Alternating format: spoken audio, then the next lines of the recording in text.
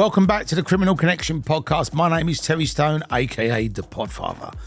Now, lots of you will have enjoyed the Rave legends that we've recently had on the show, and lots of you will know that I used to be called the King of Clubs. Now, way back when I was Terry Turbo, way before The Podfather, I wrote a book called King of Clubs, which basically took everybody on a journey through the mad shit that I went through for 10 years running clubs all around the world. Now, I don't expect anybody on YouTube to come read the book or buy the audio book or even buy the digital version of the book and read it on a Kindle. I expect you to watch it. So we are proud to present an 8-episode exclusive King of Clubs, narrated and told by me, Terry Turbo. Getting an education. Okay, let's get the obvious out of the way first. Why Terry Turbo? There are all sorts of rumours about how I came by the name, because I've knocked a few people out very quickly, because I'm always on the move, always busy, because I've driven a few turbocharged cars. Sadly, it's not quite that glamorous. It comes from the days of breakdancing. To be precise, Breakdance, the movie. It was an old school classic, featuring Jean-Claude Van Damme as an extra in a rather fetching black leotard during the beach dance-off scene. One of the other main characters was played by Michael Boogaloo Shrimp Chambers, and he was called Turbo in the movie. I was a break dancer, so everyone started calling me Turbo Terry. They were taking the piss, of course, and I fucking hated it. But because it got a reaction from me, it stuck. And after a while, I realised I was never going to shake it off, so I accepted it in the end. Turbo became a brand name and even grew on me over the years. Well, kind of. And that's where my story begins, with a baptism of Turbo Terry, or Terry Turbo, as I eventually became. I was in my early teens when the film came out, and me and my mates, we used to go breakdancing outside Bracknell Shopping Centre, and we used to have dance-offs with other crews in the area. We even went to classes run by the GMC breakdancers, who were the UK's biggest breakdancers, in a squash court in the Arena Leisure Centre in Camberley. And we'd used this to hone our truly awful skills. I used to live on a council estate in Camberley. It was called the Old Dean. It was rough then, and it's a lot rougher now. Back then, we broke a few windows, nicked a few bits and pieces from the sweet shop. But now, kids are being stabbed to death over nothing, and drugs are being sold, and gang violence is the norm. Ever since the early days, it's always been me, my mum, and my nan, when she was alive. My mum and dad split up when I was young. He was an alcoholic and a womanizer. He had a great job and a great wife. He just pissed it all away, going from being a regional manager at one of the biggest supermarket chains in the country to being a taxi driver. Now, I'm not knocking taxi drivers. I'm just saying he could have had everything he wanted in life, and he threw it all away for alcohol. I saw the damage that addiction can cause from an early age, and I didn't like what I saw.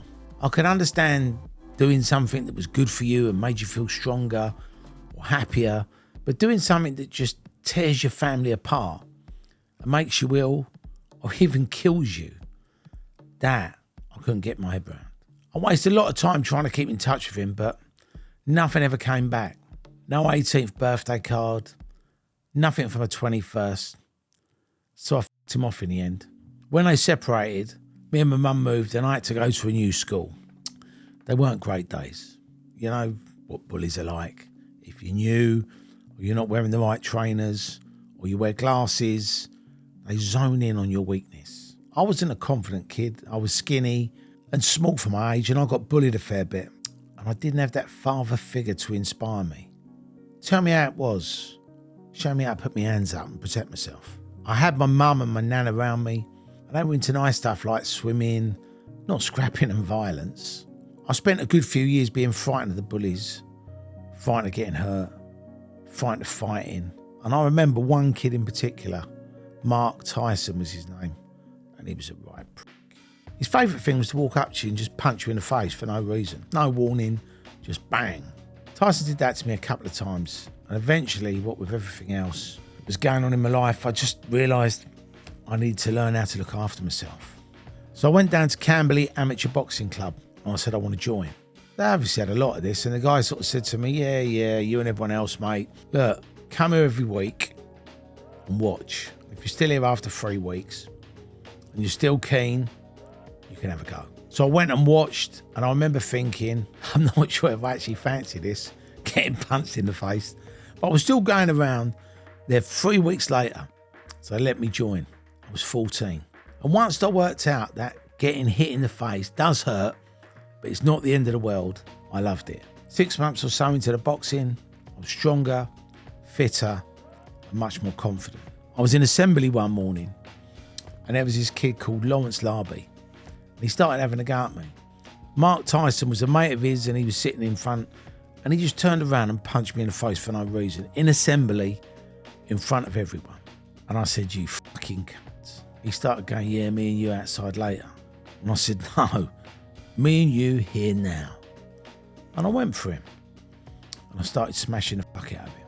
And I really lost my temper. I really went to town on him. There was blood and teeth everywhere. And he had nothing to come back with. The teachers turned a blind eye and let me get on with it. They all knew he was a bully, and I never had any more trouble with him or anyone else afterwards. Ironically, when I started going out raving 4 or 5 years later, I actually bumped into him a few times. And he was like, all right, Tell, how's it going, mate? Like he was my best mate. Like I said, all right. I learned a couple of important lessons from Mark Tyson. Firstly, I learned that most people, even those who looked and act tough, can't actually fight. They've got no discipline. They just flail around. They don't know how to make you miss. Once you've stood toe to toe with another boxer in a ring a few times, you're way ahead of the average Joe. And the chances are that if you give him a good shot in the face, you'll knock him out. Secondly, I learned that bullies are full of shit. Once they've been given a good ironing, they don't want to know. Boxing was really important to me. It was a great way for me to improve my endurance and test my character. From about 15, I started boxing for Camberley. I was so nervous ahead of my first fight, I spent the day puking up, right up to the first bell. I was dehydrated and I lost on points. And after that, I knew I would lose them all if I didn't focus on winning. Mind over matter. So I changed my mental approach, and that helped me a lot. I also changed clubs, moving to Pinewood Star, which was a very famous boxing club in Crowthorne. It was run by a guy called Les Stevens, who boxed John Conte before he won the world title. A lot of good fighters come from that club. Georgie and Tony Collins, and Les's sons, Les and Blue Stevens. Blue Stevens won the heavyweight ABA title. My 4th fight was in the Surrey Schoolboys final. I was up against a kid who was ranked number 4 in the country. He'd had nearly 60 fights compared to my 4, and he beat me on points. But I'm proud to say he didn't put me down. And I went for him for the whole fight. The guy's name was Richard Williams. Since then, he's won Commonwealth and IBO titles. I can be pretty proud of my showing. My final boxing record stood at 8 fights, 5 wins, and 3 losses when I packed it in. I was a keen cross-country runner at school, and I got into hill running for a while. I really loved being fit, and it gave me something to do with my time. It was that, or drift towards crime, like a lot of the other kids on the estate. The old Dean was a shithole back in the day, and like I say, it's even worse today. The Sun newspaper ran a big story on it a while back under the headline, Hell Estate is starved of cops. It said families were being plagued by vandals, racists, drug users and burglars. It was a right fucking dangerous place. At school one morning, the PE teacher approached me, absolutely buzzing, saying he'd seen me running the night before up the hill, and he was amazed. He said, do you want to join the cross-country team? I was like, yeah, all right. And my first appearance was in the Surrey Schools County Cross-Country Championships. Our school came first, and the places were 1st, 2nd, 4th and 5th. I came 5th. Not bad for my first ever race. I wasn't Kip Keno, but I was given a certificate and a medal, which I've still got. Chuffed to bits I was. I needed things like that to boost my self-esteem. Despite all that, I still got into trouble from time to time. Like most other lads. I got nicked when I was 14. I was hanging around the park watching a group of kids vandalising the local community centre. Who needs PlayStations when you can watch live vandalism? Before long, the police turned up, chased everyone, and I got caught. They took me down the clink and called my mum down to give me a warning.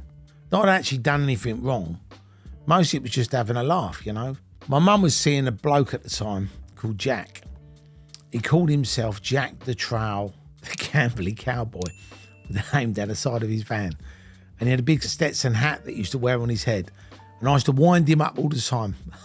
I used to make prank phone calls to him, leave my nan's potty on the roof of his van, and shot him with an air rifle when he came home drunk. I actually left school without any qualifications, no real direction. I got grade 5 CSEs, which is the lowest mark you can get. I actually wanted to go to Guildford College to do a bricklaying course. I've done a little bit of labouring, and I thought actually being a brickie would be a decent trade to get into. But my mum couldn't afford it, so I went off into the big wide world. My first very glamorous job was at McDonalds in Camberley. We had some right laughs there. Me and my mate Richard. It was a little bit like the Wild West, with gangs of teenage yobs and local pissheads coming in and fighting over burgers. We were forever chucking people out, throwing milkshakes over them, or hosing them down with fire extinguishers. One time, a gang came in and started messing around, taking a piss. I got one of the lads in the toilets and I told him I'd smash him up unless they stopped giving me grief. He was scared on his own, but once he went back out in the restaurant with all his mates, his balls grew back and it was business as usual. Get me a burger, Turbo Terry. Get me a straw, Turbo Terry. Ha ha ha ha. And they knew that if I did anything, that I would get the sack. So I phoned my friend and said, well, you just pop down to the restaurant. There's a few issues here. So they came in and basically kicked the fuck out of them for me. The cops come down. They couldn't prove I was involved. And the lads who was giving me grief in the first place were in no McFlurry to come back for any more. Home win to Turbo Terry. And I laughed my bollocks off. I was at Mackie D's for 2 years and I ended up as the lobby host, the manager of the dining area. Didn't I do well? This goes out to all the teachers that said I'd never come to anything. I'd never be anything in my life. I had 5 stars and a white badge. Woohoo! But my fast food career came to an end when 2 well-to-do couples dressed in dinner jackets and elegant ball gowns walked in late one night and ordered burgers and fries amid all the usual yobbery and chaos. Were they lost or were they having a laugh? Who knows? Anyway, they complained to me about this guy swearing. And they wanted me to sort it out and blah, blah, blah. What was I going to do about it? I don't know. So one of the lads' mates swaggered over to their table, pulled out his knob, dipped it in the ketchup, and he wrote his name on the table with it. The 4 posh punters upped and walked out with a lot of jeering and abuse, helping them on their way. Now, I pissed myself laughing. Well, it was funny. Pete, my boss, didn't see it that way. So the next day, he called me into his office and asked why I hadn't stopped the yob with the knob. I gave an honest answer. I'd never seen anyone act like that. I mean, I was embarrassed. I mean, I don't know what to do. All I could do was laugh. He demoted me on the spot, and my reaction was another honest one. I told him he could stick his job up his McFucking arse, and I left there with my head held high. I made good mates with Richard, and he's still a good friend to this day. I need to find another job, so I thought, why not join the Royal Marines? With all the training I was doing, I knew I was already fit as I'm ready for a challenge. So I went for the 3-day PRC induction course. I passed all the tests and was sure I was sailing through it, pardon the pun. On the last day though, they put me on this thing called the Tarzan course. I know it sounds a bit of a giggle, and it probably is if you don't have vertigo. I would rather squeeze my own balls in a vice than climb any higher than 3 steps. This was the sort of course where you had to go up high and throw yourself off platforms and grab onto ropes 30 foot up in the air. I quit. I couldn't do it. It's something I hated doing, but the fear of heights was just too strong and it wasn't meant to be. After another rethink, I tried the Royal Navy, and that was an absolute disaster as well. I was under the impression it'd be physical exercise 24/7, Not 7 minutes out of 24 hours. How wrong can you be? It was like school, only with classes in ironing clothes, polishing shoes, cleaning everything with the surface, cleaning the surface of every surface, polishing more stuff and a bit more ironing. I woke up a few mornings actually wondering if I'd signed up for the wrong course. Don't get me wrong, the Royal Navy is great. If that's the kind of person you are and you like discipline, then I highly recommend it, but I just couldn't see the point. You lift weights to build muscles, you go running to get fit, you work late to get the job done. And you iron clothes, shine shoes and polish buttons in order to represent your country in battle. It all makes sense now. I needed to get out, but they wouldn't let me go till I finished my basic training. 6 weeks.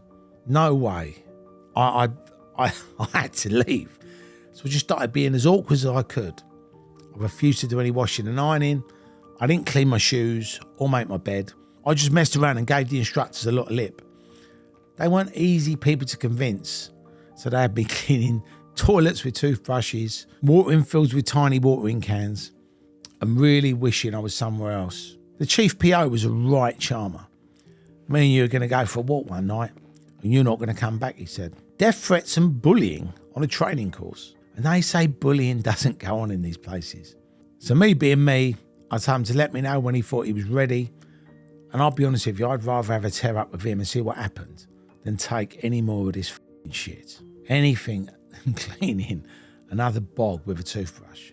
In the end, I was discharged for not taking any of it seriously. Who was more relieved, me or them? I don't know. One thing I do know is that I learned another lesson from it. I'd learned never to go into anything again, all wide-eyed and innocent and not knowing the full implications. And I learned something about myself too, that I wasn't just the type to sit back and take orders like some zombie. I was glad to get home, back to my mum and my nan, to my own bed and my mum's cooking. We'd always been close, and being away from her made me appreciate what I had going on for me even more. You hear people talking about how an event helps them find themselves. That was probably mine. Where I found myself was orders, cleaning all the TVs and videos, wrapping them up before they went out into customers' homes.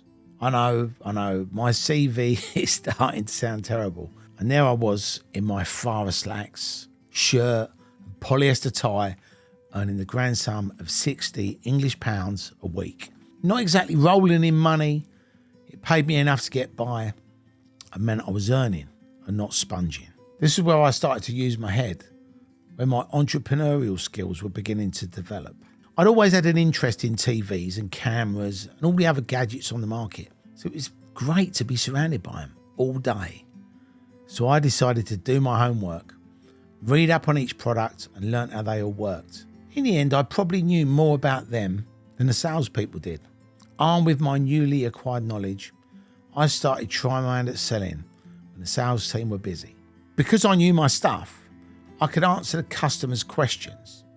And after a month or so, the manager pulled me in the office and said, I'm going to put you on commission because of how impressed he is with the way I was working. There are a few part-time salespeople there who weren't on commission, so we got a little move going. When they rang a sale through, they put it on my number, so I got the commission. And I'd always buy them a cup of tea and a slice of cake with my riches to make it worth their while. Pretty soon, and even without these snidey extra sales, I was outselling everyone in there. I didn't discriminate or second guess or only go for concrete looking sales. I just got stuck into everyone and anyone that walked on that shop floor. I was learning to be a people person, watching their behaviour and learning how to communicate like a pro. Fuck school, fuck qualifications. This was real education. After a while, I got out of orders and landed a job as a sales rep for a scaffolding firm in Bracknell. I just passed my driving tests and my new job came with a decent salary, a company car, petrol paid for, an expense account. This was a big deal. The fact that someone thought I was worth giving a car to meant they thought I was good at something. You can't beat that feeling. Gave me a huge boost. I went up the repping ladder to a place in Slough. Bigger car, more money, mobile phone the size of a brick, £5 a minute for your calls, and I was doing well. I was living the 80s yuppie dream. I was probably in danger of drinking in wine bars, surrounded by mates called Sebastian and ladies called Miranda, wearing a light grey baggy suit, stripy shirt and braces if I wasn't careful. As if. I did spend every penny I earned on clothes, going out, drinking and clubbing and having a good time. The day after tomorrow seemed like a million miles away. The deal with Jack the Troll was he paid the mortgage and she paid the bills. Only the tosser didn't pay the mortgage. Eventually my mum fucked him off and we tried to make a go of it on our own. She wanted me to take over the mortgage with her. I couldn't afford it. Considering any commitment at that time was just impossible. I was just starting to come out of my shell, and discovering life with no ties was the only thing I wanted to devote my time to. I had mates to go out drinking with and girls to chase. In your late teens, the last thing you want is a mortgage hanging around your neck. So unfortunately, the house got repossessed and we ended up being rehoused with my nan in a council house. It was tough to refuse my mum and tough when we had to move, but that cloud ended up having a major silver lining. A few months after we moved in, I was made redundant. It was an instant in the fan process which left me on my arse with nothing. Redundant. What a fucking horrible word. And all before I was 20 years of age. Like I say, there was a small silver lining. If we bought that house, we'd have been absolutely fucked. We'd have lost it anyway. I was never destined to sit around on my arse, but people weren't hiring and the dole queues were growing. I went for dozens of job interviews, but I got knocked back from every decent one. My lack of school qualifications didn't help. Their argument was always, well, you know, if you could do anything when you put your mind to it, why didn't you put your mind to passing your exams? Fair point. The age-old exam debate. Works for some people, but not for everyone. I didn't need a piece of paper saying I'd passed a maths exam to know how many beans made free. F that. I ended up drifting for a series of things. I was a refuse collection technician, aka a bin man, a produce storage executive, a shelf stacker, a cleaner, sick of my life. I tried my hand at a few ventures on my own to try and set up business. There was Turbo Hairdressers, which went tits up. My mate set up an escort agency, which was a total disaster because all he was interested in was shagging the women. And if you're banging them, they aren't getting banged by a punter and you're not getting paid. I drafted my mum in on that one to work on the phone. The idea was there, but it was a shambles and we made about £80. I was temporarily in the gutter and I knew it, but I was always looking at the stars, you know. Most people would have called me a dreamer, but I just knew something was going to come along.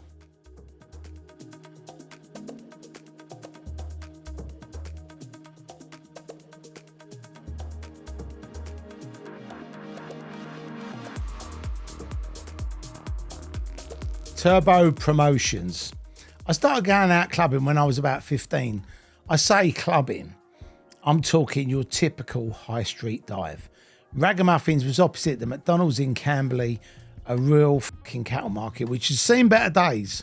It was wall to wall with the Sharon and Traces of the area, or Shaz and Trace once they had a few sherbets inside them and they won a promise. We had our pick of every clapped out old boiler in there, not to mention the smart ones who stumbled in by accident. God help them when we got started. There was another place called Rackstraws and a few others where the doorman had old Dean Estate radars and wouldn't let the likes of us lot in. How unfair can you get not letting 15-year-olds into a nightclub? Traditionally, we sink a few special brews on the way into town, and by the time we got there, we were unstoppable and we loved it. I used to spend around £10 a night, then most of the next day trying to piece together and remember who got laid and who puked where and when. Always a classy affair. Around then, I had my first proper experience of dance music. When I worked at Alders, I met a guy called Chris who told me that I had to go to a rave. The way he pitched it to me, it was a life or death situation. He was always getting peeled up and off his face. His Monday come downs weren't exactly a joy to behold, but he was always back on it by midweek, banging on about the latest club he'd been to, so who was I to argue? If going to Sharon and Tracy dives was discovering a new social life, then going raving was like discovering a brand new civilization with a new language on a new planet in a new solar system. And I fucking loved it. Balls all that Normalsville shit. I packed my case and got myself a one-way ticket to Planet Rave. I drifted apart from the old Dean crowd in what seemed like no time at all and got in with a bunch of mates through Chris, going to places like the Caribbean Club in Basingstoke and the River Mead Leisure Centre in Reading. It was the start of an obsession for me.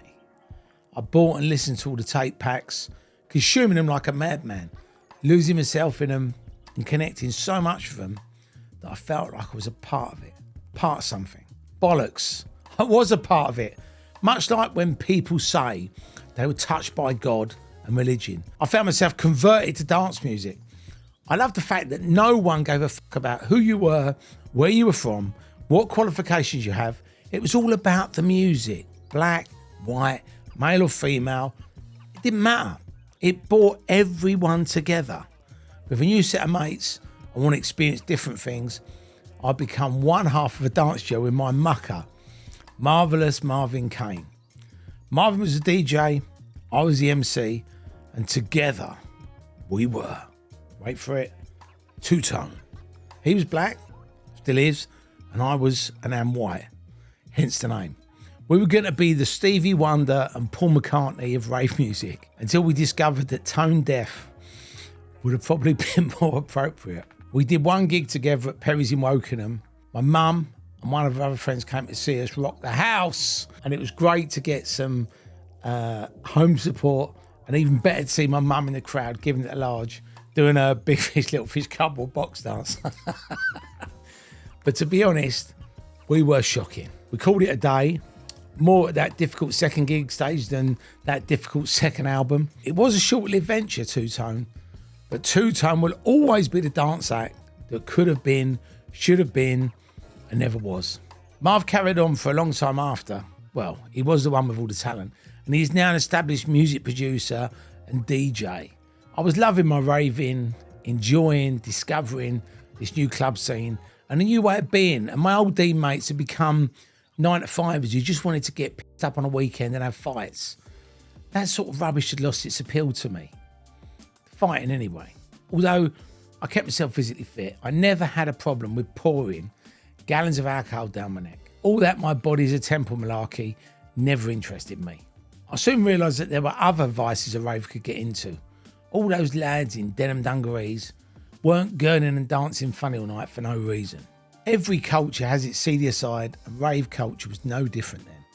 I was on its way to getting a lot worse. But it was only after clubbing for around 4 months that I really got anywhere near drugs myself. I'd seen all the signs, and I knew they existed, and I knew that a huge percentage of people my age were on them. So it wasn't like it was a shock to me that people were taking drugs. In my younger days, I'd been around my mates and, you know, they'd have a little bit of puff when they were bunking off school. I even tried it, but it wasn't for me. You either take it or you don't. I didn't see the point in smoking something that made me feel sick. E was a different ballgame. Like many, I was a bit wary of these because I've read too many nightmare stories in the newspapers. It does put you off, but then your mates are fine, and so is everybody else in the club. And you're just too curious.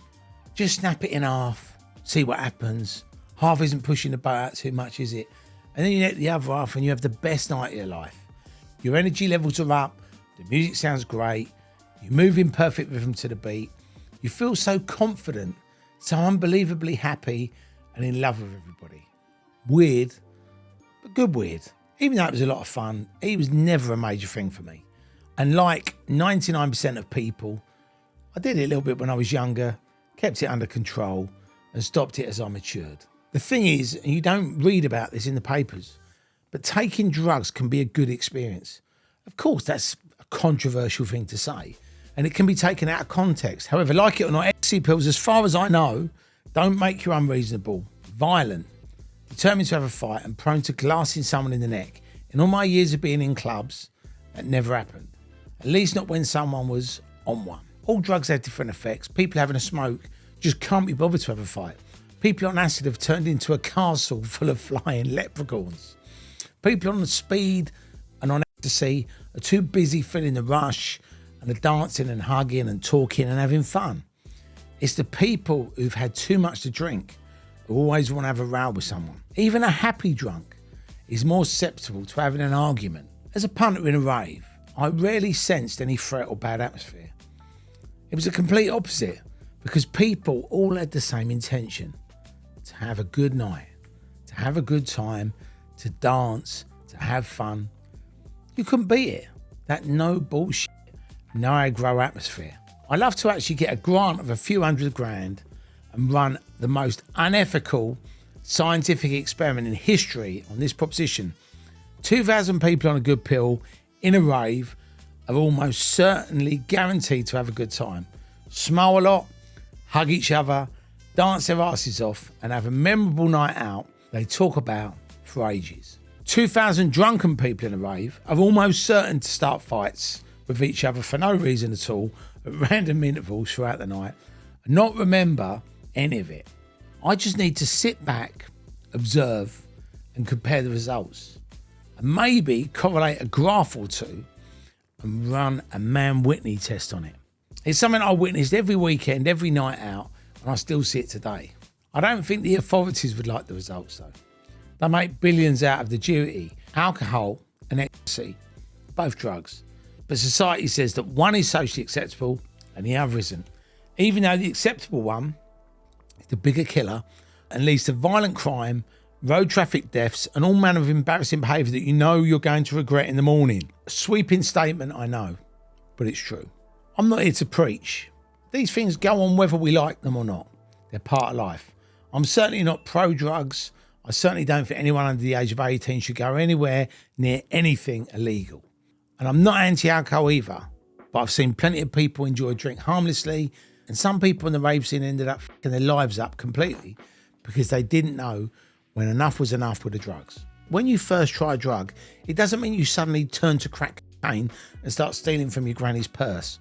Recreational drugs are just that. A substitute for getting off your tits on beer, a boost to help you dance all night, or have expanding your mind. Everyone has a different reason why they drink, why they smoke, why they take drugs. Where it goes wrong is when it becomes about the drugs, or about the cigarettes, or about the alcohol, rather than just about using them as an occasional tool to support what you're really there for, the music and the atmosphere. Like I say, after a while, I knocked it on the head. When I was out clubbing, I was transformed anyway. I got a natural buzz. Nothing else come close to it. Everyone should experience that rush at least once in their life. Raving actually became my drug of choice. I needed it all the time. Wish for my working week to end, living for the weekend. And it was obvious it had the same effects on everyone else in there. It was like you could communicate with people telepathically or with a look that summed up the music or the laser display in a second. Everyone in a rave shared a spiritual connection that I doubt you would get in any other sphere of life. Clubbing and raving was all about sharing the moment and sharing the night. Sometimes I thought about the people on the outside who didn't know what they were missing out on. A whole subculture uniting all of those who dared to let themselves go. People they'd only ever read about in the tabloids and think were weird. I never for once dreamed that I'd actually be able to make a living out of it. I knew a guy back in the day called Nigel Green, who was something to do with a sports centre in Basingstoke, and he used to put on these rave parties called Energy. At a loose end one day, I'm in between jobs, I phoned him up and I asked him if I could sell some tickets for him. I was hoping to make a few quid and get him free to his events. We become really good mates. I ended up doing other promotional stuff like handing out flyers.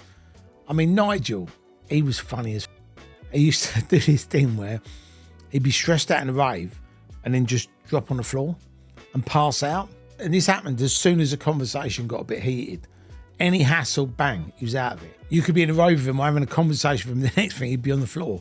It was a real conversation stopper. I used to go around all the record shops for Nigel and make sure there were flyers and posters in all the right places. A lot of my job was networking, getting to know the blokes who run the shops, talking to them about the music, talking to them about the event, building up my contacts and just showing a friendly face for the company. There were coach trips to his events that I used to organise. I had an opportunity to learn the ropes from Nigel as a kind of mentor and a friend. It was Nigel who actually got me interested in promoting. And when I saw him collapsing all the time, I thought, well, if he can do it, anyone can. And promoting in some ways related to selling. and it was dealing directly with people, two things that I thrived on. If you can earn a crush from something you like, something that you're good at, that's great. And if you're a resourceful, hardworking, good talker and can think on your feet, then you can be a promoter. The job wasn't permanent. It was helping out on a casual basis. Yeah, I mean, I'd love to have had a full-time job, but the upside was I wasn't tied into Nigel. I spent a few months learning off him, gradually turning my mind towards going it alone. On the way out of a rave one night, sweating like a pig, I saw a load of lads outside giving flyers out to all the punters leaving the venue. This was the kind of thing I'd been doing with Nigel, and I knew all these guys. They were the flying squad based in West London. This was how they made their living, distributing flyers for events, basically targeting, marketing people who attended raves, people like me. I approached them and they took me on in spring of 1992. The work was regular weekends and it paid better than Nigel. I could do my own thing for the week and get a couple of free nights out of the weekend and get paid for working afterwards. Making money clubbing instead of spending it is the stuff of genius. Russell was the governor of the company and Danny was the one who did all the running around. Though there were rumours that a couple of really heavy duty guys were connected to him called Noah and Kenny. I noticed how these kind of rumours seemed to come in very useful. No one fucked them around. They always got paid. If I was flying Thursday or Friday, I'd drive up on a Thursday morning, pick up the boxes from them ready for the evening. The first thing I noticed about doing flyers is that I suddenly become someone people wanted to know. I'd somehow developed this instant magnetism. This was a good chance to really reinvent myself. Handing free stuff out is an on-the-spot chart line, an excuse to approach anyone. I'm with 100 flyers in one hand and a bag full of ulterior motives in the other. It was all about being spontaneous and improvising around the first thing that popped into my head. Being on board with the flying squad was cool because they were doing flyers for every promoter you could think of, and no one else could touch them. They were really popular, and I became popular by association. Ravers live for the next event. That's a fact. So when you're stood outside a rave with a bunch of flyers, it's obvious that it is vital information and people will be drawn to you so they can get their next fix. Being entrepreneurial, I used to get my mates in for free on the condition that they helped me hand the flyers out at the end of the night. I told them I was getting paid for it, but they wouldn't be getting paid for it and they were cool with that. And it really was a tailor-made position for me. If I got 10 mates to help out, I could do more flyers. I'd make around a tenner on each. So that was £100 on top of the free night out. Not fucking bad. My mate Chris worked at a sports shop. He let me put flyers in the shop and would supply me with free trainers in return for free nights out. All I had to do was use my loaf and I could get anything I wanted. When the owner died of a heart attack in the shop itself, it had nothing to do with him finding out I'd be getting freebie trainers. Honest. The flying squad loved me because with 10 to 15 lads on it, I could dish out more paper than anyone else. And as the scene became more commercial, they moved into selling tickets. It was a logical move and it had a knock-on effect. People knew that I could get them tickets, so they started doing flyers for me after their night out as well. So my little empire was expanding. My makeshift plan seemed to be working, whatever that plan was. So far, it only consists of getting in on the scene and making money from it. Girls were finding me a lot more attractive than they'd ever done before too. My second brush with the long arm of the law happened when I was around 19. I smashed up my first car Ford Capri, which I absolutely loved. It was lime green and had a Garfield cat stuck on the window. And I'd been reduced to buy myself an Austin Allegra. It was gold, 2-door estate, £300 it cost. It wasn't much to look at, but it got me from A to B and lasted me probably about a year. I met some young girl from Basingstoke while I was flying on a rave. She was fit as fuck, really pretty with massive tits and all over me like a rash. She just had to have it. But I couldn't take her home because I was still living with my mum. So I took off to a lonely old country lane in the turbo passion wagon. I had her in the back on her hands and knees and I was banging the fucking daylights out of her when there was a knock on the window. Fucking old Bill. He didn't know whether to stare at her tits or bollock me. Eventually, reluctantly, he decided on the latter. Can you please move on, sir? Oh, for fuck's sake, mate, it's a quiet road. Can you please move on, sir? So I'm out and zipped up and away with one very pissed off lady in the back with two very sore balls. It was always cars with me back then. After the Allegro, I upgraded and got myself a white G-Reg BMW 320i. 2.5 grand it cost. I could see it in the garage now. I was in love. I put £500 down, I had the rest on the strap. I thought I'd made it. I'd been on holiday to Ibiza, and on my first day back, there I was, all chilled out, putting flyers in shops and posters in windows, just going about my usual business.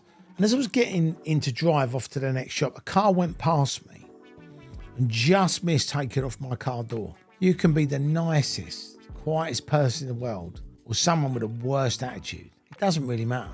But when your motor is at risk of being damaged, we all react in the same situation. He screeched to a halt and reversed back up the road to shout and swear at me, saying what he'd do to me, how lucky I was that he didn't get out of the car and fill me in. I was filling my car up with flyers and I couldn't really have her out as I was loaded down with boxes and rolls of posters. So I just let him say his piece. As soon as the car was full, I drove after him. Silly, I know. Until he stopped at some traffic lights. Seconds out, round 2. His window was already open. What did you say to me, wanker? I asked. What he said was irrelevant. It was how he said it. All I cared about was how hard he was getting hit. He looked up just in time to see my fist connect with his face.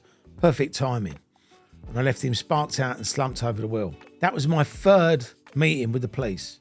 I begged forgiveness from all concerned and promised it wouldn't happen again, which was true. He wasn't going to do anything as stupid as that again either, was he? I only ended up getting done for common assault, although I would have thought getting knocked out when you're sat in your car at traffic lights was a pretty fucking uncommon occurrence. The odd rumble aside, things were on the up and up. I was saving myself some money, getting free nights out for me and my mates, building great contacts and earning good money. The flying squad didn't have a ticket outlet outside of London until I put it to Russell that they needed a ticket agent. Someone who was on the ball to send a place like Camberley, for example. He jumped to his own conclusion. He asked me to be their ticket agent because I was from Camberley and they needed someone like me to operate outside of the capital. He was sharp, I'll give him that. The deal was the ticket price was £15 to me, and I'd knock him out at £16.50, 10% markup. And the thing was, no one ever bought just one ticket at a time. It was usually in batches of 10. So I'd get around £15 per handover each time. I'd make £50 or more in a night. And more weeks than not, I'd sell out of tickets. 300, 400, £1.50 a pop. With my flying money, £200 a week, everything was adding up nicely. Once it really all clicked, I stopped looking for a proper job. 4 nights a week clubbing, giving out flyers to good-looking girls, 40 hours of working like a dog to make my boss even richer. Not a tough decision. I couldn't even keep a job on the side. I was leading this strange life compared to most people's. Working Thursday to Sunday, travelling around to clubs, which were largely in the same area with kicking out times at 2, 3, 4, 5 and 6 in the morning. So I could hit them all. I used to go to bed about 8 p.m. and then get up at around 1, drive up to London, be outside the club at 2. I'd head back home about 7 in the morning for some more well-deserved kit. When I was working those kind of hours, there were no other jobs which could fit around it. Thanks to a lot of hard work, my sideline had become my main source of income. Being made redundant turned out to have actually been a great career move. Before too long, me and my team were outselling everyone in the flying squad by miles. But after 6 months or so, it all went Pete Tong between me and the squad, as these things have a habit of doing. More than that, actually, it went Annabelle Chong. Totally fun. It was frustrating, and like most is screaming, it was over money. So me and my mates are flying outside a club, and then the flying squad said they'd only pay us a small amount of money because there was only a small amount of us there, which was absolute bollocks. I argued, and they said that the promoter had checked up on us, which was even bigger bollocks. And they refused to pay me. What can you do, eh? While I've been happy in my job, it was always in the back of my mind that I'd set my own company up. Most people have probably pondered it, and it's only the doubts that put the kibosh in it. What if people don't pay up? What if it takes forever to make any money? What if it all goes wrong? For some reason, few people ever ask, what if I do fuck all my life up working for someone else and later live to regret it when I've got nothing to show for it? It's time to act. Time to make my dream a reality. I took this as my wake-up call, and I went for it. We had the old, you'll never work in this town again, falling out. And I told them to take the money they owed me, roll it up into a nice little bundle, and stick it right up their fucking asses. What's more, I said I was going to set up my own business by myself, and I would take all their business from them. They said I'd never do it, and if I did, I wouldn't last more than 5 minutes on my own. Famous last words. I walked off into the sunset with the sound of them laughing in the distance. Let them laugh, I thought. I don't give a f***. You know when you say something in the heat of the moment and then live to regret it? I'm not talking about me. I'm on about the flying squad. I proved them wrong on both counts. Very next day, I set up on my own, and just over 5 minutes later, I had my first contract, one of their contacts. Can't remember who it was now. But the call went something along the lines like this. All right, mate, it's Terry. You know, I've been flying, your flyers outside these raves for you. Yeah? Better rates, same service. That right with you? Fuck yeah, nice one, son. I rang every one of their clients. A few decided to stay with the squad for old time's sake without a loyalty, which was fair enough. If it ain't broke, don't fix it. But at least 50% of them decided to come with me. They knew me and my mates were shit at flying, and I sold a load of tickets for them by now. And they didn't give a shit about anything else except bodies in their nightclubs and their events. They also knew that unlike a lot of flying teams, we weren't a load of pilled up chancers. Yes, we were out for a good time, but if we said we turn up somewhere, and we would be there and we would fly the fuck out of it. They weren't going to find 3,000 flyers chucked in a bin somewhere down the road. I undercut the flying squad initially and then brought my prices up once the contracts were solid. Our business went from strength to strength and people really started to notice us. I bought 50 bright red MA2 flying jackets with a big f***off Turbo Promotions logo on the front and back and kitted every one of my staff out in them. They were a huge hit. It was my intention to make us stand out from the crowd because you've got to be visible. In order to be the business, you have to look the business. And that's truer in promoting than in anything else. You can't promote other people's events unless you can promote yourself, right? And that was what I kept in mind. And it worked. I had the strapline. Look out for the red jackets flying a club near you. Put onto all their advertising material, business cards, and their little flyers. Because we used to have these little bags, flyer packs. And that might sound naff to some, but we were passionate about flying. We took it personally if clubs didn't get many in, and their passion stood out. The first thing you noticed was that you'd hear us before you saw us. We were enthusiastic about the event, whose flyers we were giving out, and that gave the thing credibility through our conviction. Most of the people giving out flyers didn't give a shit. They just stand them out and grunt occasionally, or they'd be like this. Here's a tip from me. Every time someone just gives you a flyer without bothering to tell you what it's for, you just chuck it in the bin or on the floor without even bothering to look at it. But we were active. We had a selling point and we created a buzz. Punters would actually come to us and watch what we were doing rather than just walk past us. They join in the banter rather than just walk past and have a flyer stuffed in their face. With us, you'd be eager to see what we were shouting about. Like it was some street theatre performance. That was something I insisted on with all my staff. They needed the balls to make a noise and not care if they seemed a bit odd in the process. Because we were all ravers, we all used to being a bit daft and shouting silly things out. So we were never too embarrassed to shout the name of the club we were promoting. The second thing you noticed about us was those bright red jackets. They were so loud, they could compete with the shouting and soon become part of our corporate image. They ended up so popular that I ordered a load more and sold them on. I actually created my own Turbo Promotions clothing range. It was that popular. People bought them just to say they were part of their team. That's how mad it all got. And funny enough, in Camberley in January 2006, I saw a geezer walking around wearing one of them. It was a funny sight. All those years on, I wish I'd asked to buy it off him because my own have all long gone. The Turbo clothing range was a bit of a laugh, really. It made a bit of money, although the idea behind it was just to get our name out there. That was the priority. The third thing anybody noticed was the hair. We all had skinheads. People probably thought we were some neo-Nazi group giving out far right-wing propaganda leaflets at first. The point is, we looked out of the ordinary and people remembered us. Whenever we was at a club and the flying squad were flying it, I watched them closely. They dish out their flyers out in little plastic bags from their box, and when the box was empty, they just fuck off. So I made sure that I always had 3 boxes and would be there long after they'd gone and done their thing. I called up the rest of the promoters on my hit list and mentioned that I always bothered to make 3 boxes up because we weren't a lazy bunch of piss-taking cunts.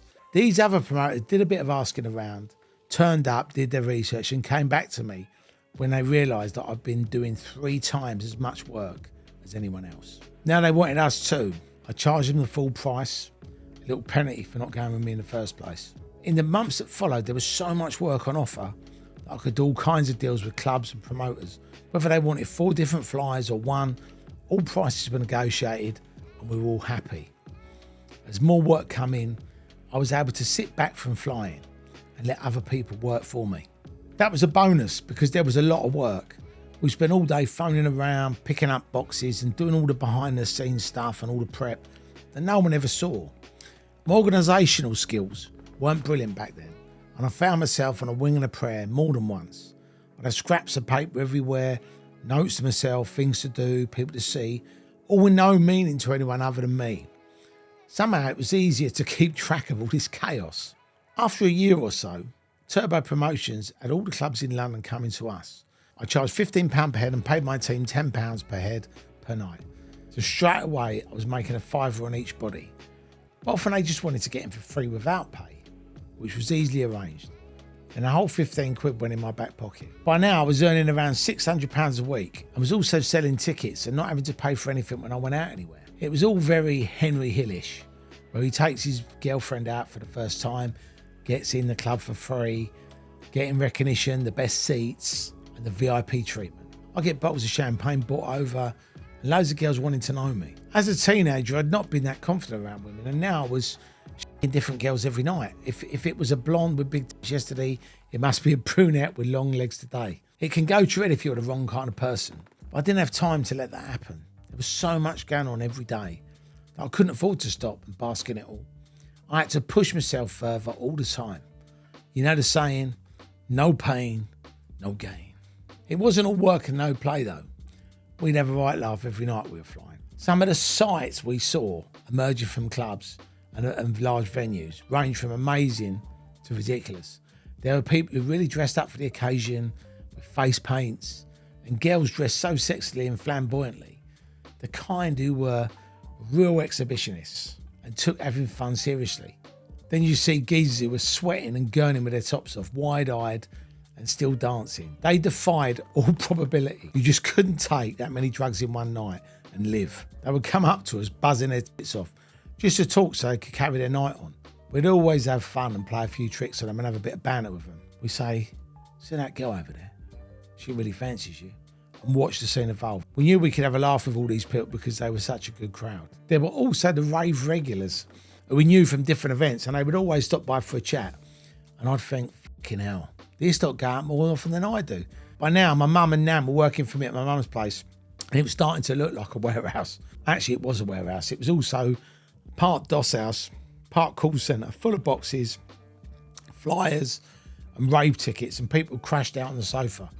With no overheads, all I had to fork out on was tea bags, jammy dodgers, and phone bills. My mum and my nan helped me stuff envelopes and load boxes into the car, so we had a little family business on our hands, with yours truly as the boss, Don Turbo. Mum loved it, that was our gruff at times. You probably wouldn't have admitted back then, but I couldn't have managed without them. No way could I stuff 10 envelopes on my Jack Jones, let alone 10,000. I'd have felt more like Terry Waite than Terry Turbo. Sat in a room all that time alone, it wasn't healthy. And fuck it. That's what family's for, right? To pitch in whatever the task. But the way they came in was a godsend. They helped me build my business up, and it was amazing to have their support from the very beginning. Without your mum and your nan supporting anything, you're nowhere. I trust my mum and my nan with my life, and their opinions meant everything to me. Most geezers would see that as a weakness, being at home, bringing your mum or your nan into work with you. I saw it as a strength. Keep it in the family. My mum and my nan were both smart and streetwise, and both took no shit from no one. Can't ask for any more than that. The mail-outs got absolutely mental once it all kicked off. We'd be sat in the living room with my auntie Lynn helping out too, surrounded by boxes and poles of flyers. It was costing me a fortune in plasters for paper cuts. Apart from anything else, in the end, I decided to rent an office. Room in a big office block in Sandhurst called Golden Ball House. What a great name.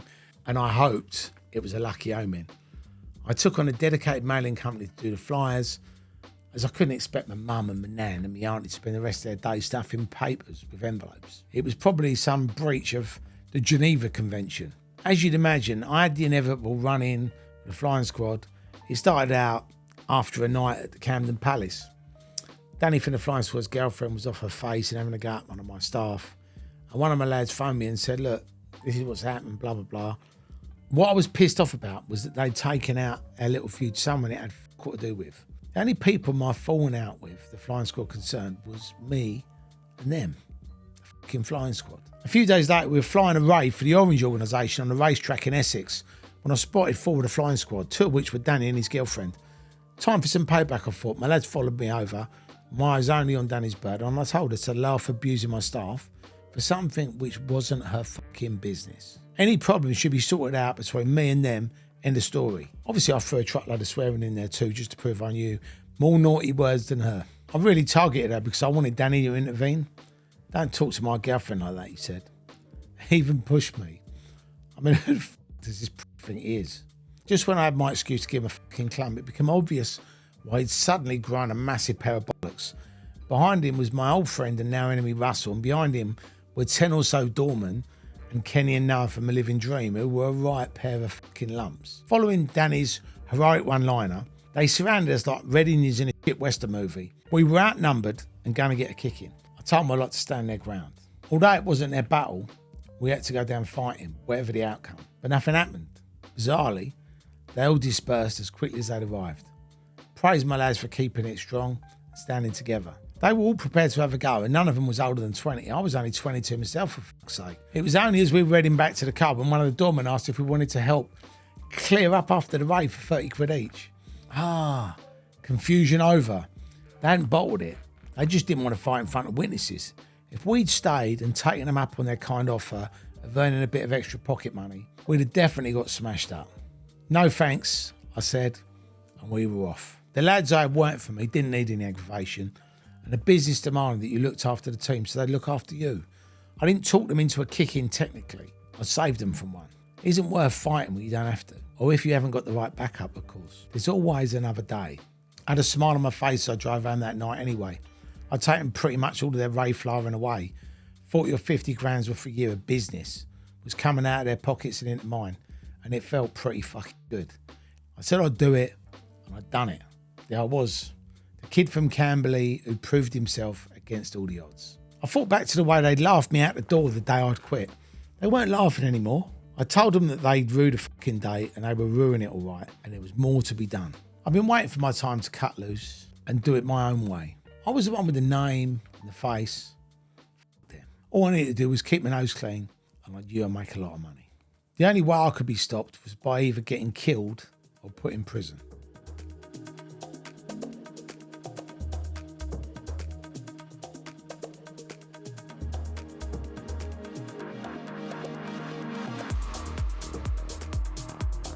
Chapter 3, The Scene.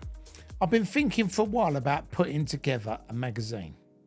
Not least of all because it seemed like the most obvious ideas in the history of obvious ideas. I knew all the promoters and everyone connected to the scene, and I had a good reputation that was growing all the time. There was definitely room for a magazine about raving, and it would give us something else to offer the promoters that we work for. Genius idea, if I may say so myself. Pages of listings, happenings, opinions, reviews, people could advertise in it, and it would be something that all the clubbers would want to read. The reason for the magazine was so that you didn't need to go to a club or a record store to find out what events were on. Everything you needed would be within these pages. That wasn't my only motivation.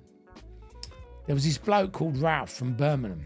He was around 5 feet tall, always eat off his face, and he wore this ridiculous beret. Imagine Danny DeVito doing an impression of Frank Spencer at a rave, and you'd almost be there. I don't know, there was something about him. He was never quite right. For someone so into the scene, he never looked like he belonged. He had a flying company and a ticket outlet called Oracle, who joined forces with no other than our friends, the Flying Squad, to cover the rest of the country. Ralph and me had what you'd accurately described as a hate relationship, which could only ever get worse. It didn't intentionally start out that way. It was just me and the lads taking a piss out of his beret every time we saw him, shouting things like, Power to the people. For all you Citizen Smith fans out there, you will get that joke. For some reason, it really got to him and upset him. We would have probably stopped to move on to another target if he hadn't reacted so badly. It's the first rule you learn in school, right? If they're getting to you, don't show it. Perhaps Ralph had never been to school. Anyway, we kept taking the piss out of him and his magical beret, and the hatred really started, probably fueled by his association with the flying squad. He used to slag us off to promoters, so then we take the piss out of him even more. He talked to more people, blah, blah, blah, blah, blah, until it got ridiculous. I remember one night, one of my mates swiped his red beret when he was wearing it and legged it. He came storming up to me, ranting that someone from the Turbo Promotions team had gone too far this time and stolen his beret. He demanded it back immediately. Ralph said, I haven't got a fucking Scooby. What are you on about? But what the boys get up to on a night other than give out the flyers is up to them. Where's my fucking beret? He shouted. I don't know. And I don't give a fuck, I said. To be honest, I wouldn't even piss on it if it was on fire. This was an unfortunate thing to say because actually his beret was on fire. Ralph suddenly screamed and pointed behind me. I turned. They all stood behind us in a circle. 10 blokes and 5 girls, all in bright red Turbo Promotions jackets, dancing around his beret, which was well and truly on fire, burning away like a sacrifice to the rave gods. I couldn't help but laugh. And Ralphie boy didn't see the funny side. I think there was a special connection between him and the berry. That's it, he snarled. Ooh, was their handbaggedly camp reply. He stormed off with all of us shouting, "That's it," to each other. Oh, it's childish, but it was funny. That's what, though, all right? I mean, his hat got cremated and we'd had a laugh at his expense, but no one got hurt, so I didn't see it was going to be that much of a problem. I knew that I'd have been annoyed too, but also knew I'd have seen the funny side of it. There's a lot more problems in the world than a burnt beret. The next morning, we were outside the club flying when our mate Ralph came out with some peeled up called Paul, the editor of a self-styled controversial dance magazine called Eternity. Both were bouncing around with glow sticks, tops off, stinking of Vicks, vapor rub, gurning away like the biggest rave cliche you could possibly imagine. Me being me, I just couldn't resist another wind-up. "Where's your beret, Wolfie?" I asked with a boyish giggle. He told me to fuck and Paul stepped in with, "Do you know who I am?" "You're a idiot, that's who you are," I said. "Now put your top back on before you catch cold, before you really need to use some Vicks." "I'm the editor of Eternity magazine," he said, bounced around in my face, going, I don't know what he told me or how he thought I'd react. And my comeback was, "I don't care if you're the editor of the News of the f***ing World. One thing's for sure, you really are a f***ing idiot. And if you're a magazine editor, what are you doing getting off your face in a f***ing rave?" "I'm going to destroy you," he started saying. "I'm going to finish you and your business." These were very bold words, but words I'd heard too many times already. And to be honest, I find idle threats a bit boring. "Look," I said, "if you want a row, I'll smash you and this other cunt up and we can all go home. Otherwise, fucking do one." They done one and I forgot about the whole incident. Until a good mate of mine, Murray Beatson, rest in peace Murray, who owned Dreamscape, phoned me up a month or two later. "You want to get your hands on Eternity magazine's latest edition, Terry," he said. "There's something in there you should see. You won't believe it even after you've read it." I was intrigued, so I jumped in the motor and spent the next 6 hours driving around looking for a copy in the newsagents. Fucking typical. I found the award-winning magazine in a pokey little corner shop on the outskirts of nowhere. After almost a tank full of petrol, I chuckled at the irony. The dance music Bible not stocked in any major newsagents, but out in the sticks in a local shop for local ravers. Sitting in the car, I opened it up and started at the beginning with the editorial. I couldn't make any sense of it at all. He was trying to be all abstract and new agey in a post-modernist, up-your-own-arse sort of style. This lasted for 2 pages and was the biggest pile of pretentious bollocks I've ever read. By the time I got to the end, I wasn't sure whether I was being insulted or not. That all changed when I flicked through to the centre pages. fucking hell, the centre spread was a double page hatchet job on me and Turbo Promotions. It was a no holds barred attack. Murray was right. I couldn't believe my eyes. I was absolutely fucking fuming. It said I was a disgrace to the rave scene, a hooligan, and I was doing everything the wrong way, and the promoters shouldn't let people like me hand out their flyers. People like me, I was a raver to the soles of my feet. I loved the scene, and if I'd not been in it, business-wise, I'd have definitely been in there with my whistle and my Vicks Vapor Rub. Granted, we all had skinheads and we all looked a bit scary, but we were totally professional. We always provided a good service, and he had cool right or reasons to call me a hooligan or cast aspersions on my business methods. Apart from anything else, him and his little brummy mate with a dodgy beret were the ones that were always off their heads on drugs every event. So I did the right thing. I phoned all the promoters and asked them what it was all about and to get their opinions on it. They thought whoever wrote it was as mad as a bag of snakes. So it wasn't just me. So I called Paul up and let him and Ralph know if I ever saw either of them again, they would be likely to have a serious accident. And that was it. They pushed me too far, and I was prepared to smash them up to prove they couldn't go around pulling such shit on me. My blood was fucking boiling. A few days later, I got a letter from them saying that they told the police and they had taped the threatening phone call. So if anything did happen to either of them, I'd get arrested. Nobody likes the grass. I backed off, calmed down, and took the proverbial chill pill. I probably wouldn't have done anything to anyone. I mean, I was a pair of mugs. But I just wanted to vent my anger. The fact that they bricked it and gone to the old bill was good enough for me. They'd always be watching their backs in future, too.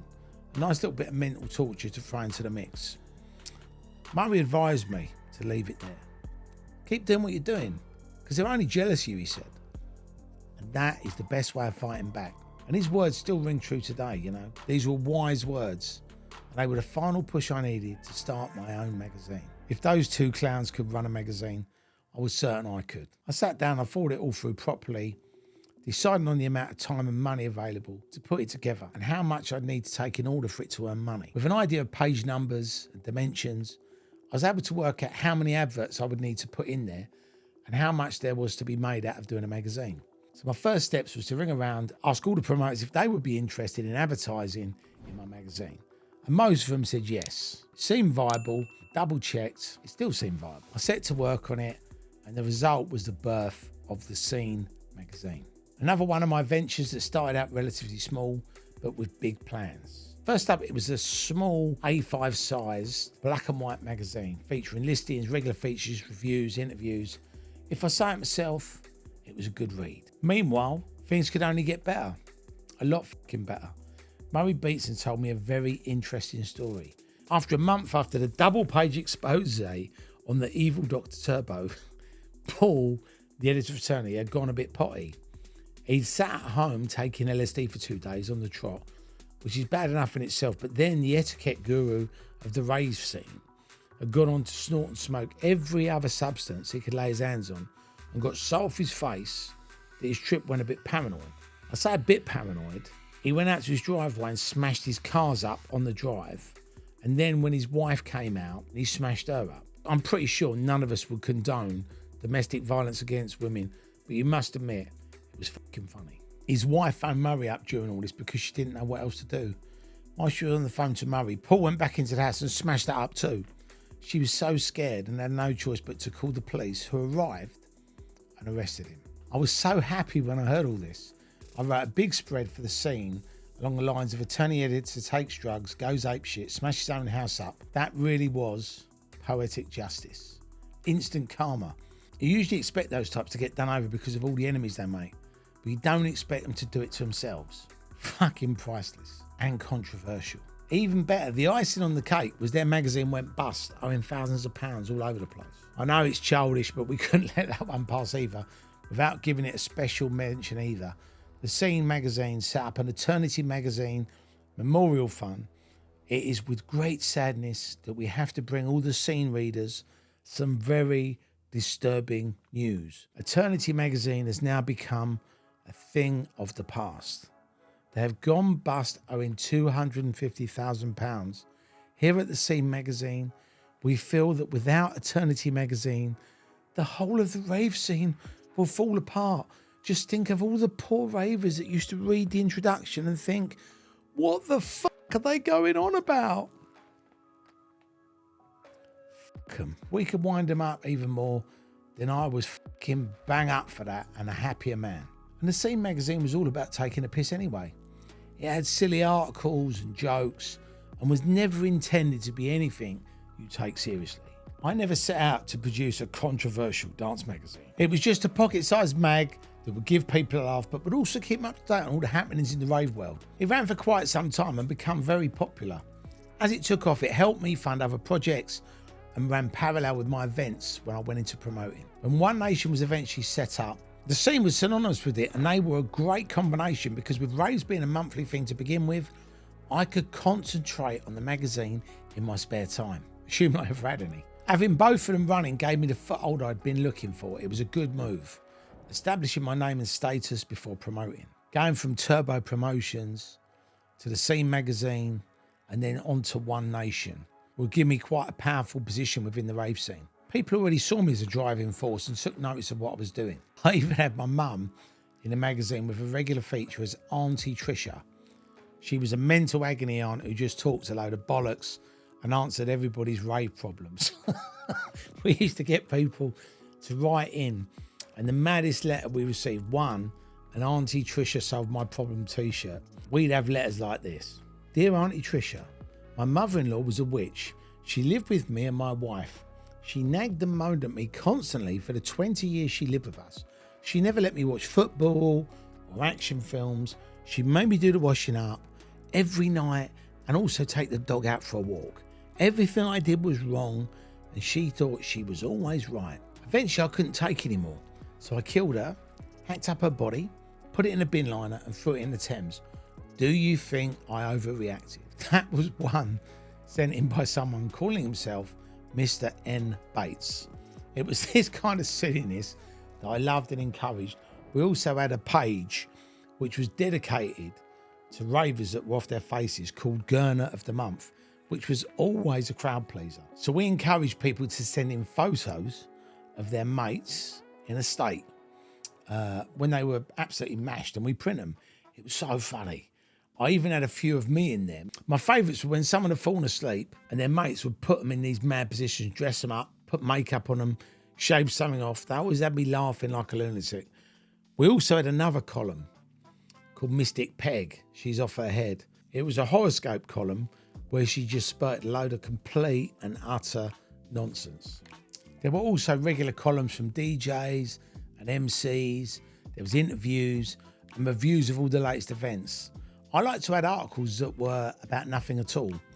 So you get to the end of it and wonder why the fuck you just wasted 5 minutes reading it. I think the humour was quite a reaction to Ralph and Paul's self-indulgent drivel. I've always found that pointless humour makes you laugh, whereas pointless pretension just bores you rigid.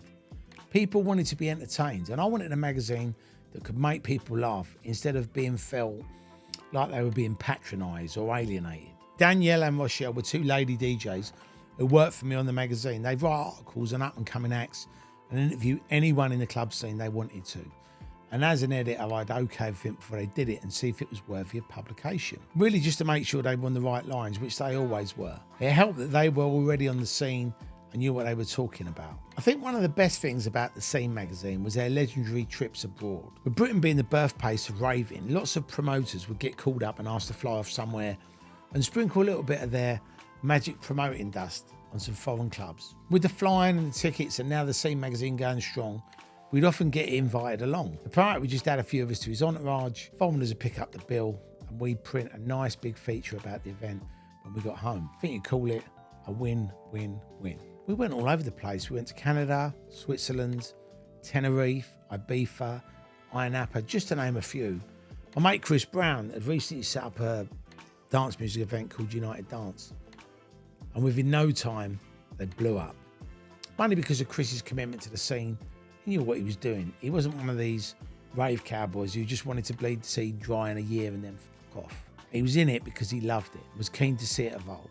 After months of battling the council to get a licence, he started out putting events on at Stevenage Arts and Leisure Centre. This held 3,000 people. Later on, he merged with Temptation before setting up home in Bagley's Film Studios. I actually remember a trip to Canada with United Dance. We flew in from Gatwick Airport. I know we upset a load of passengers on the way out. And when we touched down in Toronto, we were ready for action. It was fucking mental. There was me, Chris Brown, DJ Slipmat, Bradley Carter, Gabby, Maxine, Bellino, DJ Dougal, DJ Cy, Vinyl Groover, and LSD. We were met off the plane by a host, Mark and Shannon. They already knew what to expect, and I think we definitely exceeded their expectations within the first minute of meeting them. Once outside the airport, there was this massive stretch limo waiting for someone. Jokingly, I hatched a plan to hijack the thing by acting as though it was for us, and we knew all about it. So we marched over and told the driver to start loading their bags into the boot to make it snappy. Okay then, put them in a fucking trunk and make it snappy. For fuck's sake. Mark and Shannon tried to intervene, but we kept talking over the top of them and shushing them. We knew what we were doing. We had it all under control. With the trunk loaded up, we instructed him to take us to the finest hotel in all the land. He looked over to Mark as if to say, who the fuck are these English loonies? Mark just shrugged and opened the door for us. Come on, get in. We're going to the Days Inn. Probably not the finest, but still pretty good. We all paused for a second as it dawned on us the limo was actually for us. I could hardly believe it, and the shame of it hushed us until the first bottle of bubbly was popped. The limo was like a nightclub on wheels, huge and luxurious, top of the range, 5 stars, no expense spared, VIP treatment. Everything we wanted was in there waiting for us. Pizza, vodka, beer, champagne, more pizza, more beer, more vodka, the lot. One of the lads wanted a bit of puff, so Mark delved into a bag and pulled out an ounce. No questions asked. There you go, mate, have that. The Canadians really knew how to treat their guests. The guilt overcome me, so I sort of apologised for our silly behaviour and just played it down like we knew the limo was for us in the first place. And boy, were we grateful. It was the best greeting we could have hoped for. It was actually really easy to forget why we were there. Looking out the window, there was Toronto whizzing past, and we were in a limo being paid for by someone who paid to fly us all out there to have fun. Don't forget, I'm some geezer from the old Dean Council estate who's been made redundant. If I'd have thought too hard about the situation, it would have been too humbling, and I'd have ended up behaving myself, which just wouldn't have been on. I had to savour and enjoy this moment. Supposedly, we were there to promote and put our face to raves, but our main plan was just to have a good time and bag as many freebies as possible. Half cut and no doubt jet lagged, we dropped our cases off at the hotel and went straight out to see what was happening. The club promoter sent a girl along called Jennifer to the hotel to look after us and make sure we didn't get lost or arrested before the event. She took us around all the touristy places and to all the best shops, stock up on some designer gear. Back then, shopping was amazing over there. Everything was less than half price. And back then, Tommy Hilfiger was a massive thing. And literally, they had the best pieces of Tommy Hilfiger that money could buy. It was actually a bit embarrassing, really, because you feel guilty like you were stealing from them. A £50 t-shirt in the UK could be picked up in Toronto for around £20. Back home, you couldn't even pick up Moody gear for those prices. Once we discovered the actual Tommy Hilfiger shop, we practically cleaned it out. It was like Mr. Hilfiger himself had puked all over us. We were covered from head to toe. The rave itself was fantastic. It was held in this like massive off warehouse, and it was absolutely packed with tens of thousands of people, all off their nuts. I wasn't too sure what to expect, but it was just like going to an English rave, but without all the muggers and dickheads. Every one of us was up for a good night, and the atmosphere was indescribable. Like the whole of Toronto's party people had turned up to see us, all dressed to impress. A large number of very fucking fit young Canadian women got their asses banged off from in the bogs. They were queuing up for it, and we were just kept well supplied with champagne and drugs. Some geezer who was an associate of the promoter was walking around our group, and he had a record bag full of tablets. There must have been 10,000 pills in there. He opened his bag and was just saying, I'll grab some. So everyone's like, oh, how much do you want from him? And he's like, no, have as many as you want. So people were just like grabbing handfuls of these pills, and he just wouldn't take payment, right? So he kept saying, no, it's on me, it's there, it's that, blah, blah. So everybody just went fucking nuts. So we stayed there until sort of 6:30 in the morning. Called the limo and got pissed on the way back to the hotel, where we found Slipmat, the legendary DJ, who snuck home early in bed with a couple of naked girls. The godfather of hardcore had been partying hard, and he was now fast asleep, as were the two women, but he'd obviously gone first. They covered him in green nail varnish, lipstick, eyeshadow, and some nice looking home-drawn tattoos. There was a smiley face drawn on his face, and United Dance in Canada scrawled across his side.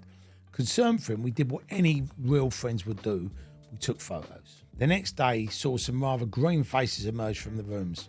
None green in the Slipmat's boat. He also discovered a pile of light bulbs next to his bed that had been nicked in his drunken state, leaving a trail of darkness throughout the hotel to his room. After some more sightseeing and 20 gallons of water each, we went clubbing at the Industry, got pissed up on some really strong cider, and ended up tripping their tits off. By accident, honest. A tourist guide asked me and Matt if we wanted some mushroom tea. You know what the English are like for drinking tea. We thought this was just some hippie herbal shit, not actual magic mushrooms. Half an hour later, we were roaming the streets on trams, buzzing like fuck, trying to find something to do. The day before we left, one of the lads ended up shagging this girl, who, to put it bluntly, was a fucking skaghead. He was married, which was bad enough, but I was there to work and play, not to be a fucking marriage counsellor. I just told him to use protection if he was going to shag a addict, and left it at that. It's not like he'd fucking shag a junkie at home, so knows why I wanted to shag one, just because she had a different accent. He told me he did it without a condom, and I told him he was fucking stupid.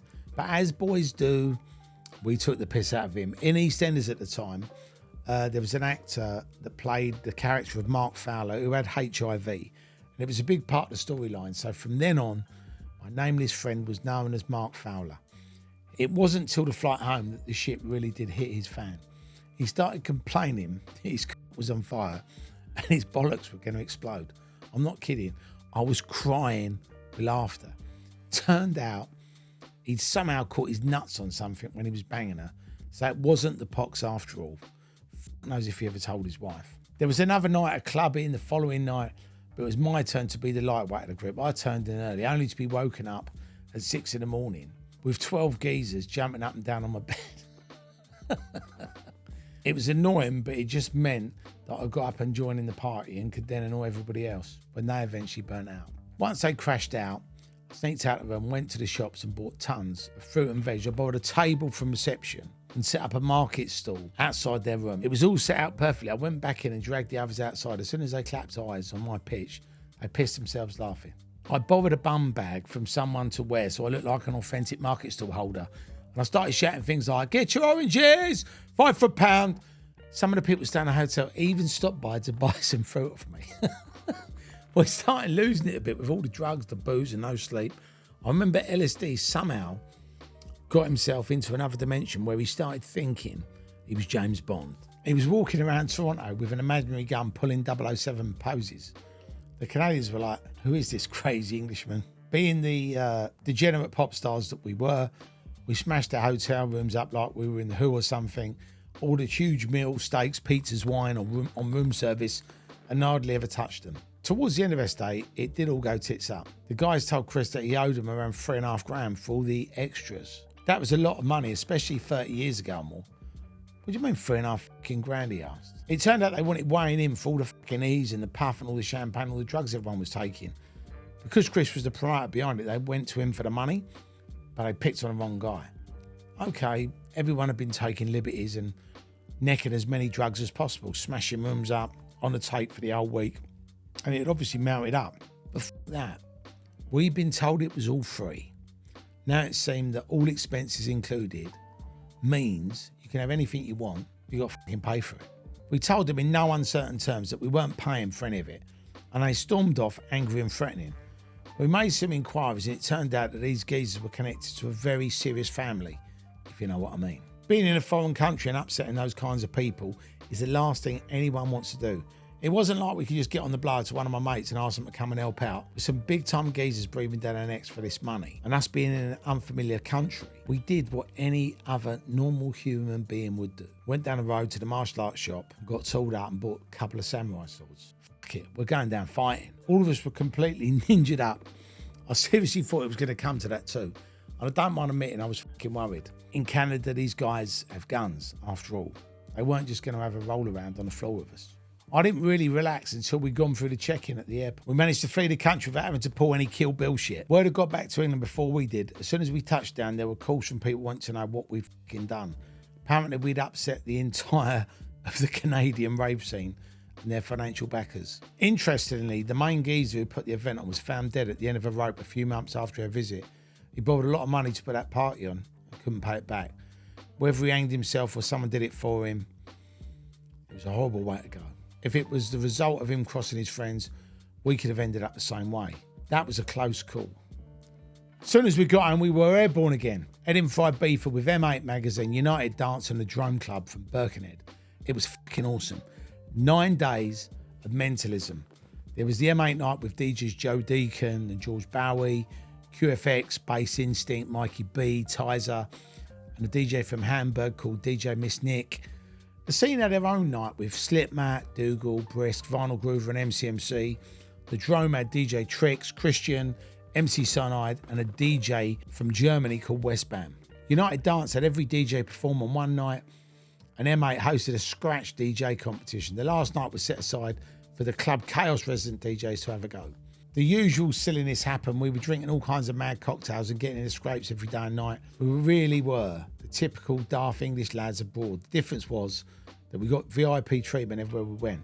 We really did take the piss out of that kind hospitality once again. Vowing that this would be the last time. We might as well go all out, which was stupid. Well, you only live once. The girls out there were mad for it. We shagged anything that moved, sometimes 2 or 3 at a time. And we drank gallons of champagne, bottles of spirits, and generally had the most degenerate, wasted week and a bit of our lives. As the Scene magazine grew, it went from a 16-page black and white skeleton into a full-colour 128-page magazine with UK-wide distribution. I started thinking more and more about promoting. I knew I had all the tools. I could flyer, sell tickets, promoting the magazine. I had contacts with the DJs, the MCs. I knew hundreds of ravers. What was I waiting for?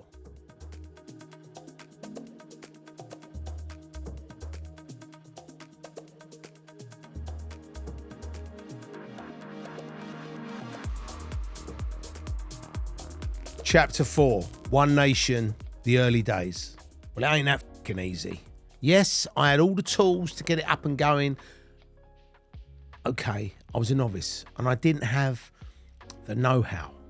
But if you got the drive and ambition to set yourself off, the rest usually falls into place. You need to believe in yourself and push yourself constantly. And this is where I gave myself another push and got my arse into gear. There was just one problem. Running big events costs lots of bread. And there's a risk you can lose it all. I had no capital to put in and no business plan. So it was pointless going to the bank for a loan. But Luck was looking down on me again. And it was around mid-1993. I got together with a couple of geezers called Andy and Mark, who had a little pirate radio station. Now, Andy was a geezer on my old council estate, and Mark was just out of the jail for ringing cars. They were really keen to get into promoting raves, and they asked me if they could get involved. They said they bankrolled the whole project and gave me free rein to do whatever I thought was right. And when you're offered an opportunity like that, you have to take it with both hands. We've all taken a risk, really. I mean, I had no real track record, and they were investing 10 or 15 grand. I needed a name, something that would sum up my experience of the rave scene. And I was listening to this old funkadelic track, and it was called One Nation Under a Groove. When it suddenly hit me, One Nation, perfect. And that was how One Nation was born. To get the flyers designed, I called a designer called Julian Tomlin. I said, create something showing people with candles on their heads. I don't know where this inspiration come from. I've no idea. I just wanted to have something a little bit off the wall and freaky to grab people's attention. I'm sure it did. I mean, the flyers looked fucking brilliant. The first One Nation was at the Roller Express in Edmonton on the 11th of December, 1993. It wasn't the best area of London, but it was an amazing venue. The legal capacity was around 3,000, but at a push you could get 3,500 or even 4,000 in there if you had to. I copied a few other people's ideas at first, putting together some lights, some lasers, good sound systems, and a decent DJ lineup playing a mix of hardcore, drum and bass, all in one arena. And then I went out and worked my arse off flying it for a couple of months leading up to the event. There was a lot of nerves.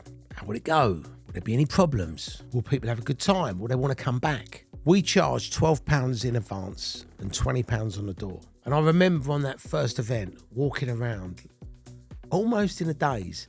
I didn't know whether to dance or do what. We ended up having 1,100 people in, which was basically around the break-even point. It wasn't great, but to not lose any money and break even on that date was a bloody good start. Our second event was at the same place, and it was a sellout, and we made a profit, but not as much as we should have done, because we got ripped off in the cash box. I was on the stage emceeing, MC Free and Easy, and all the other partners are supposed to be watching the door, counting the money, counting the tickets, and make sure it was all coming in. But Andy was rolling around on the floor after he'd had a handful of these, gurning his head off, and Mark was on the stage drinking beers, trying to impress birds, saying that he's this big rave promoter with his Peter Stringfellow act. So hang about, who the f*** was in the cash box? I asked Mark. Oh, it's cool, mate, he said. The venue have got the cash box sorted. We knew the guy they stuck in there. Oh, well, if he's in there then. Hang on, if he's in the cash box, then we're f***ed. Everyone and their granny knew this guy and knew he had extremely sticky fingers. He was a nice guy in his own way, but he was a weaselly little fucker with messy hair like a white afro.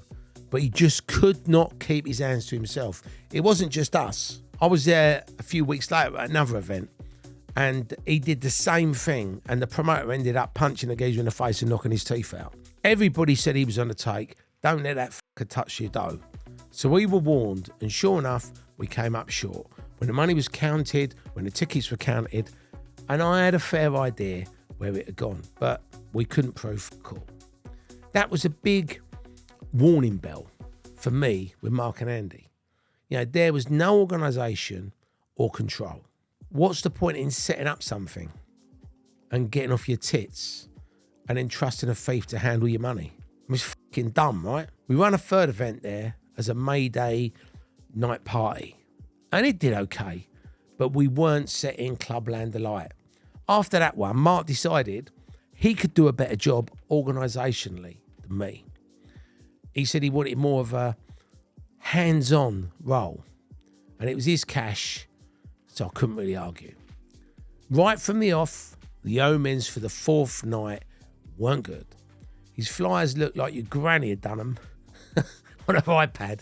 He picked all the DJs himself, and it was just people he liked, including at least one girl DJ that he was desperate to get hold of.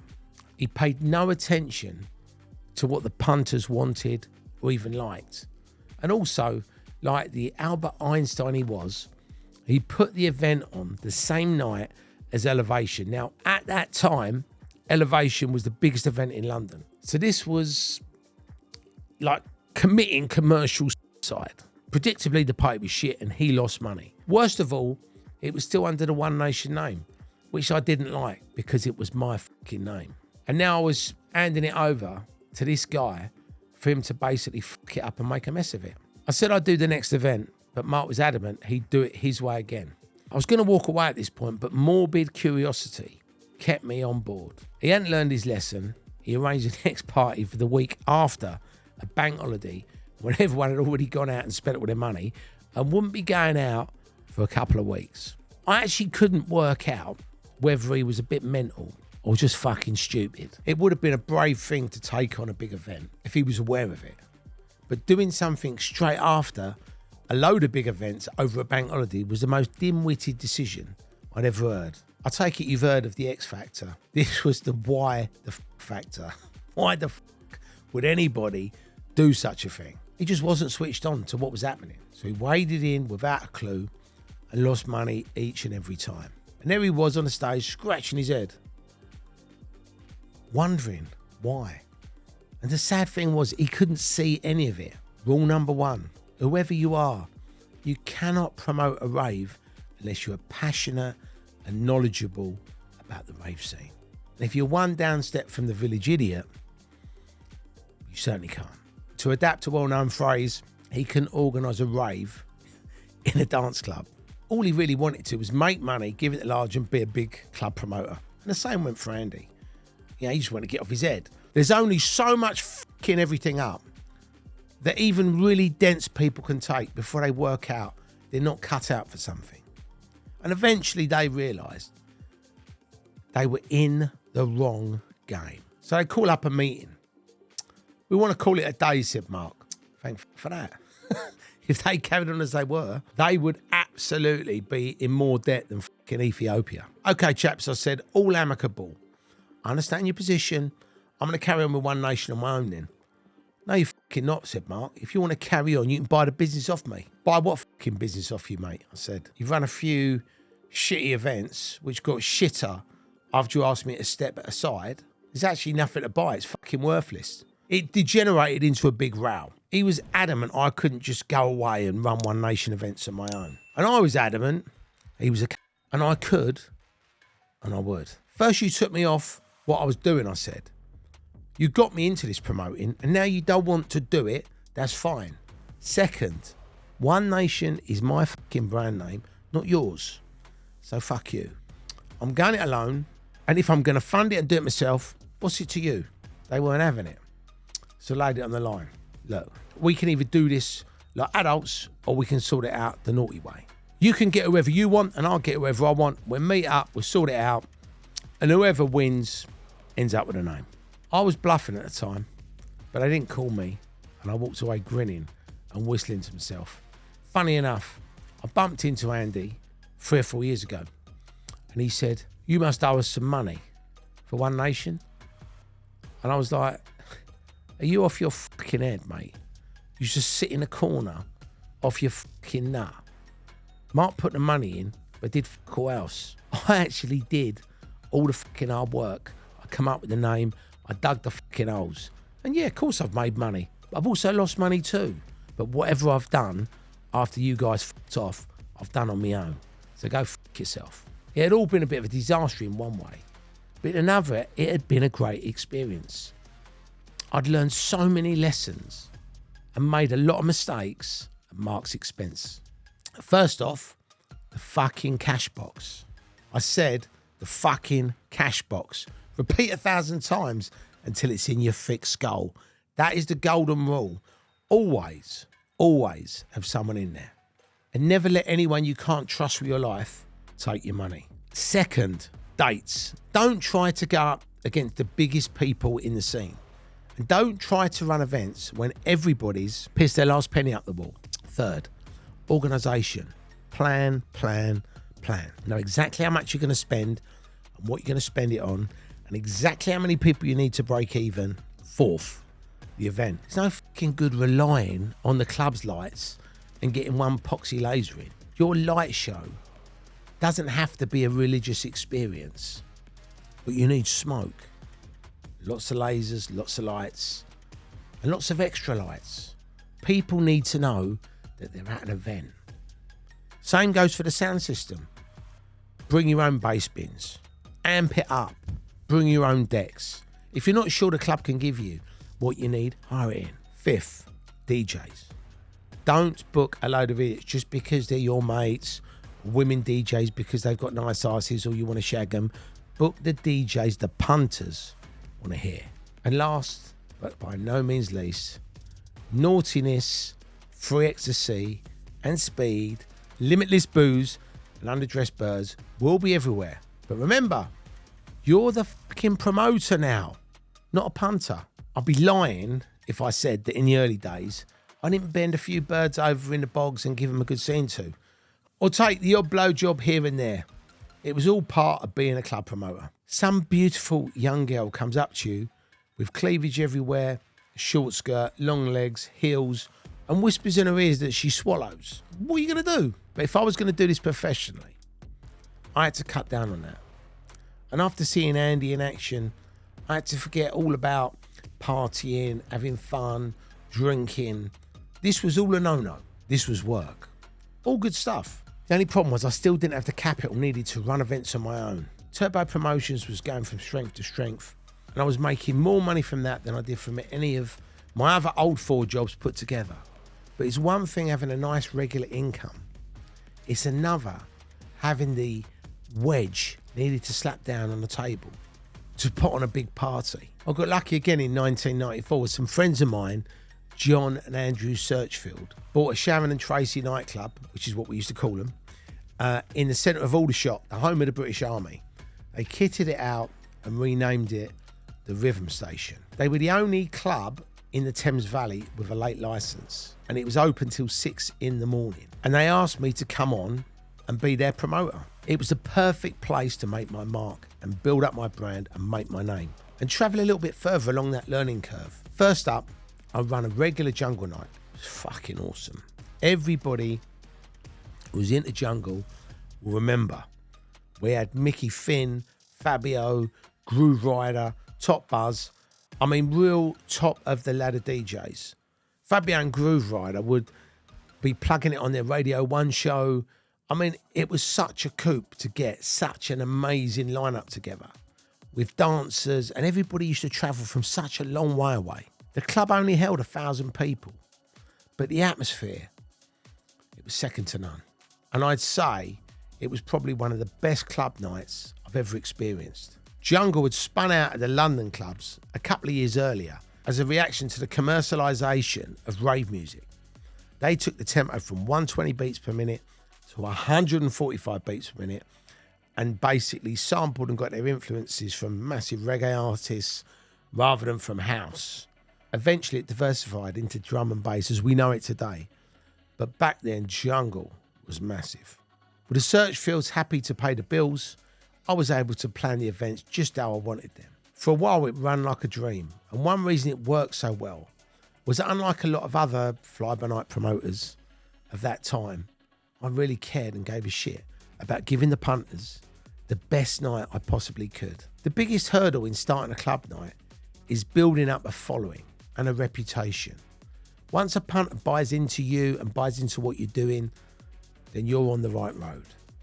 I was filling the place up every week by delivering the best DJs, the best service, the best lights, the best sound I could every week in and out.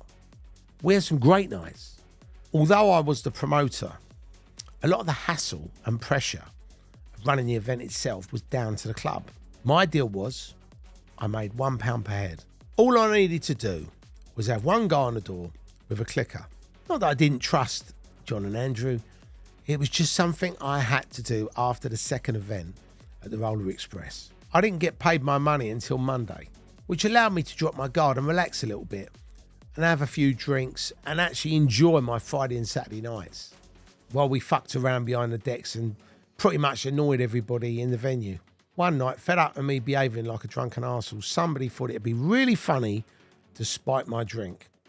1 minute everything's okay, next everything's going very wobbly. I walked outside because I didn't feel right. I sat in the car and I opened the door and I actually started throwing up out the side of the car. And people are pulling up at the car park because it was like 2 a.m. and going, all right, Tell, and walking off, shaking their heads, thinking, oh, fucking hell, he's on one. They must have just thought I was a fucking right degenerate. I'm the promoter and here I am, smashed the pieces out of my fucking mind and thrown my fucking guts up in the car park. I came back in and sat at the back groaning. And I remember there was a DJ called DJ Swift. He was this big black guy and he just kept taking the piss. Can't hold your drink, Tell. He had this like fucking mad Frank Bruno laugh. So I just said to him, why don't you fuck off or I'll never book you again? And he was like, I mean, we were ram full every single weekend. But with anything, it's hard to sustain that level of interest for a long period of time. And with club goers, you know, they're a particularly fickle bunch. You know, you go to the same club all the time. And sooner or later, you want to go somewhere else. Something else happens. Something else opens. You want to check it out. And eventually, it dies off. We were ending up with sort of 300 or 400 people in, which wasn't enough. I had a meeting with John and Andrew and I went, look, Tell, we're paying for the flies and stuff. We're losing money. Can't carry on. We need to bring money in. So we're going to, you know, have to hire the club out to other promoters and try and do our own thing, you know. And to be honest, that made sense. You know, they could make money from the hire fee and they still keep all the bar. but they don't have any of the risk. So I got why they did it. And as more promoters came in, they elbowed me out of the picture. I mean, I wasn't bitter. I had a good year there, you know, but they were as low as they could have been, and they kept me there as long as they could. And they always paid me, and I thank them both for that opportunity. And, you know, we all have to earn money, so I could understand their decision. And to be honest, I had no hard feelings. They carried on for a few years doing really well for themselves until the police found drugs were being sold there, and they got stopped from doing raves. Nothing to do with John and Andrew. They just owned the nightclub. And they had no idea about the drug dealing that was going on inside the club. But that was that. They eventually refurbed it and turned it back into a Sharon and Tracy nightclub called Cheeks. It's a fucking terrible name. But I owe those boys a lot. When you look back on something like that in hindsight, it's actually quite good that they stopped me doing that, because then that made me focus on doing my own larger scale events. Otherwise, I think I would have just stayed there for another year and just kept taking that money every week. It was actually making me lazy. I still say today that I owed those guys a lot. Without them, there would never have been a Club One Nation weekly event. They backed me when I had no money, and I'll always be grateful to them. I had one early go on my own. I got involved with this fat bastard from South London who said he let me have a club in the West End, really cheap. Only problem was the club would only let me sell a certain amount of tickets up front, and he'd sell the rest on the door. Plus, I couldn't take my own security firm in, and I couldn't have anyone in the cash box. This guy would handle all that. What a lovely man. Looking back, it couldn't have been any more fucking obvious. He may as well have been wearing a fucking stocking over his head and carrying a sack with swag written on it. But I either went with his terms or I didn't have an event. And I was pretty desperate at the time. I get to do a solo gig under my belt. And remember my 6 rules from earlier on? Now I had a 7th, tickets. By selling the majority on the door, he was able to reuse them and let people back in through the back doors. And obviously we had no security, they're policing it. So when the rave was in full swing, it was a great night atmosphere-wise, but there was more fucking skimming going on than a squad of fucking plasterers. You know, I mean, he must have took me for 5 or 8 grand that night. There wasn't much I could do about it. I mean, I still earned a good money. In me accepting Fatty's deal, I effectively allowed this bird from the cash box to take the tickets and their security to recycle them out to the doorman, who resold them outside and was putting the money in their pockets. I mean, this stuff is so fucking obvious, but if you're not aware of it, you're not aware of it. But I was. There was still the right number of tickets behind the desk at the end of the night. Piece of piss. And I had no way of checking up. I worked my nuts off, filled the club to capacity and beyond, as it turned out, and they got all the bar take-ins, the money I paid for the venue hire, and they still felt obliged that they needed to fucking shaft me. I confronted the guy. I said, "You're a fucking cunt. He's ripped me off." And he's all calm with his door team behind him. "You know, don't fucking accuse me," he said. "Where's your proof?" He was right. I hadn't got any. I did. I knew what he was fucking doing, but I couldn't actually prove it. And I said to him, I said, "I know you've ripped me off. You can look me in the fucking eyes and shake my hand, but I'll never work with you again, you cunt." And I walked off. And I was pretty fucking low about that night. But again, I was still learning. And one good thing that did come out of it, I realised there was a good chance of making moody money if you sidestepped the venue management and went for the head of security. Every venue has its licence on the line. The door team, on the other hand, were a different kettle of fish. They'd let in another 500, as long as they're getting like 500 quid. If a ticket's a £20 a pop, that's 9,500 you've just made yourself. I still couldn't get out of my catch-22 situation. You know, I wanted to promote, but I didn't have the money. All I could do was to keep asking people to invest. I met up with a couple of fellas, Phil and Mick. Mick was a small bloke, and Phil was short and stout with a ponytail. They seemed like good guys. They run a show called Desire. I told them I had no dough, but a head full of ideas, and I just needed somebody to back me. They said they'd come on board and split the money down the middle. Great. As it happened, we only did one party together at the Rocket on the Holloway Road, just up from Islington. It was a small thing. Capacity was 2,000 people, but it should have been a great night. The problem was, I'd immediately forgotten Terry's golden rule. The cash box, Tell. The cash box. They handled the cash box. At the end of the night, it was light. Very light. Again, it was a simple enough scam. They had a geezer clicking everyone in on the door, and he must have been a little bit forgetful. Surprise, surprise. It turned out he clicked through a lot fewer people than my mate, who'd been doing the same thing, on the quiet for me. We'd actually had a really good night. It would have been something we could have built on. We could have gone on to great things together, maybe. Who knows? But they'd that for the sake of 2 or 3 grand. Even more annoying, when it came to divvy up the money, Phil said, "Oh, here's your third tell." And I said, "Hang on a minute, about what third? I want half like we agreed." We had discussions about baseball bats and shooters and then said their goodbyes. It wasn't worth arguing about, much less killing or being killed over. Still, I learned yet another important lesson. In a cash business that teeters on the edge of illegality, with drugs and violence in the air, it is going to be full of... You cannot trust anyone except very close friends and your immediate family. And even sometimes they... So from now on, I was going to do this thing on my own. One other good thing came out of the shenanigans at the Rocket. I had made a few £1,000. It wasn't a fortune, but it was a great start. And I was on my way to launching One Nation as a true business.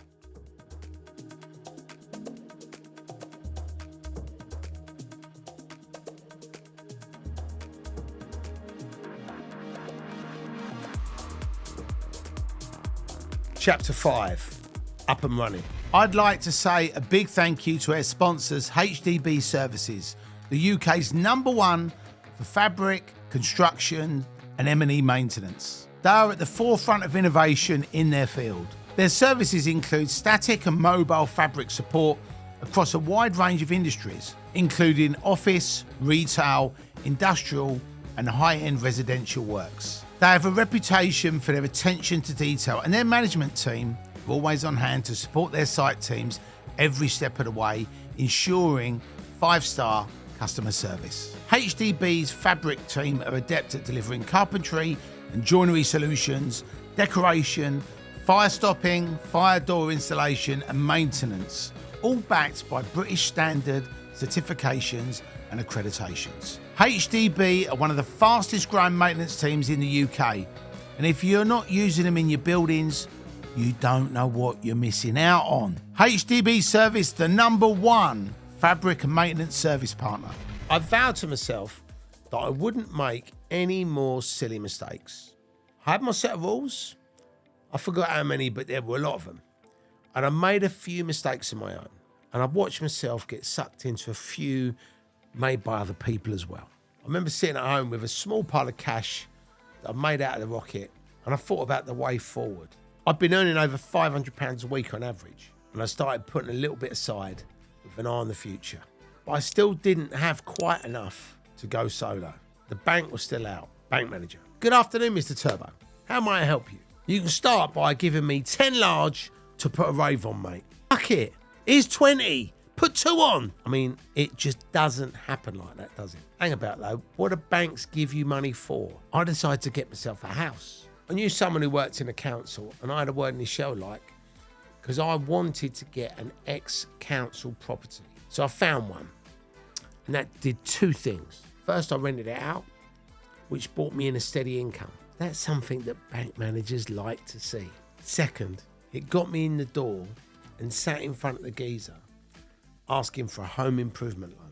£5,000 to piss up the wall on a new bathroom suite and some roof tiles. Mr. Turbo, why certainly. Now my little pot of cash was big enough to go for it.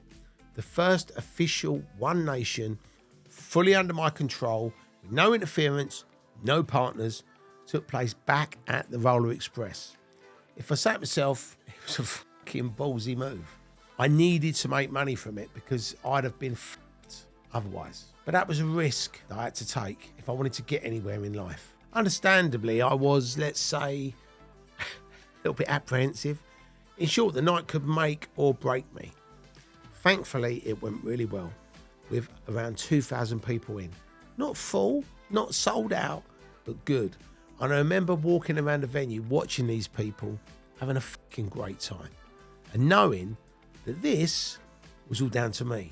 And I've got to say, it made me feel fucking awesome. Straight away, I got my mum involved. She sat in the cash box and she carried every penny in and every penny out. She'd done cashiering in the bookies and she's been an office manager, so she knew the score. And like I've said, if I didn't have a pair of eyes in there, I might as well have just dropped my pants and bent over at the door. With my mum watching the dough, the first rave made some proper money. Not a mountain of money, but enough. So I was on track. Every new business needs time to establish itself, especially if it's a new club night, because you have to build up a following, which I've been doing, but to build up to the level that we were at takes time. And luckily, I still had my bread and butter work coming in with the flyering and the Scene magazine, which kept me alive and helped me fund these raves. The island in Ilford was the venue for the next One Nation. And this time, we sold out. Another big 3,000 capacity venue. Another risk-taking, all-or-nothing, full-on event. I did it this way intentionally. I wasn't interested in starting small and taking forever to build it up. Maybe I was being a little bit arrogant. Jump in at the deep end. Kit. I'm either going to sink or I'm going to swim. And I think that was the right kind of challenge for me. What is the point of being safe? As the great philosopher, Mr. Derek Trotter, aka Del Boy, once said, "He who dares wins." I quickly worked out a formula. I tried to avoid anywhere where there'd been shootings or serious muggings or stabbings. But as you'll see later on, that was next to fucking impossible. 3 months out from a given event, I get my flyers designed. I sort of designed it roughly. I had a theme, like Clash of the Titans or the Valentine's Experience or the back-to-back Payback. And I'd found a new artist that I started to work with in Kent, and his name was Damon, and he had a company called Design Asylum, and he'd work them all up from there. I actually called my promotions company Diamond Promotions, because I'm a diamond geezer. So we'd have a little diamond on the front, and on the back would be a list of all of our ticket outlets, which were all up and down the country. There'd be like a phone line, a helpline, which my mum manned during the day. There was recorded messages at night, and everyone's mobile numbers were on the flyers. We'd have similar posters done for the record shops advertising the event and the lineups. The DJs then, as they started to get much bigger, they all started to go through agents. So around this time, I'd be sorting out my lineup with them. And at the time, we were paying them like £100 to £150 an hour. Our security team would be booked and sorted, and we'd have the tickets watermarked and hologram printed. 6 weeks out, we'd do a big mail out, and then we'd also deliver all our flyers, posters and tickets to all the record shops, together with tape packs of the previous event. A week before, we'd advertise on Kiss FM and the best of the specialist drum and bass or UK garage pirate stations. Most of the DJs would be playing for us at some point or other, so they'd always plug it and give away tickets. In the early days, I'd have a meet on site with the production companies for the lights and sound until they got to know what I wanted. They'd ask how much I wanted to spend, I'd do a ticket count, and if the night was selling out, I'd pay out a lot more. Most of the clubs had their own gear, so you're really only just improving, enhancing and topping them up. An extra $4 or $5 spent would get you some of the best lights, a laser, a smoke machine, absolutely blow everyone away. And the normal bill would be anywhere between 3 and 10 large. Sometimes you beef up the sound, bring in some bass bins. Other times you might have to build a stage. One of the things that we always did was we always bought our own decks, because you could never guarantee the house ones. They'd always be the needle would break or it'd be crackling, and it would always be a disaster. So that was one of the tips. We always bought our own decks, and we'd always take our own mixer and monitor too. Behind the scenes, I was always working. There was never, ever time to relax. Maybe 5 minutes here and 5 minutes there for a little breather. But there was never enough time for what I would call a real break. Right from the off, I could see I was going to be making money. Okay, not what I thought if I'd started it in the 1980s, when it was all about acid, yellow smiley faces, and that was when it was proper underground. Back then, there was no venue hire fees. You just found a field or broke into a warehouse, put some speakers and lights in, give a DJ's 50 quid, and 5, 10, 15, 20, 25,000 people turned up, paying £25 a head. Didn't have any of this nonsense about insurance, security, licensing. There was no advertising, it was just bits of paper and phone lines. Plus, I would probably selling the kids the E's and Whiz as well. At 3 a.m, the party's in full swing, and they walk away with £150,000 in cash in their back pockets with no tax. If it gets raided, who gives a f***? They've got the money, they've gone. The equipment's not theirs, So if that gets impounded, they shrug their shoulders. They say life's all about timing. And if I'd been around then, I'd have probably made millions and millions of pounds. And now I'd be living on my own island on the Pacific called the Turbo Islands. That's provided that I hadn't been arrested and put in jail for a very long time, or I hadn't been shot and buried in a shallow grave somewhere. Anyway, I was too young, I wasn't around, so I'm not dead or a rave billionaire. Still, like I say, I was still making serious money by my standards at that time. A good night, you could make £10,000. An average night, 5. Usually it was, somewhere in between. The temptation to take cash rather than be legit was massive. Of course, nobody likes paying tax. Early on, I yielded to that temptation, mainly because I thought it wouldn't last and that I ought to make hay while the sun shone. But as it got bigger and more professional, I realised I couldn't go on like that. The tax man and the VAT man were starting to spin DJs and MCs and other promoters, and we were sure that we would get a knock. In the second year of business, I went to see an accountant. Now bear in mind, it's the early 90s. And remember, £500 a week was a lot of money back then. I was now making way more than that. And I said to the accountant, I said, listen, I haven't set up, with the HMRC, I haven't declared anything, but I want to basically pay my taxes, register my business. Can you sort it? Absolutely. So the accountant went through the stuff, but then didn't come back to me and tell me that I had a tax liability, but instead told the tax and VAT people that I hadn't registered for VAT, I hadn't registered for tax, and I owed them a large sum of money. So next thing I knew, I had the HMRC or the tax man knocking on my door, and I had a VAT man knocking on my door. Hello, Mr. Turbo, you owe us 20 grand or we're going to come in your house and take all your stuff away. Once I picked myself up off the floor, I actually rang the accountant and I was like, what the fuck have you done? And the accountant said, you asked me to sort your stuff out. I've done it. I've contacted. I said, yeah, but shouldn't you have told me first so that I could have actually got the money together so I could have paid him, you fucking... You know what I mean? I was so fucking angry. But that was the end of that professional relationship.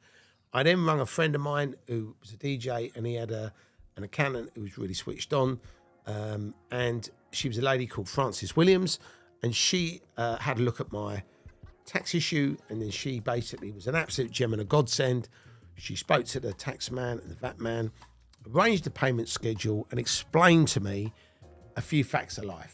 And I really did need them explaining because I'd never run a business before. I didn't have a family background in business, so it was literally like somebody just setting up a business. And the problem is, at the time, when you set up a business, you don't realise that you need to pay tax. And you always think, well, I'll do this for a couple of weeks. It's a quick earner.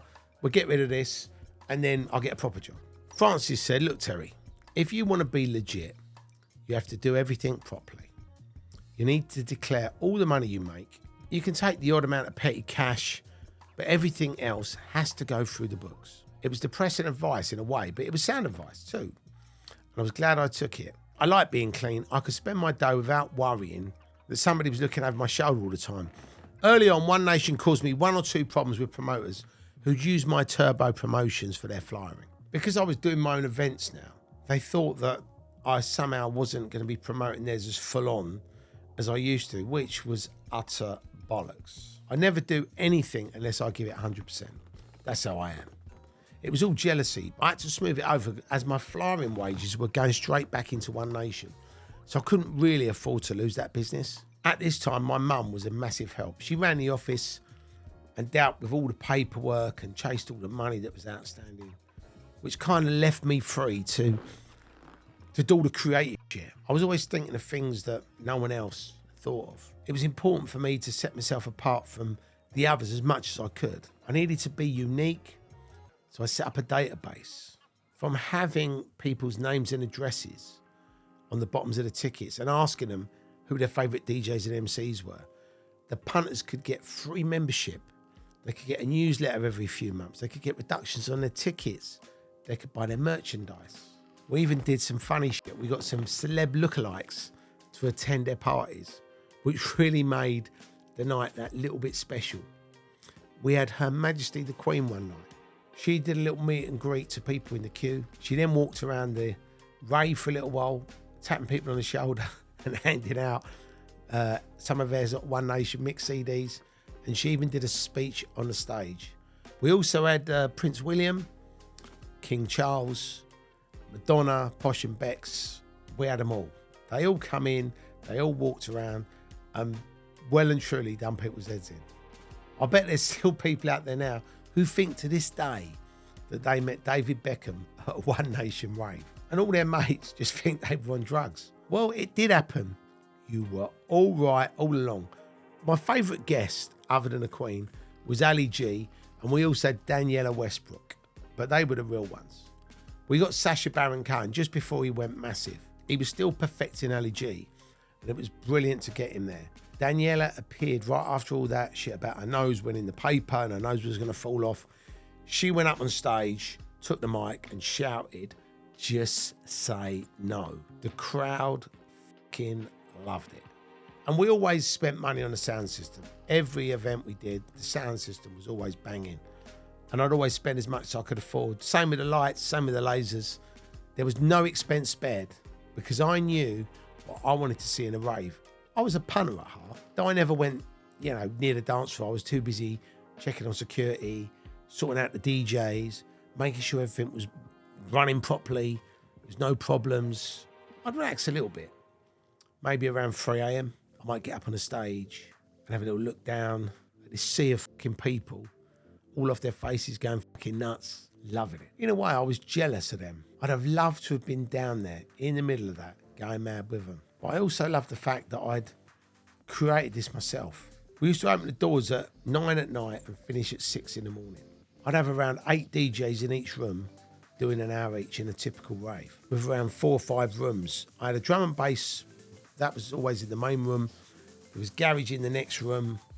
There was like an old school room, with sort of slip mat and top buzz in the next. And there'd be an R&B room, and then there'd be a Stars of the Future room, which gave all the up-and-coming DJs that I sort of found out about or wanted to give a chance to, let them play and let them build up their careers. Early on, I stuck to tried and tested venues like the Roller Express, Club UN in Tottenham, and the Island in Ilford. Rave venues were always, for some reason, in the shittiest areas, the worst places, places like Hackney, Dalston, Peckham, Romford. I mean, these places are all kind of nice now, but back then they were fucking hood, There was never one in fucking Hampstead, or Chelsea.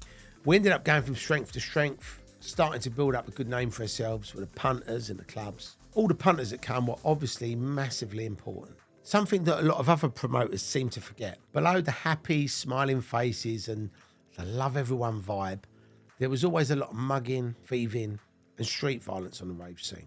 Not everyone was on one, matey. There was the unity and there was the music, but there was always an undercurrent of violence.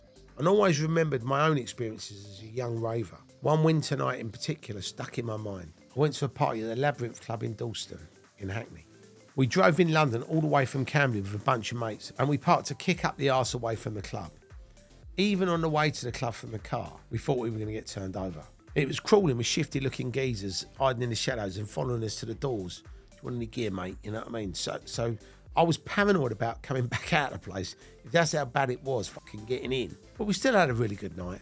When we come out, we got to the car, and this must have been a good 7 hours later, as all the windows had been smashed in. It was fucking freezing cold. We were sweating from the club. We were practically frozen solid by the time we got home. We had the heater on and the dashboard blasting onto our faces. We couldn't feel any of it because it was so fucking cold. From then on, I fucking hated that place and I never went back. I wasn't going to have any of my own punters turning against any of the venues I was using and events like that. We worked fucking hard to keep the scum away. And a lot of ravers choose to come to events because they knew they'd be safe. No one worked harder anywhere in the country because no one else cared as much about their customers as we did. I actually remember doing flyers once outside a competitor's rave. I was talking to the promoter when a guy came over and said, "Are you the promoter?" The promoter barely even acknowledged him. Looked at him like the kid was a piece of shit. "I've just been mugged," he said. "So what do you want me to do about it?" said the promoter. For me, this was fucking bang out of order. For starters, men don't like admitting to being mugged. So it must have taken that boy or that man a lot of courage for him to come up, find the promoter, and actually tell him that. And to make matters worse, he'd now been made to look a fucking cunt by the promoter. I actually wanted to fucking turn around and give the promoter a fucking clump. But I was there asking for money I was owed. He really didn't give a fuck about any of the punters. It was all about his bank balance. His attitude was fucking shit. I know you can't sort out everything in the world, but you can at least try. Our hardline approach worked for the clubs too. There were a lot of these dodgy fly-by-night promoters on the scene. So I struck deals where we'd hire a place for the rest of the year, provided they didn't let promoter X and promoter Y have it during that time. I'd always give them a load of dates and I'd give them a grand deposit up front. It was a win-win. They could plan ahead and I could make sure the venue didn't earn a reputation as a mugging central location because it wasn't being hired out to any shit promoters that didn't give a half the time the venue saw the benefits and always said yes, because good promoters that cared are hard to find. They knew I was in it as a career and that I actually cared, and I gave a shit about the venue, the staff, the music, the atmosphere, the bar, and the punters. The punters being number one. I wasn't just there to run 1,000 raves in a year and fuck off into the sunset. All the venues that we hired were guaranteed to be paid on time, every time, and that we would pack the place to capacity and there wouldn't be any aggro. It was actually a club owner's dream. Of course, a lot of them didn't see it like that. Typically, they charged £10,000 to hire a place, which is a lot of money to fork out just for a night. And once they started counting the tenors, as their eyes lit up, they started trying to hire the venue out every night of the week to a fucker. And if they added a few greedy extras on top, they can make 100 grand in a week quite easily. So what if the promoter was shit and they attracted scum? They didn't give a fuck. If there were any incidents, it was nothing to do with the venue. As long as the building was still standing the next day, it was a success. Totally irresponsible in my book. Listen, I'm all for packing a venue out, but not mixing a bunch of decent punters with any amount of scumbags. The knock-on effect was that the police began shutting some events down because they weren't safe to go to. We never had that problem. Our crowds got bigger and better, and the buzz around One Nation started getting really, really serious. By now, I was making good money out of every single event I did. A really good night would clear sometimes 20 large. We boosted the income with tape packs. At each event, we'd have a line into the decks, recording the DJs and the MCs and all the music. Afterwards, we'd take the raw DAT tapes to a production facility and they would transfer this onto C60 cassette tapes. 8 of these would cover the whole night and we put them in a nice little pack and sell them for £20 a pop. On average, you might sell 500 or even 1,000 of these, which was nice additional income. We sold these directly to our members through the mail out and also through the record shops, who also flogged their tickets, and the kids would call in every week or two to pick up a new One Nation tape pack. And then they would spend the next month driving around in their XR2 or XR3i with a sunroof open, blasting out the sounds, annoying everybody. The tapes went everywhere. It ended up selling in their thousands. It wasn't all plain sailing. I mean, nothing is.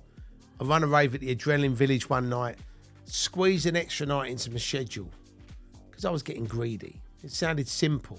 Every time I put an event on, I'm walking away with a minimum of 10 grand. So why not just do more events? I learned a painful lesson about greed. Picked the wrong night. It was a disaster and I lost 10,000 instead of making it. Now, that is a lot of money to lose and I was fucking devastated. Apart from anything else, it wasn't like I could afford to lose it. Although I was earning a lot, I was spending a lot too. Some was going back into One Nation and some was going on clothes, cars and birds.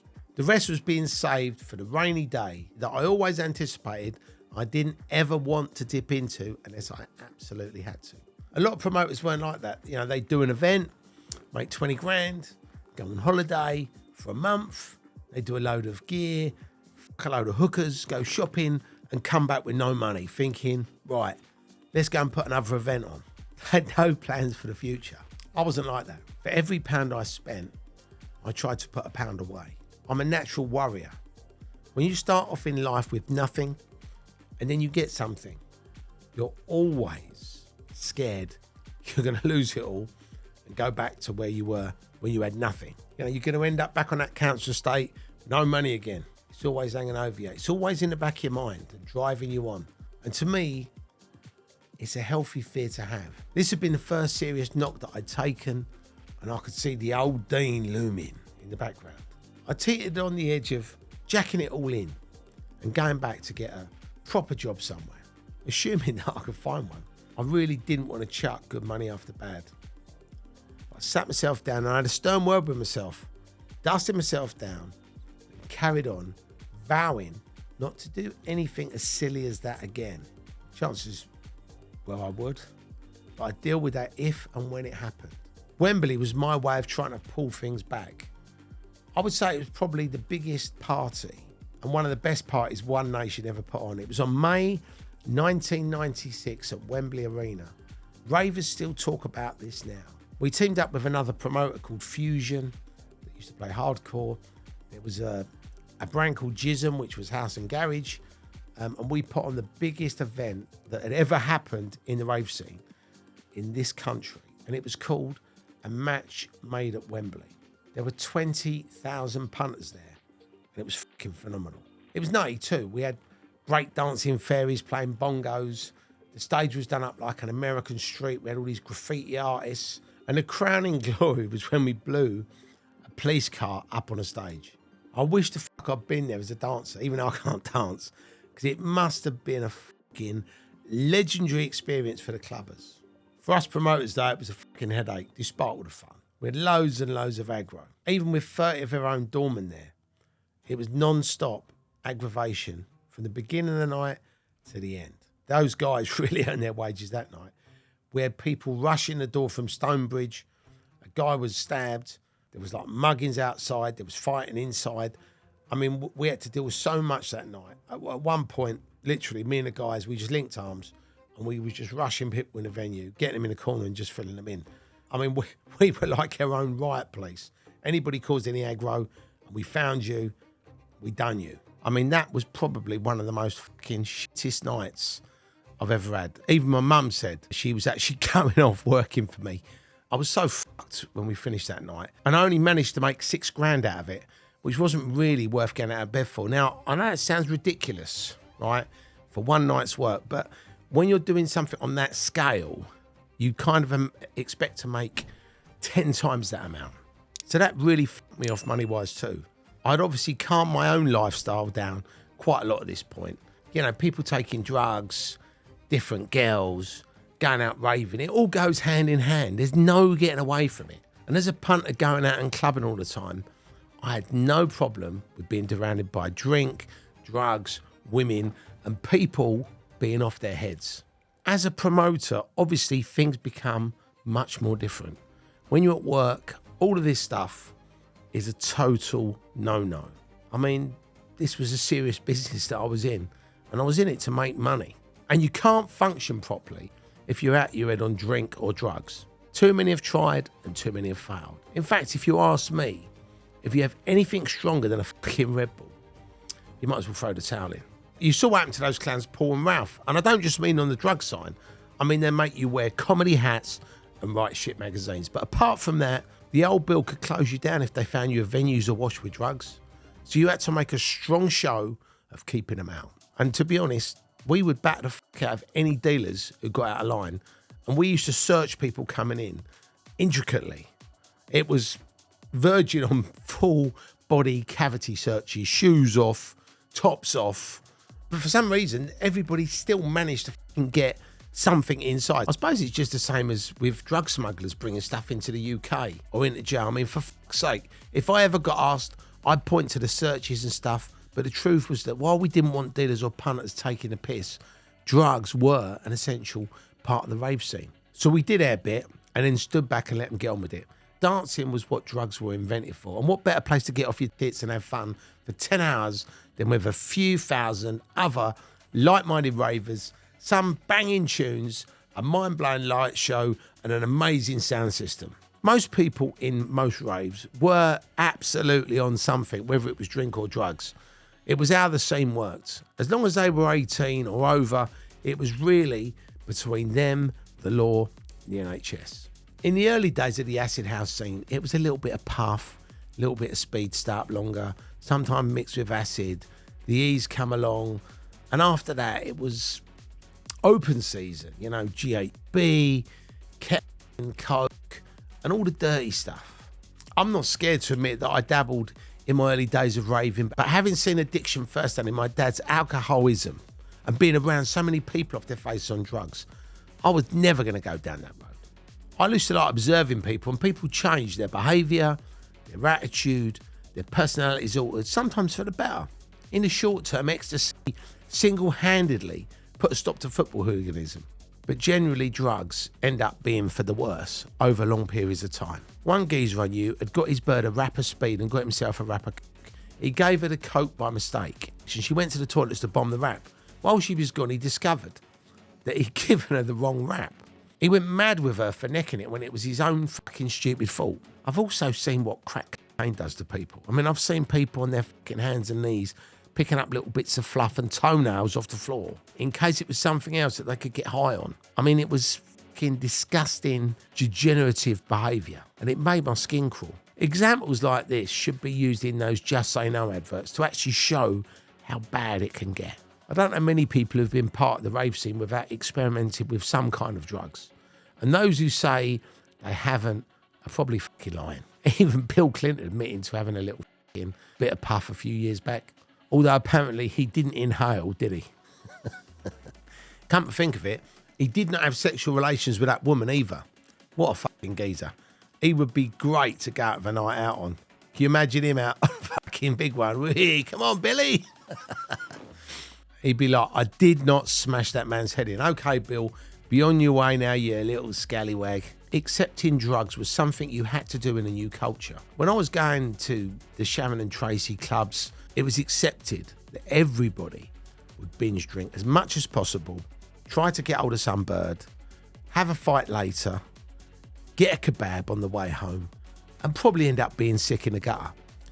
At a rave, drinking so much alcohol would dehydrate you and send you to sleep when you want to dance all night. Drugs made most people feel great. They dance, they drink water, and they enjoy the night as much as the geezer in the kebab shop at kicking out time. I'd said goodbye to any of my excesses in 1994, knowing it was time to knuckle down and start being the kind of person I've been striving to become. It was the best thing I ever did. I mean, look, I love having a few drinks every now and then because there's nothing better than relaxing on a night out. But back then, I didn't even drink very often. I was running all these raves all the time, doing flyers, writing a magazine, phoning people, picking stuff up, and trying to pick women up at the same time. I didn't have any recreational time, let alone time for recreational drugs.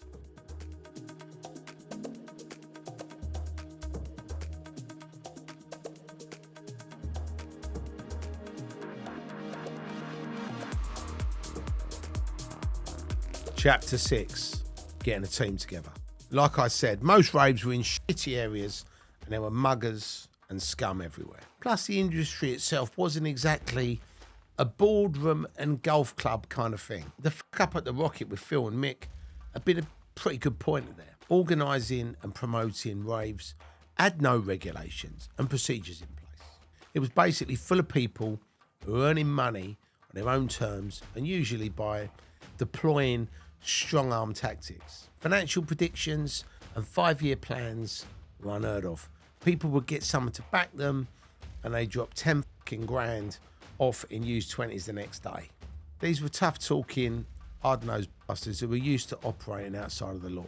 It was an area where the big boys played, and if you couldn't hold your own, you were definitely in the wrong business. And that was how it worked. I was pretty handy enough, but I was in my early 20s. A little bit out of my depth, you would say. One man standing up to geezers in their 30s, 40s, 50s, mob-handed. So right from the start, before the first solo Roller Express do, I realised I needed a team around me.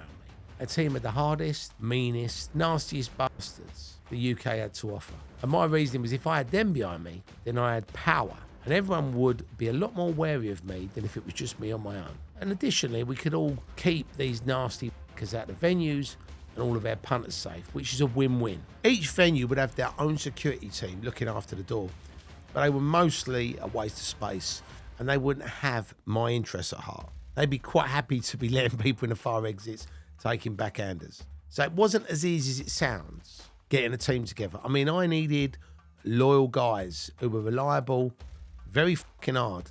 And these types of people don't come easy or cheap. Every firm has one or two of them, but it also has its fair share of bags and wannabes. Places like the Roller Express.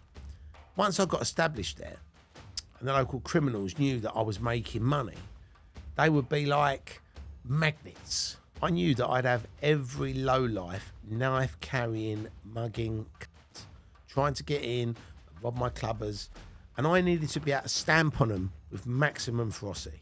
I hit on a unique idea. From being around for a few years, clubbing and getting into a few scrapes, I knew a few tasty fellas.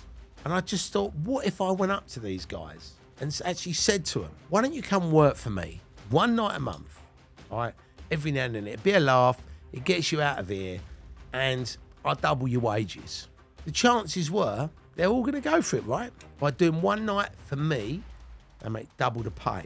And they'd also be able to take a night off from their other job if they wanted. Every geezer I went to was a proper hardcore wrecking machine who would have had it with anyone and never back down. I mean, I needed lads who were prepared to deal with anything that came their way and would fight to the death if need be. Everybody I approached knew what they were signing up for. People couldn't believe it. I mean, no one had ever seen a group of fellas like this in the same room.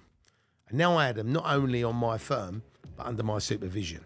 And all it took, really, was having the balls to ask. They were the best out there. And I had a dozen or so of them, and they also had a dozen or so mates that they could bring in at short notice. 10 of the best can stand up to a tasty crew of 30 easily. I needed my lot mainly to control the venue staff anywhere we went so that they didn't take any liberties.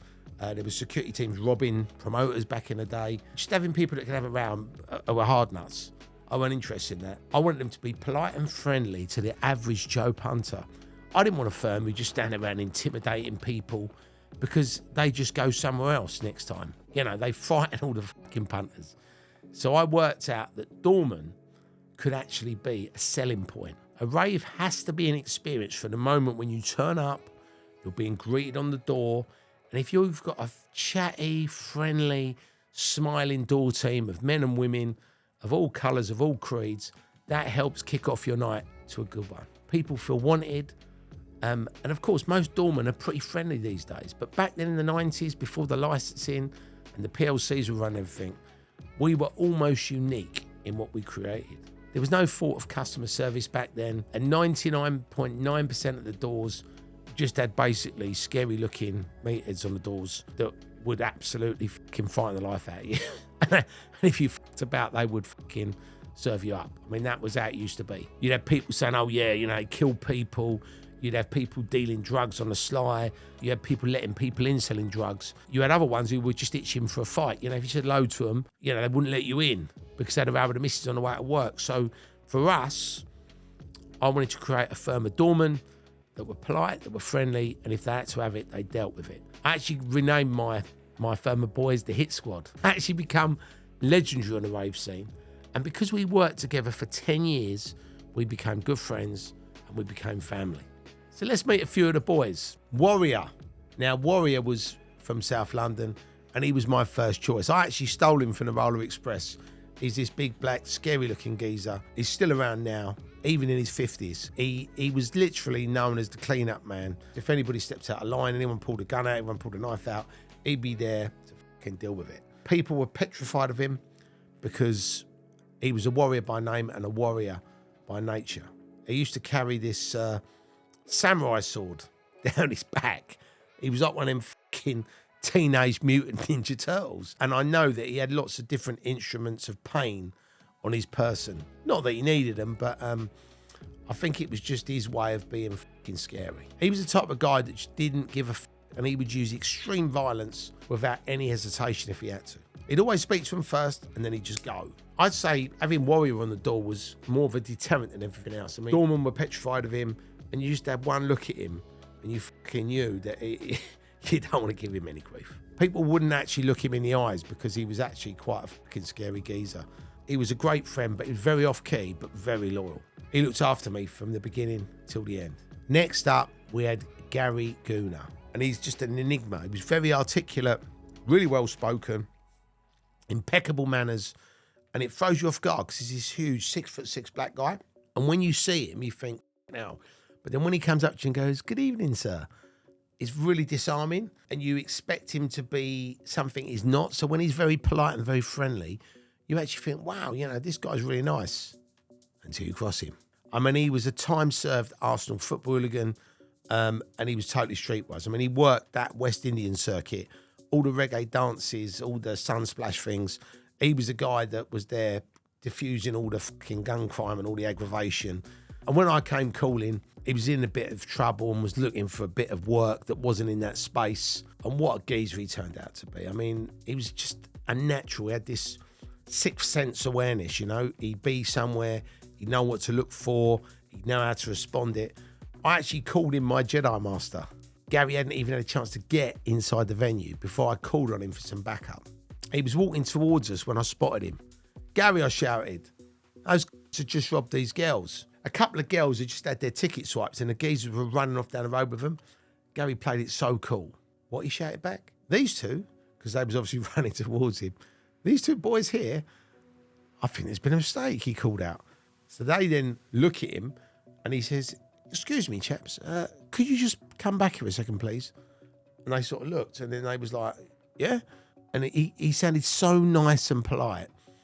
People mistook his kindness for weakness. They thought it was a soft touch. "Do you gentlemen mind telling me where you got those tickets from?" "Them two girls over there with your mate just gave them to us," said one of the lads. And Gary acted like he believed them and sweet talked them into coming my way with the girls so they could identify them. When they were confirmed as the robbers, Gary knocked the pair of them clean out. I'd never seen anybody get knocked out so quickly. It was like something out of a fucking Chuck Norris movie, only it was real life. So I took this as, my cue to follow up and put a few little boots in just to, liven them up. Adam Saint was more of a friend who helped me out and looked after me out of loyalty rather than anything else. He deserves a mention as part of the firm because of everything he did for me and the boys. Known as the sheriff in his area in Essex, he was a geezer who basically sorted out any trouble from anyone in Essex. And he knew everything that went on. No one messed about with him. I mean, they went to him for protection, help, anything. And he was another hulk of a geezer with hands like shovels. He's as polite and friendly as Gary and has this amazing presence. He can walk into any room anywhere and own it, all through self-confidence and how he conducts himself. We had a mutual friend, Chris Brown from United Dance, and also Slipmat, but never knew each other until we met at one of Chris's events one night, and we just clicked. I mean, we're like a pair of brothers in some ways. And Wilf Pine made me laugh because he said he'd never seen two blokes handle themselves like Mon and Reggie Cray, and I just thought that was funny because he was the Cray's link to the Mafia. So that was a bit of a compliment. I mean, I took it as a compliment because I never had any confidence as a kid for someone like Wolf to notice and say that. It meant a lot. Adam was refreshing. He was self-made and one of my best friends. Boogie was probably the smallest black guy in our team, but with him you could become really fucking unstuck. He wasn't your typical doorman. He wasn't tall. He wasn't heavily built. He didn't actually look just like a normal guy.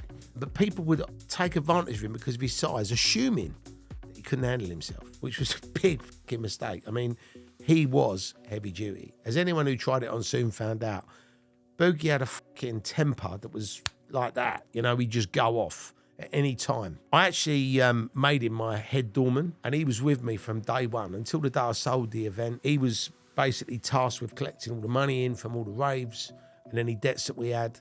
And funny enough, we always got paid. One night we was at the island in Ilford, and I was standing there having a conversation with someone, and as I'm talking, this geezer comes flying down the stairs unconscious. Nothing out of the ordinary there except that his cock was hanging out of his trousers. What the fuck's going on?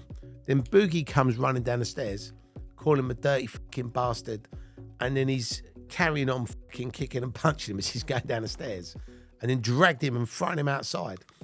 And then a couple of minutes later, he come back in sweating and fucking angry. I didn't want to think about the poor twat that he just left outside. What was all that about, I said. Dirty bastard was pissing all up the stairs, said Boogie. And I had to fucking teach him some fucking manners. That's Boogie, you know what I mean? He never took any shit or piss, for that matter. Billy was and still is an absolute madman. Rest in peace, Billy. He was probably one of the most dangerous blokes we had because, like Boogie, he was small and not what you'd expect a doorman to look like. Back then, it was all bodybuilders and big guys. And when the two of those fellas got together, they partnered up. They were unstoppable. With some distance between you, you think you could take him. Up close, mouthing off at him, you suddenly realise you made a fucking big, massive mistake. But by then it'd be too late because he was quicker than grease lightning. I mean, I never laid eyes on him until I went down to a world dance event in Lid Airport. And I actually went there to recruit him, having heard all about this fucking bloke's fearsome reputation. I asked around and this little fella wanders over and he's like this, "Hey, I'm Billy." And I'm like, "You're not Billy, mate." "All right, I'm not Billy, mate." And he turned off to walk away. And I was used to people pulling stunts like that, you know, just fucking about. Of course, it wasn't fucking Billy. To be a top geezer on the doors, you had to be over 6 foot tall and built like a fucking tank, unless you were Boogie. And as it happened, Boogie was standing next to me. "That fucking is Billy, you twat," he said. Called him back. "Hi, Billy, I'm Terry. Look, mate, fucking sorry about the misunderstanding. I thought you'd be bigger." Luckily, he saw the funny side. And he was Boogie's sort of right-hand top doorman. I remember we had a Garage Nation event, a weekly event in Options in Kingston. And one New Year's Eve, it all kicked off in a big way. There was a gang of these like Asian fellas, and they come in and started like upsetting couples, touching girls up, being aggy with the guys. Because there were so many of them, nobody actually fronted up to them. You know, the sort of in-house doorman weren't really that hands-on, and they just was going around taking the piss out of anyone they wanted. And we got to the point where we were like, "This is their fucking night. It's not happening here." So then Billy and Boogie went over to see what was going on and saw a mate of theirs get a slap from one of these fucking geezers. Billy pushed his way in straight away. "Look, guys," he said, "it's New Year's. We want a peaceful night, so let's just keep it that way. What are you going to fucking do about it?" Was the geezer's somewhat stereotypical dumb reply. Why? Why the can't these people just behave and just fucking let it go? Someone's going to get badly hurt and it might end up being them. It's fucking beyond me, you know. This lad squares up to Billy and kept asking him what he was going to fucking do about it. Eventually, Billy answered him. It wasn't with a punch. Instead, he hit him with the palm of his fucking hand right beneath the chin. This impact lifted this fella off the fucking floor and he went flying and left him spark clean out in a pile of fucking spilled drinks and smashed glasses. Of course, a few of his mates thought it'd be a really good idea to steam in. I don't know, perhaps they hadn't been paying attention. Despite the numbers against them, Billy and Boogie didn't bother looking for backup. They just dived in and started smashing up anybody who got in their way. Scattering people everywhere, sending tables and chairs flying. Billy got a fucking bottle of champagne smashed around his head. I mean, have you ever fucking felt the weight of a champagne bottle? The thickness of the fucking bottle? It would have knocked out most people, but it just spurred him on even further. The two of them cleared out this entire gang of fuckwits in the space of a few minutes. I wasn't there, I was at another event. I heard all about it a bit later. What the fuck happened, I said. "Oh, some smashed a bottle of champagne over me head." "Fucking hell, mate. You okay?" "Yeah, I'm fine. But the guy who hit me ain't." And we just fucking laughing down the phone. The boys were all pissing themselves. I mean, you know, you could smash anything off Billy's head and he just turned around and fucking kicked the fuck out of you. Now, John is an absolute man-mountain. He's a bit like the Thing from Fantastic Four and a legend in the South Coast. He's in his early 60s now. He's got 2 daughters, 3 granddaughters, and his girlfriend. She's the same age as one of his daughters. I bet that went down well with the fucking missus. He got the name because of his size. He's like fucking 2 people stuck together. He actually looks like a fucking wall. And he's been in the security business all his life, running his own security company for 20 years and employing nearly 400 doormen on the South Coast. In the early 90s, he used to run a few clubs. So for an old man, he was well clued up on the rave scene, the music, and the world. He was actually a bodyguard for Wilf Pine, and I actually become friendly with him through Wilf, and Wilf was the one who suggested that John should look after me, work me in the raves. You know, he was another known for his sense of humour. John was utterly fucking deadpan. One time we were at the Rex in Stratford, and he was basically at the back of the doors, which basically stopped people sneaking in, and it was a fucking really cold night, and he was wearing this balaclava. Now, the guys that owned the Rex were reputed to be a heavy-duty Irish firm connected to the IRA in some way, or shape or form. It was probably bollocks, but that was the rumour and that was the story. The area manager came down to visit that night, and he basically came up to me and he said, look, can you get that guy, take that fucking balaclava off? All he needed was an Armalite and a Republican flag, and he'd have been away. And he actually said, because we don't want anyone thinking we're trying to wind people up. That was actually his exact words. Maybe so, I said, but you go and tell him, because to be honest with you, he could wear a fucking Mickey Mouse mask for all I cared. As long as he did his fucking job, I didn't give a fuck what he wore. The bloke went to tell John to take the balaclava off and was told to go and fuck himself. John was a man of very few words, but he was always very charming. Mr. Magoo. Now, Mr. Magoo was a walking 32-stone pharmacy. Now, no one knows if he was named after the cartoon character or whether he just come up with a name. But drugs-wise, he'd done everything imaginable. And most substances we confiscated didn't even make it to the drug box without him having a dab or two. We took a bag of powder once, which we assumed was char. Magoo nicked a lot of it and passed out in the cash box. The bird who was working in with my mum at the time just used him as a seat. I mean, this fella loved life. He had no qualms about eating the right food or any of that bollocks. He just did what he wanted when he wanted.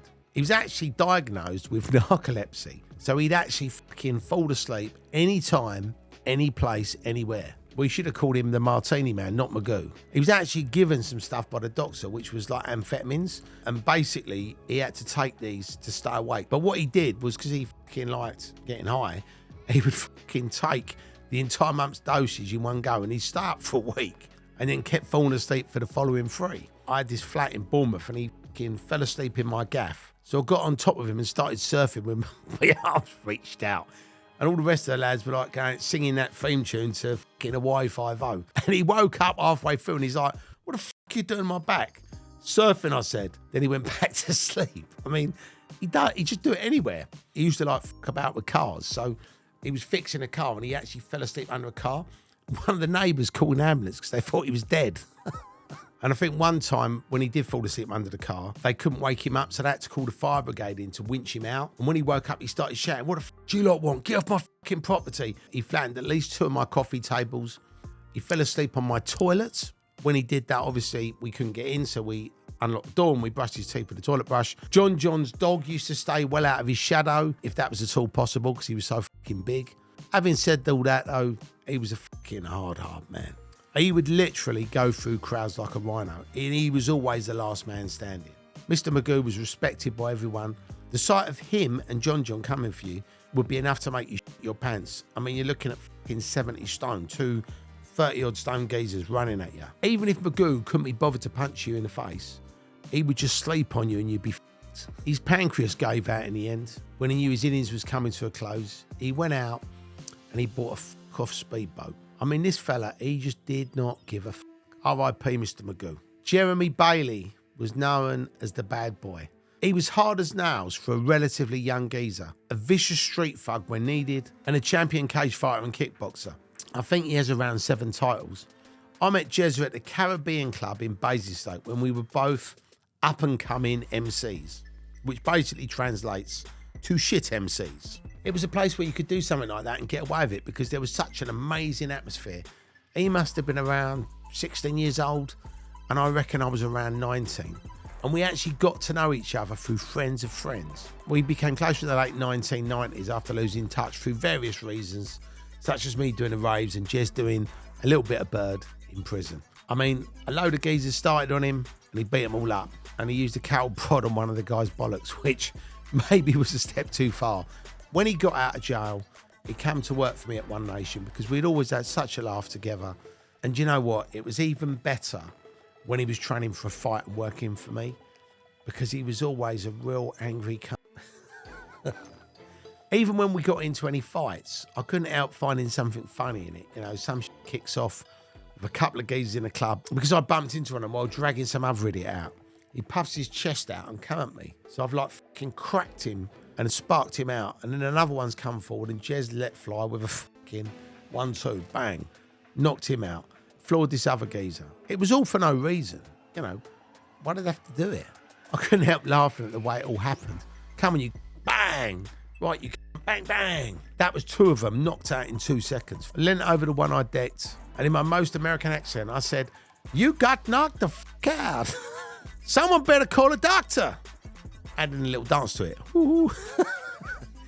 That was 2 of them knocked out in 2 seconds flat.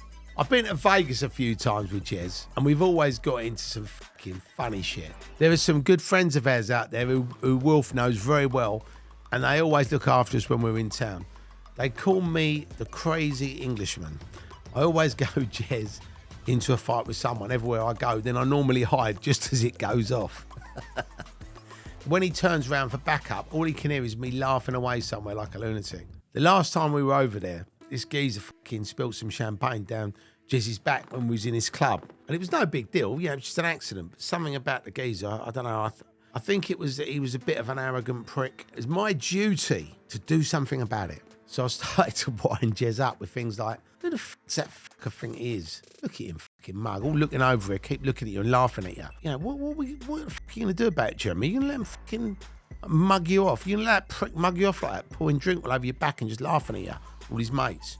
I said, all right, we should go over and fucking put it on him, right? So Jez all psyched up and he's like, yeah, fucking go over there and fucking talk to these cunts, blah, blah, blah. And then he fucking steams over to him and he starts saying, you better fucking apologise for being a drink, what you're looking at, blah, blah. I'm going to fucking spin your jaw off and all this. And then he turns around looking for me. I was just sitting over the other side of him pissing myself. He's actually banned me going to watch him fight because he used to do these MMA fights and he can always hear me laughing if it starts going the other way. When the guy held his hand up and said that guy was a winner, all he could do was hear me laughing, saying, you lost, Jeremy, you lost. But we have that relationship where we just break each other's balls, but we're like good buddies, and I love him dearly.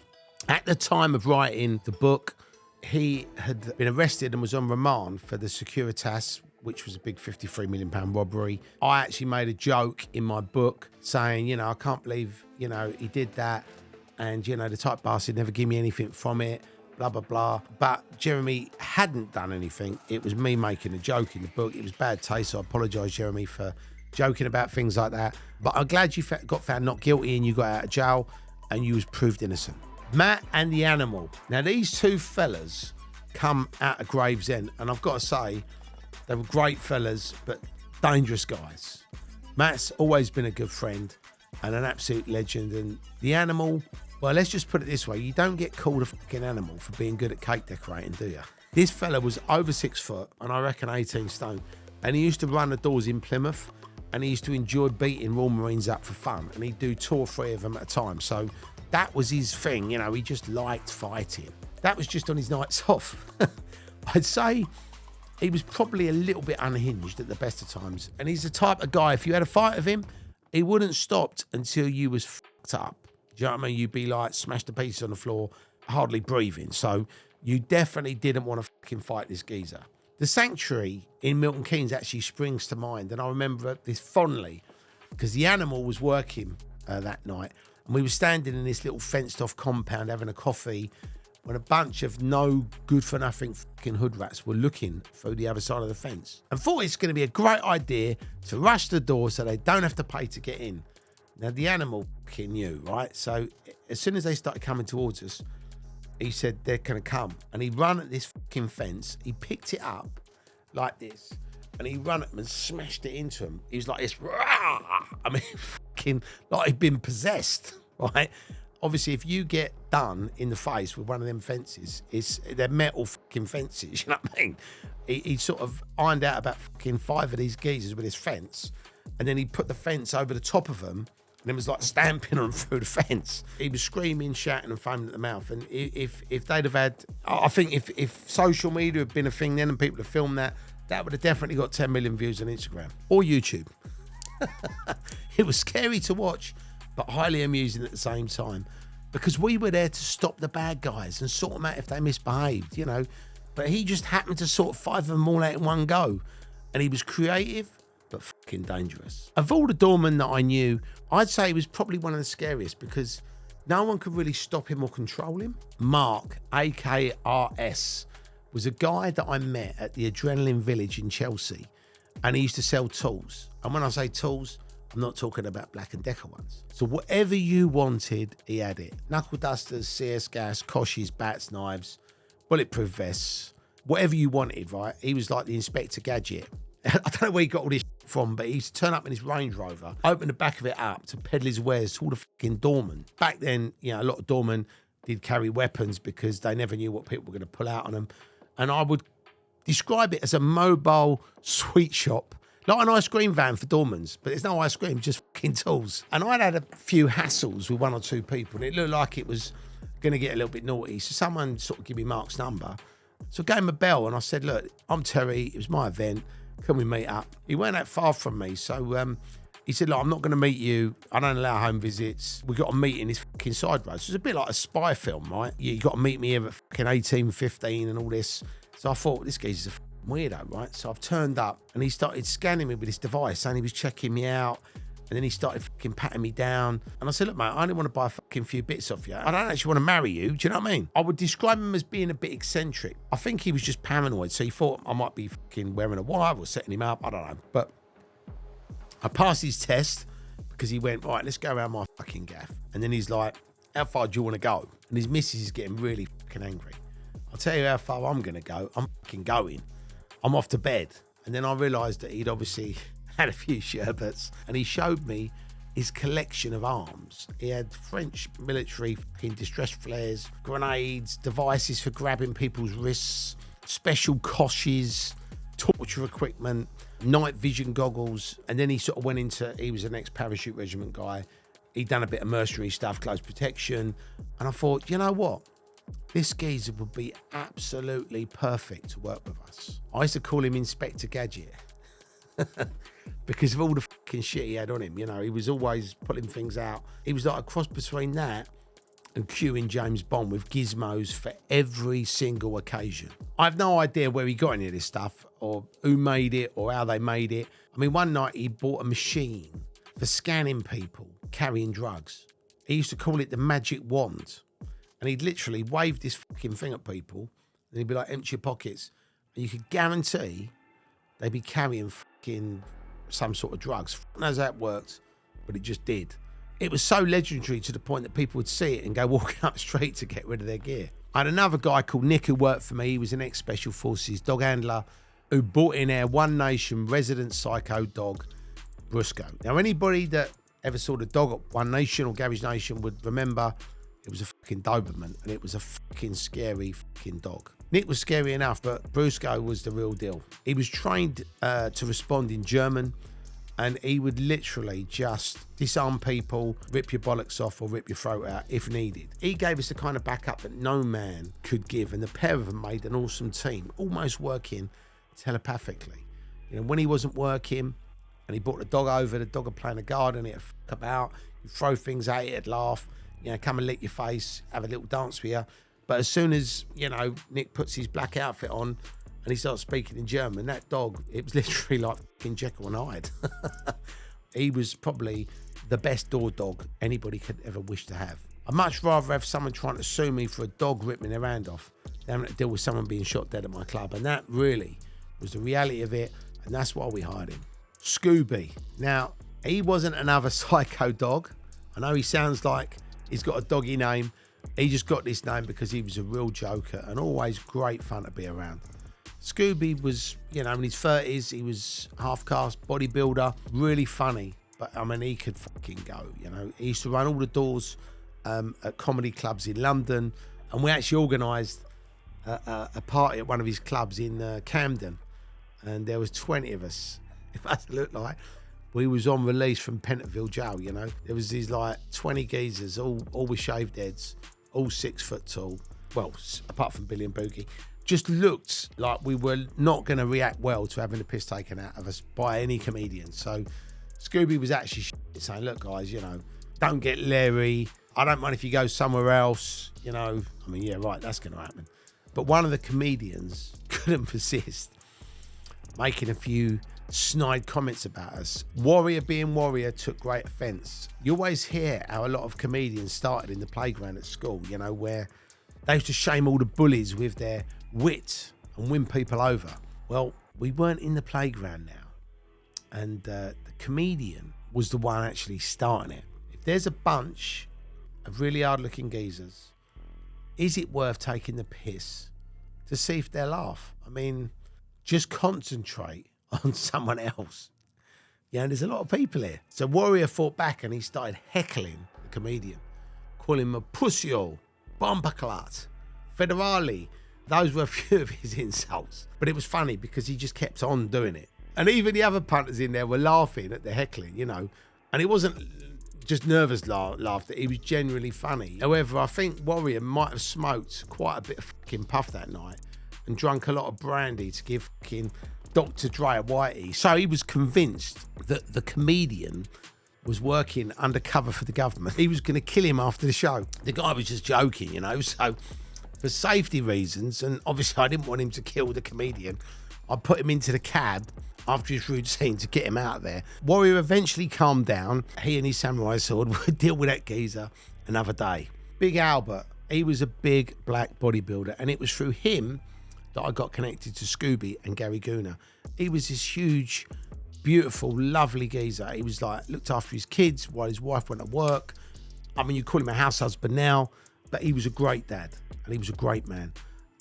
Any woman I know would have loved him. You know, he was just a nice guy, but he had a dark side. Albert was with me at the island in Ilford when we caught a mugger using a knife and just going around picking on smaller, weaker geezers. So we dragged him up the stairs. Instead of just punching him, we let him have a chance. No weapons. Let's just see what you got, I said. Albert stood and told the fucking geezer, take the first punch. And this fucking tough guy with a knife turned into a little boy before our eyes. No, he said, I don't want any trouble. Well, I thought you was a fucking tough guy, Albert. You know, with your fucking knife. Come on. You can sort other people out. Try and fucking sort me out. Take a swing. Have your first fucking shot. Go on. The guy started to cry, sobbing like a baby. Oh, please don't hurt me. I'm sorry. I'll never do it again. His knife's on the desk. We put something next to it for him to compare the two and show him we meant business. We made him take his clothes off and we smacked him about to emphasise our point. Then we f***ed him off out of there. Threw him outside. Ken and Jim were fucking great double acts who I used to box with. Ken's white and 6'4", Jim's black and 6'1". They were both ex-parachute regiment and were great friends, as well as being very disciplined, no-nonsense guys. Jim and I were in a gym one day, sparring. He's orthodox and I'm a southpaw. Now, anybody that knows anything about boxing knows that if you're fighting that way round, you stand on each other's foot. So I kept standing on his foot and giving him a hook in the chops. It was like an old boxer's trick that my granddad taught me. And he lost the plot fucking pig style. He really fucking went for me and we ended up fucking rolling round on the floor, beating the fuck out of each other like some UFC piss take. The club's trainer, George, went mad and told us if we ever went off on one like that again and lost control, he'd throw us out the club for good. So we got up, we sort of apologised, laughed. But, you know, we called it improvising, not losing control. He should watch where he's putting his fucking feet. I've lost touch with Ken now, but I hope he's okay. I know Jimmy's still working. He does security, he does mercenary work. I see Jim regularly, so I'm glad Jim's still in my life. Eddie Stokes was a serious man. Repeat, serious. Another one with a military background. He was in the Special Forces. I won't say which one, but he was feared by everybody who knew him. You know, get in his way and you got fucking hurt. You know, no messing about. He was a martial arts expert and he actually enjoyed hurting people. Funny story, we used to train in jiu-jitsu together. He said, we were going this martial arts week. It was called the Gathering of the Masters in Gran Canaria. So we go over there. And at the time, I was a purple belt in jiu-jitsu and Eddie was like, I don't know, black belt, third dan. Every night, Eddie wanted to go out and have a fight in a bar with some random punter and practice his various martial arts moves on anybody that wanted it or didn't want it. He was a really scary fucker indeed. I mean, one night we were on our way back from a One Nation event at Bagley's in King's Cross and Eddie was moaning on about having a stomachache. He confessed to having a burger from the dreaded Bagley's burger van that you would never go to, right, ever, even if you were starving to death.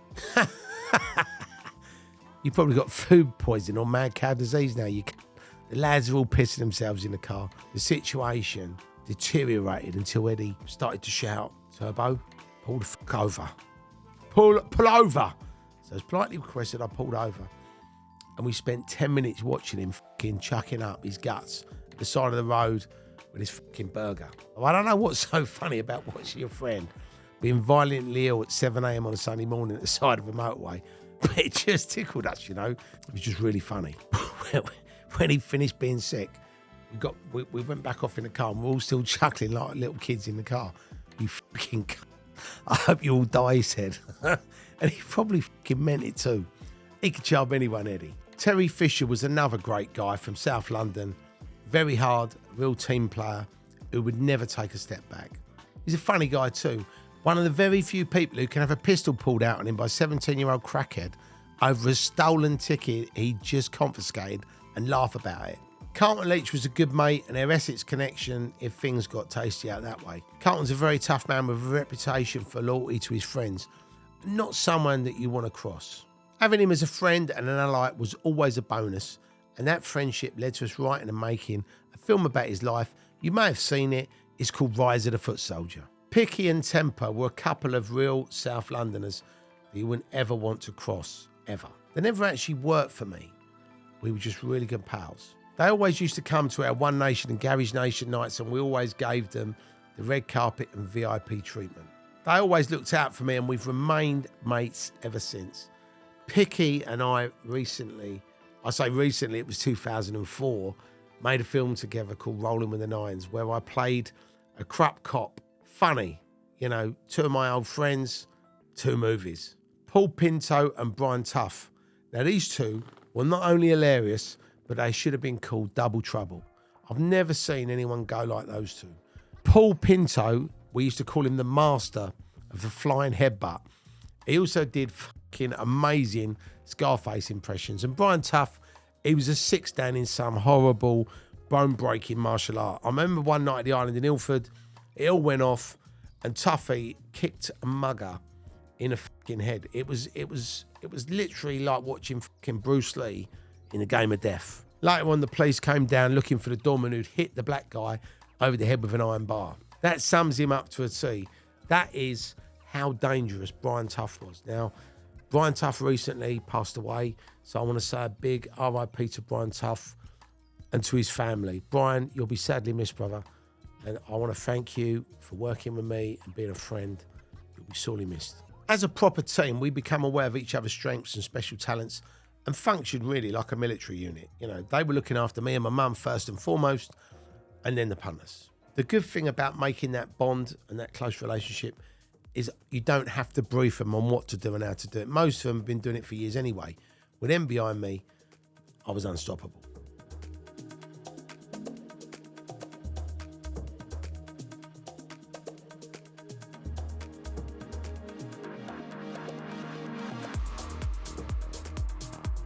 Chapter 7, the downside. As you'll have all gathered, we did a pretty good job of keeping the aggro away from the party people who just wanted to come and have a good time.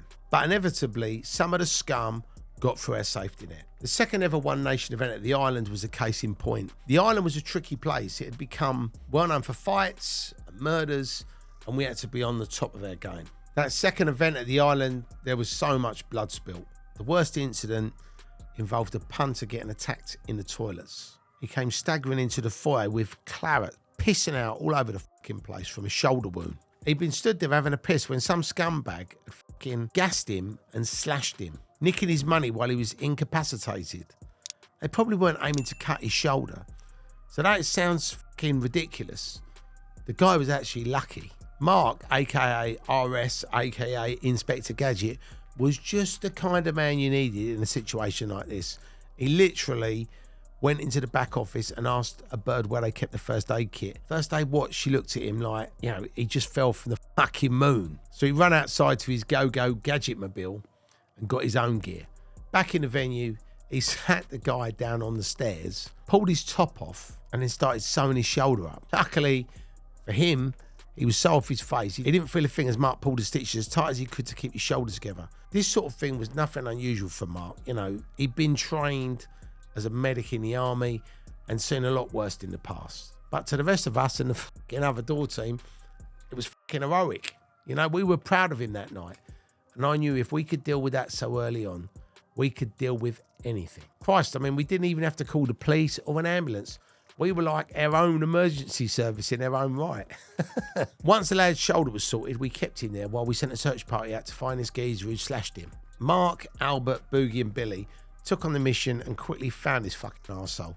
He was a black kid in his late teens. He was wandering around looking for some more victims. Unlucky for him, they grabbed him and dragged him over to make sure he was the right guy, trapping him behind one of the glass doors so he could literally be viewed through the window by the guy who was slashed. The stitched up punter nodded, that's him. So we gave him his money back, and I looked at this cunt stuck behind the door, now looking a lot less fucking arrogant. I wanted to ram the fucking door into his face a few times and then kick the fuck out of him as he was doing this on my fucking night, and that's just what I did. Once I'd had a go, I left him on the fucking floor for the others to have a little go and give him some fucking education as well. 4 people smashed him up, and then he was picked up and taken through the club. I think they used his head to open every fucking door on the way out, leaving his blood on most of them. He was actually thrown through the fire doors onto the gravel out the back, moaning and semi-conscious. He was in pretty bad shape. His head was cracked open, but luckily there were no brains in there to spill out, just a lot of air released. The kid who Mark operated on got cleaned up and went straight back into the club like nothing had happened. Amazing, really. And when we did our next event, he came back and thanked us. He recognised Mark straight away. It was all over him. Hello, mate. Thank you so much. Hugging him. And he showed us this big fucking dirty Mars bar on his shoulder. Look, that's what you done. You saved my life, mate. He was shouting and dancing around. It was a joy to see someone so grateful, because it could have easily been a very different story. That knife could have fucking caught him on the neck, somewhere else. He may not have made it out of that fucking toilet, you know? He may not have identified that fucking scumbag. That's something to think about. There were so many other fucking possible outcomes. I mean, it's scary. And with that being our second event, it could have closed us down immediately. I mean, I was so pleased that he came back, and even more pleased that that prick who attacked him didn't. Life's all about lessons, and I was learning another one in those early days. I really loved my clothes and my labels. Don't get me wrong, in the early days, I used to shop at fucking Mr. Buy Right, Top Man, Burton's, like anyone else would. I quickly got onto the Gucci, the Versace and the Armani. I went out once and bought 6 of Giorgio suits one time. I was being flashed, but I loved it. I got into trainers. I had like 20 or more pairs at a time, plus all the track suits and t-shirts. And I think the problem is you can't dress like that if you're promoting raves, you know. It's fine when you're off duty at a party or dinner or whatever, but if you're kicking fuck out of some mugger, you don't really want his blood on your £150 shirt, do you? It all crystallised for me one night as I was rolling down some stairs with a geezer who didn't want to be thrown out. And all I could think of was, what the fuck is this doing to my fucking jeans? You're a scruffy cunt if you're a rave promoter, jeans and t-shirts, a stab vest and some nice heavy shoes. Again, you don't want to be kicking some twat's head in with a nice pair of Gucci shoes on. A, it fucks the shoes up, and B, it fucks your feet up. A lot of people don't know, but people's heads are pretty hard. I can tell you from experience. A lot of their nights were like the Wild West, you know, some nights, and you just got to be really quick, really sharp. They swap their caps, their jackets, so they can sort of change up their description. And obviously when you're in that dark room with all that noise and fucking people, they can sort of disappear away. So John set a trap one night. He gave his gold necklace to this bird, and he said to her, basically just, you know, have it on offer. Sure enough, these robbing cunts come up and swiped her necklace. Then we pounced. We grabbed them. John grabbed hold of one of them and was punching them around the fucking club. And then we dragged them up to the office. The idea was to make an example of them and really work them over. We stripped them. They were like carrying watches, rings, necklaces, money, all sorts of shit. You know, it was unreal. And they were beat until they couldn't fucking walk, talk or see straight. Then we threw one of them back out. And we gave the other to John. He had a legendary way with these cunts. He always liked to go just a little bit further. So he'd hobble back and tell his mates what had happened. John decided to tie this guy up and hide him in the office. And at the end of the night, he put him in his car and drove him for a day trip to Epping Forest. My raves also attracted a lot of, you know, wannabe gangsters. And I don't mean a club full of bareback, dungaree wearing, Tony Soprano lookalikes drinking water, blowing whistles and chewing gum.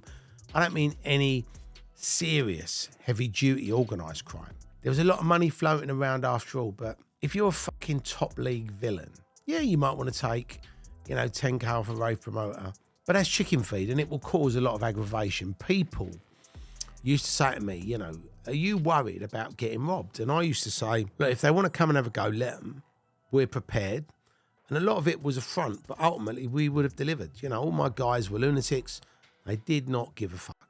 They would have had it with anybody, no matter who was in front of them, you know. So they all had their own reps to protect. You know, if someone was taking a liberty with me, he'd be taking it with them. And obviously if it turned with them, they couldn't let it go. So, you know, we was in pretty good shape. The sort of gangsters that we attracted weren't gangsters, really. They were rival street gangs that wanted to, you know, sell drugs or stab each other or shoot each other, or they've got a beef with him because he said something about his missus or his mum, you know, armed with knives, trying to steam their way in, you know. A lot of them are nutcases. A lot of them were, you know, were killers. They were, you know, bad people, you know, but they were all under one roof, my roof. So I was obliged to sort it all out, you know, and I didn't care what they did on the estate or what they did at home. They could all kill each other if they wanted, you know. I'm very happy with everybody to do whatever they wanted.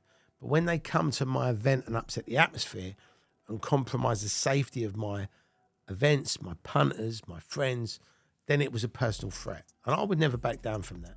And the guys that were with me wouldn't either. And these big tough geezers would never be on their own. They'd always be in a gang, and more often not tooled up, you know.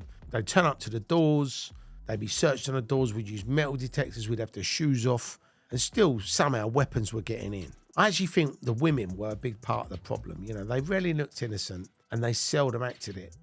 But they used to smuggle drugs and weapons in.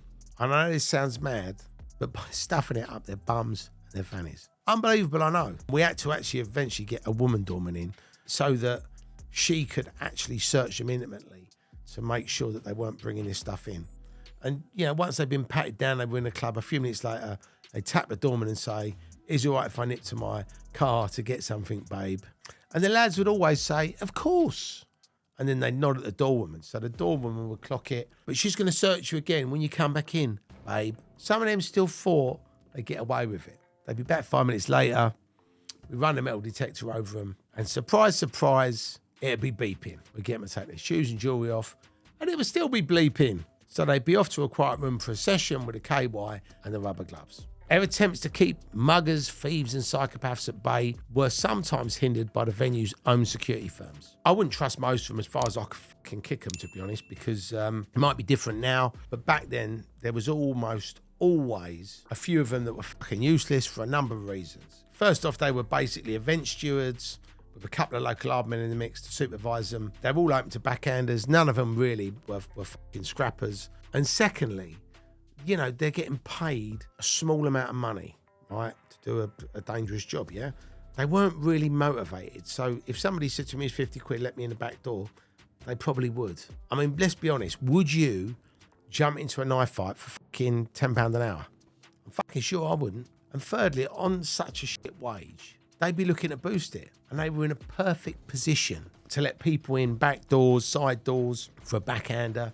Some of them were mates with the gangsters who were operating in the area and would tip them off if any rivals were in the club. And fourthly, some of them were scared of the local gangsters, you know, especially if they live locally. They definitely wouldn't report any incidents because they'd be fucking attacked in their homes. To be honest, some of these guys, they were just as much hassle as the troublemakers. I mean, we had to control the venue and its security on top of the 3,000 punters and any gangs and any muggers who were outside. So we had a busy job, you know.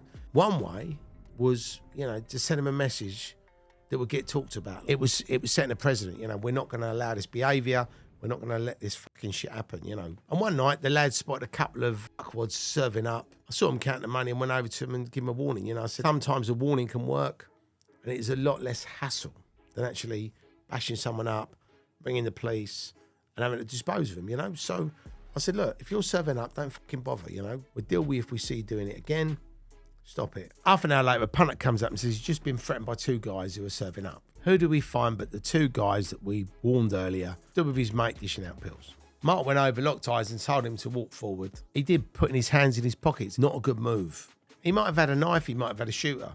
If you take your hands out your pockets now, said Mark, I'll break your fucking arms before you hit the floor. Mark and Albert walked the pair of them into a side room. Right, take your clothes off. They just stood there looking at him, stunned. Take your fucking clothes off. I'm going to search you. One of them protested, saying he couldn't do that. Well, there's me and 15 blokes in it that says I can. And do as I fucking say. So these two fellas started to get undressed and got down to their boxer shorts. Mark told them to shake their pants around so they could see if they were carrying, and a load of money fell to the floor. He picked it up and counted just over £1,500. The guy claims, oh, he's a scaffolder, he's just been paid. I mean, what a load of bollocks. Albert searched his pockets and found hundreds of packets of pills. Okay then, scaffolder, who's your fucking dealer? Silence. So Mark fucking cracked him across the fucking head and asked him again. The geezer laughs and says, Holland and Barrett's my dealer. They're vitamin tablets, not ease. Not only was he not a fucking drug dealer, he was a con artist drug dealer. You know, lower than fucking scum, right? So Mark fans out the money in front of him, and the venue security come around because they're thinking, oh, we're going to have a fucking drink here. And then he goes, you're a drug dealer, and you're not even a fucking good drug dealer, he said. Brings a fucking lighter out from his pocket, holds the money up, and sets fire to the money in front of the dealer's face. This fucking fella started crying like a baby. So Mark throws the burning cash at him and he dropped to his knees trying to save it. It was actually a fucking cool move by Mark. Setting fire to the money sent out a fucking message to the dealers, the police, and to the venue security. We were not like all the others. We were there to do a job and go home. Stealing drug money or stealing vitamin money held no interest for us at all. All the other door team could steal if they wanted, and I'm sure plenty did. If we ever caught dealers taking the piss, all we were interested in, beating them up, stripping them, burning their profits, and sending them home with no clothes. Stay the fuck away. It's actually quite funny, because over the years, that story evolved into an urban myth. We went to quite a few venues where their staff told us this story as though it had happened to them. And each time, the money increased. I think at the last count, it was £30,000. We did quite a few events at Club UN in Tottenham, and that was right opposite the police station, which you'd think would mean no hassle. It would be a stress-free event. Ironically, we had a lot of shit going on at this place. No one seemed to care that it was next to a cop shop. The grief at Club UN started even before our punters had arrived. They would get off at Seven Sisters Tube Station like lambs walking to the slaughter, literally taking their lives into their own hands. The muggers would be waiting in packs, armed with knives, and they would literally just pick them off on the way down to the club. They didn't actually care how close to the police station or the venue they were. They actually thought this was their turf and they could do whatever the fuck they wanted. These fucking hood rat pricks acted like they were in South Central LA, trying to look as intimidating as possible. All of them had the same kind of clothes on and the same vacant expression about them, eyeing you up and down like you had no right to be there. That look alone earned them a fucking punch in the face on more than one occasion. On our second night there, a kid of about 17 came up, close to tears. He'd been mugged on the way to the club and he was really shaken up. And these fucking wankers, they'd held a knife to his neck and demanded the money. He had the tickets, everything. He had no way of getting home and he was absolutely distraught, the poor kid. And I said, the guy that did it, is he still around? He nodded and pointed the guy out. I couldn't believe this fucker's balls, you know. He was just wandering around looking for his next fucking victim.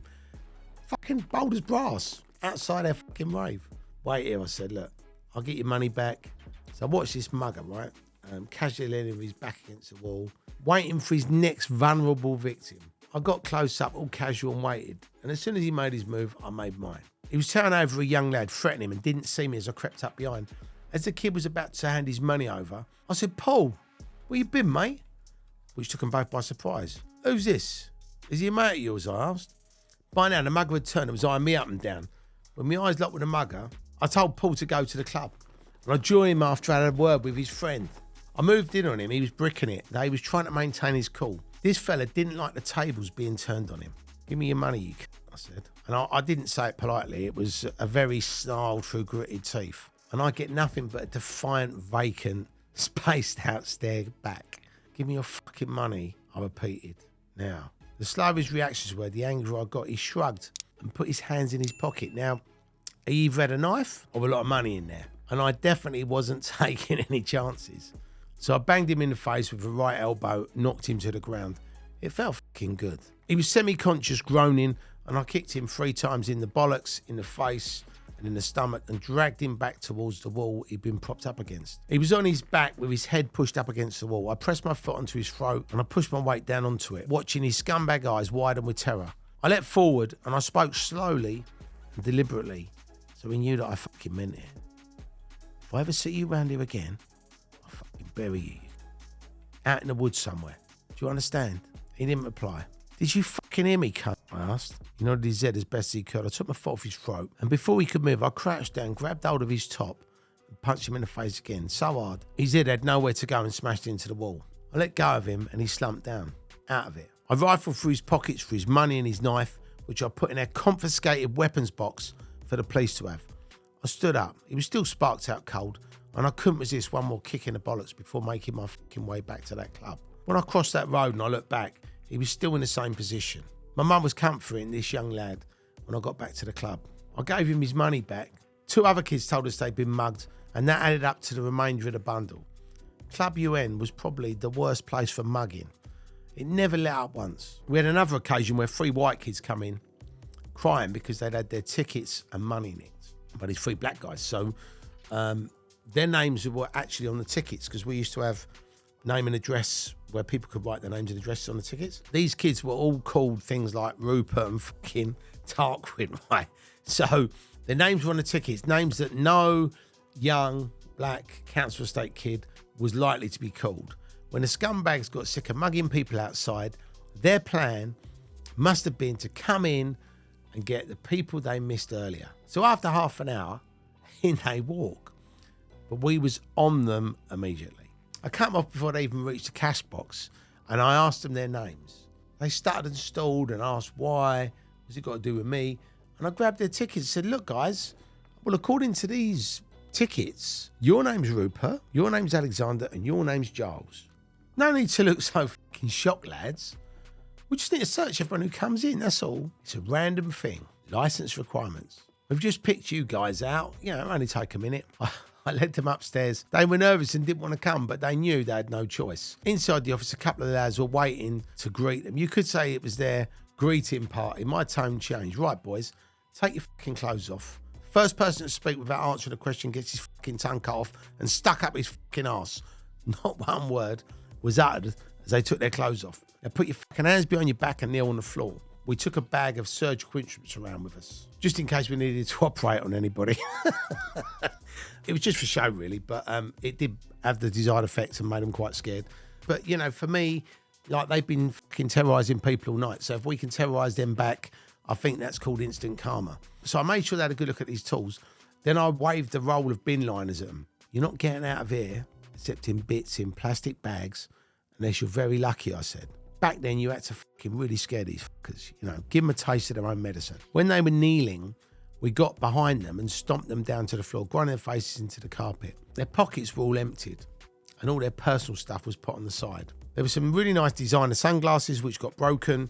Their trainers got fucking burnt. Their phones got smashed to pieces. We took the belts from their jeans and used them to whip some sense into these fucking boys. And they were like literally crying, going, I'm sorry, we won't do it again, blah, blah, blah. And then the fucking manager of the venue come in and he's like, what the fuck is going on? The police station's over the road. Just send them over there. So we explained to him what had happened. I mean, we hadn't done anything that bad to him. You know, I was only getting like a little beating for being fucking cunts, you know. So it was just educating them, really.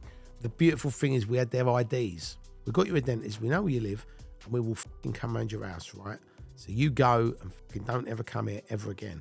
But they went straight over to the police station, right? And 2 cops come over. These kids said that you've beaten them up, you've taken their clothes off, you've broken their fucking glasses, you smashed their phones, blah, blah, blah. So we said, look, bottom line officers, they're mugging people outside with knives. We've stopped them. We thought they were going to attack us and we fucking took action and we've clumped them before they could do anything to us. Anything other than that is a fucking lie. They also said it was a racist beating. Is this true, he asked. That was when Gary stepped in. Do we look racist to you? He said, I'm the same colour as they are. Those 3 young boys are a disgrace. If I saw them mugging people, I'd have fucking given them a clump myself, officer. Look, I said, they're bad lads. Why don't you search their car? So one of the police officers went off to have a look in the vehicle and he came back with 3 fucking knives. They then decided to run a radio check on these 3 fucking guys' names and found out they'd only just been released from jail for tying up an old lady and robbing her in her own home at knife point. I actually laughed and I was like, lucky if we'd have known that from the start, we'd have put them in the fucking boot and taken them for a drive out to the fucking forest. The officer obviously didn't think that was funny. He did say they were out on licence and they were literally going to go back into fucking jail. So there you go. Sometimes they say jail rehabilitates people, but it didn't rehabilitate those kids. Hopefully, though, that beating would make them realise that they can behave like that. So hopefully we beat some sense into them. Those kids would definitely need a few months to get over the beating that we gave them. They did get a fucking good hiding. If you're going to pull knives out on people and threaten people's lives, then, you know, I think that's reasonable. The real sad thing about doing these raves is, you know, there was obviously muggings happening when people were going to the events. They even fucking started to do it when people were leaving the events. So one day, a load of the punters that left one of their raves were on a train home, and there was these like 10 black guys on it, and they steamed through the train, just robbing everybody. I mean, not much I could do about that, even though it fucking made me really angry. I know it sounds to somebody who's watching this that wasn't there, that, you know, I'm only talking about black muggers. There were white muggers, but the majority of the muggers that we experienced at these events were black guys. And unfortunately, I think it was where we were doing it. We were in Tottenham, we were in Brixton, we were in Hackney. We were, you know, we was in Croydon. We was always in areas that were, you know, near estates, and then there was a lot of black people on estates, you know. So unfortunately, you know, that was just how it was. But the truth is, nearly every single mugger we ever dealt with over the 10 years of putting these events on, you know, was basically black. You know, I'm not a racist. Loads of my mates on and off the scene are black. You know, I've got some of my best friends are black. And even they got upset about it because they were saying that the way that these people are behaving, you know, is actually portraying them in a bad light. Half of their security team were black, and they all told you the same. These fuckers worked on the basis that all the white kids believed that the black kids would stab you for no reason. Even after being mugged, half the victims, right, were too fucking scared to say anything and too scared to identify them, just in case they did fucking come for them and fucking stab them. They might be at another rave. They might be walking down the street somewhere else and get seriously hurt. And we'd always say to them, you know, we got the guys here. Do you want to press charges? Get them done. But they were never interested. They all just wanted to fucking go home. And that's when, you know, we had to deal with them in our own way. Some people might say that's heavy-handed, but, you know, going around mugging people with knives and taking money off them, that is not civilised in any way, shape or form. So, unfortunately, we had to deal with it. And to be honest, a lot of these muggers did come from the worst areas possible. If you're in a rock bottom council estate where drugs and crime are way of life, and there's a fucking rave up the road with 5,000 people, if you're that way inclined, you're going to go, right, let's go and fucking rob some fellas, let's go and earn some money. Do you know what I mean? So I don't blame these kids for doing it, but obviously they weren't welcome at our events. Personally though, for all that they had tough home lines, I don't actually understand what the point is of mugging some kid for 20 quid or breaking into someone's house and stealing a DVD player. You know, they're fucking 50 quid new, you know, and you only get a tenner for it anyway. So you've either got to be fucking desperate or a fucking crackhead to behave in this way, you know. But, you know, I never understood why these people didn't go and get jobs. I suppose you can't lie around all day smoking crack and puff, I guess. We didn't have to get involved. We didn't have to listen, and we didn't have to give a shit. But we did. If kids come to my event to hear the music that I put on for them and they're paying me money, I had to look after them. And they had every world in the right to do that without anybody fucking troubling them, you know. I liked our punters, you know. They were a good laugh. They were young, they were well dressed, they were all up for a laugh. We had white, we had black, we had Indian, we had Chinese, we had people from all over the country. But then you had these little groups of these fucking hoodie cunts, and I just fucking despised them. They were just fucking no-lifes that thought they could come in and actually fuck up our shit, you know. And by the way, I didn't want any of this shit. I've always wanted to stand up to bullies ever since I got bullied at school. And I always put bullies, muggers, grasses and burglars on the same level. They are the fucking lowest people on earth, probably on the same level as fucking pedophiles, right? And I guess I got satisfaction out of giving some thieving a clump and getting the victim's money back for them. I suppose you could have called me the fucking Charles Bronson of the rave scene. I didn't really enjoy doing it. You know, I would have absolutely loved just to have had a fucking quiet night, no trouble, and not need any doorman. Do you know what I mean? But that wasn't a reality. You know, I'd love to have just gone to a rave, had a good time and then gone home. But sadly, the world doesn't operate like that. And with 3, 5, 10,000 people all in one place with money, watches, designer clothes, it's too tempting for the scum. You know, they knew most of these kids were young, weak, off their nuts, so they could turn them over. It's like now, you know, you walk down the road and somebody comes past on a fucking scooter and nicks your phone. You're walking around with a watch on, someone takes your fucking watch.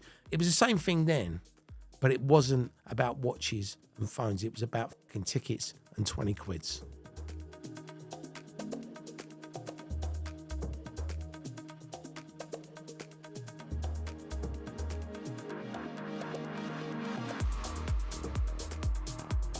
Chapter 8, will the real Terry Turbo please stand up? Right, let's talk about life insurance. Now, if you ever tried getting a quote before, you probably ended up on one of those sites where instead of sorting your family's future, you get offered a fluffy meerkat. Or some opera bloke screaming at you about how you've won a deal. I mean, come on, are you buying life insurance or are you trying to complete a Happy Meal collection? That's where CompareLifeQuotes.com comes in. No gimmicks, no pointless freebies, just straight up life insurance from proper UK providers. You get the best quotes, quick, with no nonsense. And trust me, your family will appreciate a tax-free payout a lot more than a stuffed animal sitting looking at them from the mantelpiece. Oh, and security. Do not worry.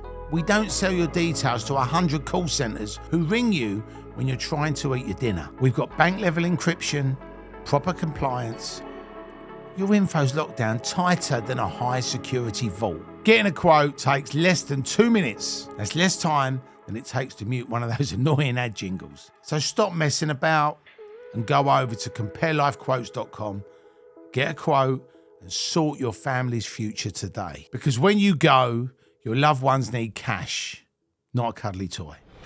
One Nation had been running for a couple of years and it was going really fucking well. We were getting known on the scene as one of the best promoters around. Our events were always sold out and rammed, and my pay packets were getting bigger and bigger. With all that came a lot of jealousy and bullshit.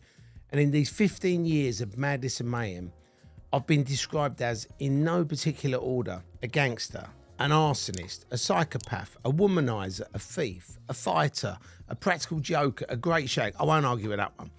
A drug dealer, a grafter, and a flash bastard. And there's loads more. I agree with one of them 100%, as I just said, and maybe 3 others if pushed. People I dealt with in my line of work didn't see me relaxing at home as a family man, as a provider. I was taking care of my mum and my nan. And I'd also got a daughter now. Her name was Jade. And she'd been born after a relationship that I'd had with her mum, Sarah. Sarah was a raver that I'd kind of hooked up with, and she just loved life. And we'd known each other for 2 or 3 years. We used to sort of see each other every weekend and just go out and have fun. As young and silly people do, we just decided to have a baby. She got pregnant pretty quickly and we started living together. And man, I mean, talk about mistakes. Living with somebody is so different from going out with them just on the weekend having fun. And we were literally at each other's throats right from the start. We had nothing in common and basically wanted to kill each other. We split up months before Jade was born, and now they both live on the south coast. I don't like the fact that Jade has come from a broken home. Sarah did, and so did I. So maybe these patterns repeat themselves. Anyway, people didn't see that side of me. I supported a lot of charities too, mainly arthritis care because my mum and my nan both had arthritis. I also did a lot for cancer research in the World Wildlife Fund. But people didn't see that side either. To most of them, I was Terry Turbo, a tough guy who probably dealt drugs and spent most of my nights getting off my head till 5 a.m. Probably it was partly my own fault. Those close to me knew the real me.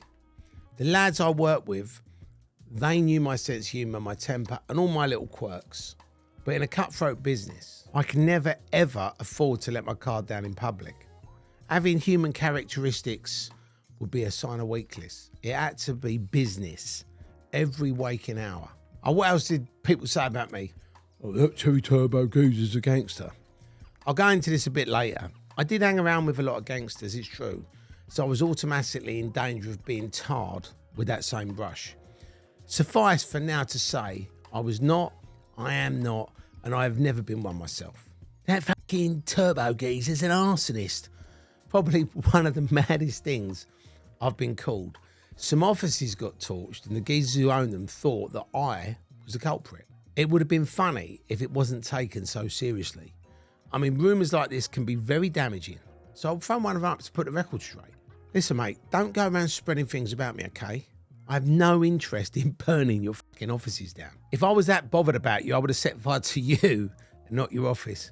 After a pause of thought, the guy went, I suppose you're right. I fucking know I'm right, mate. And then I added, why would you think I would do something so shit to you like that? I got slightly embarrassed and a bit lost for words and ended up saying, look, the thought had just crossed their minds that I was trying to put them out of business. I mean, fucking hell, the thought crossed my mind that it could be an insurance job. But you didn't hear me telling people that, did you? Truthfully, it was fuck all to do with me. I leave this sort of thing to the idiots who believe real life is a gangster film. If you ever go down that road of fucking people over, they'll always know someone who is capable of doing it right back to you. Or they could all just throw $1,000 each in and get you shot. The risks always outweigh any gain. So I'd rather walk away than get involved in that shit. I mean, life's too short to fuck around like that. It's a lot easier to get on with people than to make enemies. Incidentally, they actually turned out to be a couple of really good geezers who eventually bought One Nation off me. So they obviously realised in the long term that I was innocent. Terry is a flash bastard. Guilty to an extent. I like my clothes, off duty, and as I've said, I like my cars too, to look at. I can't fix the fuckers. The gold Allegro passion wagon was long gone, and the BMW 320i too. I'd gone for a 328i, which was 28 grand brand new, and I thought I'd absolutely made it. I then bought a Jeep, I then bought a Range Rover, I had a 5 Series Beamer, a Jaguar XK with R7 bad on the number plate, and loads of others. I knew I'd really made it when I bought my first Porsche. Everyone was always banging on about them. So I went to the Porsche garage and I walked in and I said, I want a bright red one with a GT3 body kit on it. I thought about sticking that GT3 badge on the back, but if I wanted one that bad, I'd have just bought one. It had this beautiful wooden interior, beige leather everywhere. It was a 100k motor by the time I'd fucking finished speccing it. It was a fucking load of bollocks, really. I put 15k down and I had the rest of it on a strap with a balloon at the end of it. 6 months later, it was finally ready. I remember walking in the garage and looking at it, and it had the turbo number plate on it and thinking, I fucking arrived. I mean, ridiculous looking back, but I was a young bloke. I climbed in and the sales guy got in the other door and he started going through all the spiel, you know, how you turn the wipers on, where the lights were and all this bollocks. And after about 2 minutes, I said, look, mate, do me a favour. I'm going for a fucking drive. I'll work it all out later. And I remember driving out the garage and people were literally just staring at the car. It was like a great feeling. It was so fucking cool. I knew I was losing money just by driving off the garage forecourt, but I've always been a sucker for that new car smell. It's a flash, a bit, yeah, but not like a total twat. It was the DJs who really got the ump about my cars, particularly the Porsche. Some of them were right up their asses and they thought, you know, they were really talented when really they were just one step up from fucking some playing Shaking Stevens at a wedding in Clacton. At the time, the car of choice for the DJs were these BMW M3s. And obviously they didn't like me driving a better car with them. I was just a promoter, after all. One thing they didn't know, that I was doing a dozen other things to make money. I wasn't just like some one-trick pony. And this would always fuel other rumours as to where my money was coming from. It was all like, bitch, bitch, bitch, blah, blah, blah. But you know what? F them. I earned my money and I enjoyed spending my money. If I saved it all, I'd be called a tight-fisted bastard, so I was never going to win. I'd either be flash or too fucking tight. And I've never forgotten where I come from. And money has never changed me. I'm still the same fucking Terry who lived with his mum in a council house in Camberley. The next one is, Terry Turbo is dishonest. I was less than honest once or twice. One of the events was we did an event at the Coliseum in Vauxhall and basically sold out. We got rid of all the tickets with a couple of weeks to go and the demand was so strong and we could sell tickets on the door for £25 a piece. The venue held 2,000 people and I knew we could get away with at least another 500 or 800 inside. If we pulled it off, we'd have made another 20 grand on the night. Very good money. 6 like that a year and you're really laughing. It was a challenge too because the manager, we used to call him Fish Lips because he had these like massive lips. He was so anal about the amount of people we could have in. It really used to irritate the fuck out of me. I got the printer to make up a load of spare tickets with some duplicate ticket numbers on them and some others in different colours, which I could claim were for guest list comps if I got rumbled. The idea was to muddy the water as much as possible. I gave the head doorman 500 quid and told him to make sure he underclicked the amount of people that were coming in the door. This way, Fish Lips wouldn't be any of the wiser. Sure enough, 2,000 people turned up on the night and we sold another 500 on the door. It was almost impossible to move inside. I mean, it was absolutely fucking sardine with people outside still queuing to get in. We had to turn people away. It was that busy. I think when you actually added up the amount of people in there, we were probably 1,000 over the legal limit. And with my mum in the cash box, skimming like a plaster on speed and filling her handbag up with the tickets, we were home free, or so I thought. Once I'd done the wages and all the books and everything was running smoothly, I always liked going upstairs for a beer and to chill out if possible. On this night, I could just about get through the front door and look no further. Fish Lips fought his way through the crash to get to me. "Terry," he said, a look of panic on his face. "Something is going on. There were too many people in here. I want to check the tickets." I said, "Look, mate, you must be mistaken. Well, yeah, we've checked with the geezer collecting the people in. You know, he'd done the business. And, you know, I think when he looked at the clicker, it said that we was on the capacity. But old Fish Lips wasn't as stupid as he looked. He put his fin down and told us we couldn't let any more people in the place." No more fish puns, I promise. And he basically said that anybody that comes up to the door, we can't let any more people pay cash on the door. I mean, he knew something was going on, but he didn't really know exactly what. As a compromise, we could only let pre-bought ticket holders in, and that to turn all the people that wanted to pay £25 on the door away, which was a real shame. On Monday morning, the phone rings. It was Fish Lips. He'd been right all along. Something other than his lips had been very fishy indeed. He said, "You've conned me once and you will not con me again." And I played like a little bit innocent, you know. I was like, "Well, what do you mean? You know, we only had a couple of thousand people in all night." I said, "Teddy," he said, "I've just watched the CCTV footage on the door." And he sat there with a clicker, clicking everyone in myself. "You're fucking lying." I mean, I had to admire his determination. He'd sat for 5 or 6 hours and counted nearly 3,000 people in on a little black and white monitor with a clicker. I mean, imagine the fucking headache that would have given him. But fair play to the fella, you know. Send that man some paracetamol. I mean, he didn't see the funny side. He was like, "I could lose my license over this," he said. Squirming, I said, "Look, it must have been your door staff, mate. You know, seriously, it was nothing to do with us." And with it being a phone conversation, he couldn't see my nose growing. He wasn't happy, but he couldn't prove it. So it was down to me, and we parted at a stalemate. I walked over to the fridge, and I took out some humble pie, which I kept especially for occasions like this. I think the problem is Greek can hit us all. And I was making so much, I thought, why not go for an extra few grand? And in my defence, where I came from, you never knew when you'd be making your last tenner, let alone your last 10 grand. At most clubs, you could get away with it. I mean, the doorman won £150 tops per night and would happily turn a blind eye to a few hundred extra punters if there was a drink in it for them. Everyone at the time was driven by money, and head doormen were usually slippery f***ers. Picture the scene, you know, Daz at the doorman, you're out for a couple of birds, you want to impress, and you give Daz a nod, so he takes you all the way to the front of the queue and walks you in for a 20 quid backhander. You'd be over the fucking moon because he just made you look like Henry Hill. Daz is happy and his missus is happy. 10 or 20 people out of 3,000 aren't ever going to be noticed. So there's at least 200 quid in his fucking skyrocket. And I always told all my firm they could let a few of their friends in for free as long as they weren't clicked in. Another night when we were undercounting the tickets, it did actually all go tits up. And I don't mean any old tits up. This was a colossal fucking Jordan's tits up. We were crammed into this venue called Adrenaline Village with 3,000 inside and at least another 3,000 outside. We locked the front doors and the crowd weren't having any of it. We let the ticket holders in and there was still another 2,000 or so people outside. All these like bad boy garage kids who thought they were the dog's bollocks.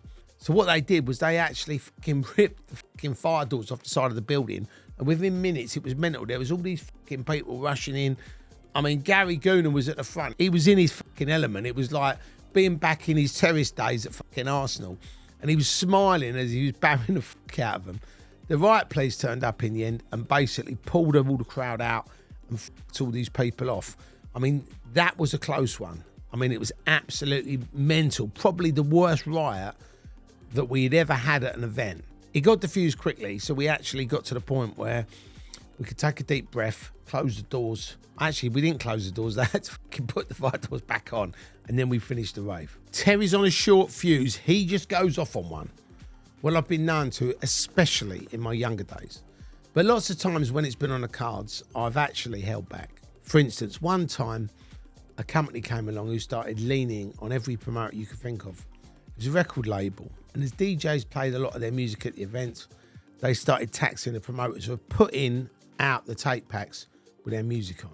It just so happened that the guy who had the record label used to run with a well-known football hooligan firm. So any deal he struck with you would be as fair it was ever going to get.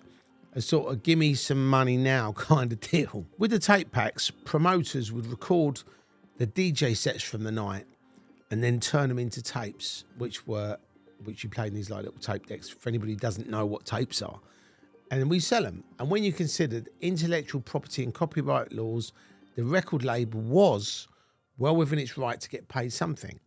In this scenario, though, it was the promoters who were taking a liberty by using someone else's work to make money out of it. No permissions were ever sought and no contracts ever signed. Thinking about it logically, though, if we were in their position, we'd be doing exactly the same thing. The first promoter on their list was stung for 20 grand. And after a few other promoters were summoned, we got a call asking us to step into their office.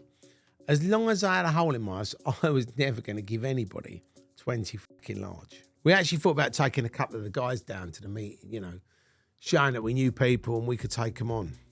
It was actually a good idea, just not much of a sensible one. If we were going to go in for a row, then, you know, okay, a firm would have been handy. But in this instance, we had to be tactical rather than aggressive. It was actually pointless starting a war just because they'd asked to see us. We went into the meeting all humble and showing remorse. The record label geezer was kicking off corners worse than shit for using his music on their tapes. And I was like, look, you know, if you don't want us to play your records at our raves, then we won't. It was a bit of a reverse psychology play because that was the last thing he was expecting to hear. From our side, a lot of these tracks were white labels, right? So they weren't even out. So we were promoting their music, their records, their artists. So it wasn't like they were seeing no return. And that's how the punters bought the records.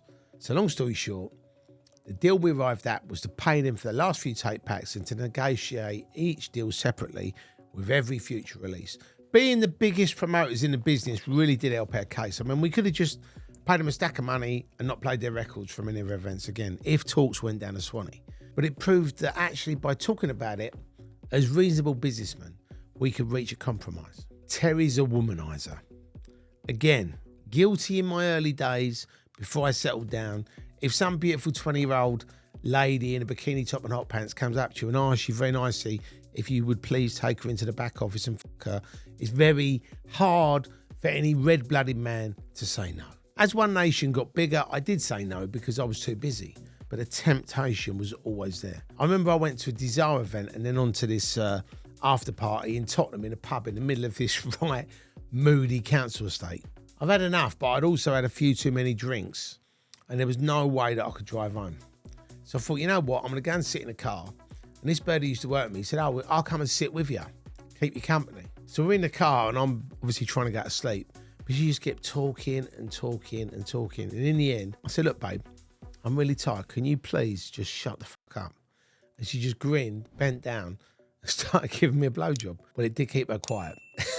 So I'm sat in this car, getting sucked off in broad daylight, and I looked up, and there was a cop car driving by really slowly. Luckily, he didn't see what was happening, so she carried on. One presumes that awful Terry Turbo is a drug dealer. Being a young guy with money and a short haircut, it was obvious that I was a drug dealer or some other sort of criminal, wasn't it? Look, I've always loved earning money and I've always loved spending money. They're actually two of my main vices. So let's face it, you can't beat wearing nice clothes, driving a nice car and being as comfortable as possible in your own fully furnished, well-designed, top-notch gaff with all the mod cons. But I worked every waking hour of the day to make a legitimate living. And I remember like a few years back, I moved up in the world property-wise, and I was now living in this nice house in a much sought-after part of the country, the kind of place where lawyers and retired property developers live. The kind of place, as it goes, that dislikes anyone who isn't middle-aged and didn't make their money in a conventional way. So in moves Turbo. None of the above. Non-traditional, non-conformist, non-impressed by the I'm better than you brigade. And my next-door neighbour was a little bit of an oddball. It bothered him that he'd worked all his life in his highly paid job, only for someone like me to move in next door to him. He'd be constantly watching what I was up to, riddled with envy each time I changed my car or got a new number plate. Because I actually wanted to extend the house and I was applying for planning permission, I thought I may as well befriend him for a bit in case he'd become a little bit difficult. My good neighbour looked around all shifty-like and then started in his loud voice. So how did you make your money? Is it drugs? He asked. I stared at the silly and raised my eyebrows. If I was a drug dealer, then having £100,000 red Porsche Carrera 911 4S with a £25,000 fucking turbo number plate on it wouldn't really be the smartest move, would it? Don't you think I'd have kept a little bit of a lower profile? Why the f*** does he need to know I earn my money anyway? Why didn't he ask, is it because you are the biggest rave promoter in the country and are savvy enough to have several other ventures going? Young, successful, drugs. Say no more. Everyone thinks that. Unless you look like a footballer, not a football hooligan. With One Nation going really well, the market was obviously there to expand. My mate Jason Kay used to play for us at Club UN. All the time. He DJ'd back for me way back when we was doing the Rhythm Station as Top Buzz, which was two DJs, Jason Kay, Mikey B, and an MC called Mad P. They wanted to become one of the biggest rave acts in the country. Mad P always used to laugh, saying they ought to be called Two Blacks in a Bubble because two of them are black and one of them was a Greek. Jay used to spend all his money on records. I mean, he could predict the next trends. He knew the tunes before they were popular. He was destined to work in music and produce music. He'd be in a club and he'd ask the DJ to play his current favourite tracks. The DJs wouldn't have even heard of them. Top Buzz kind of went their separate ways in 1997, with Mikey B going on and joining the Dream Team and doing a Radio 1 show.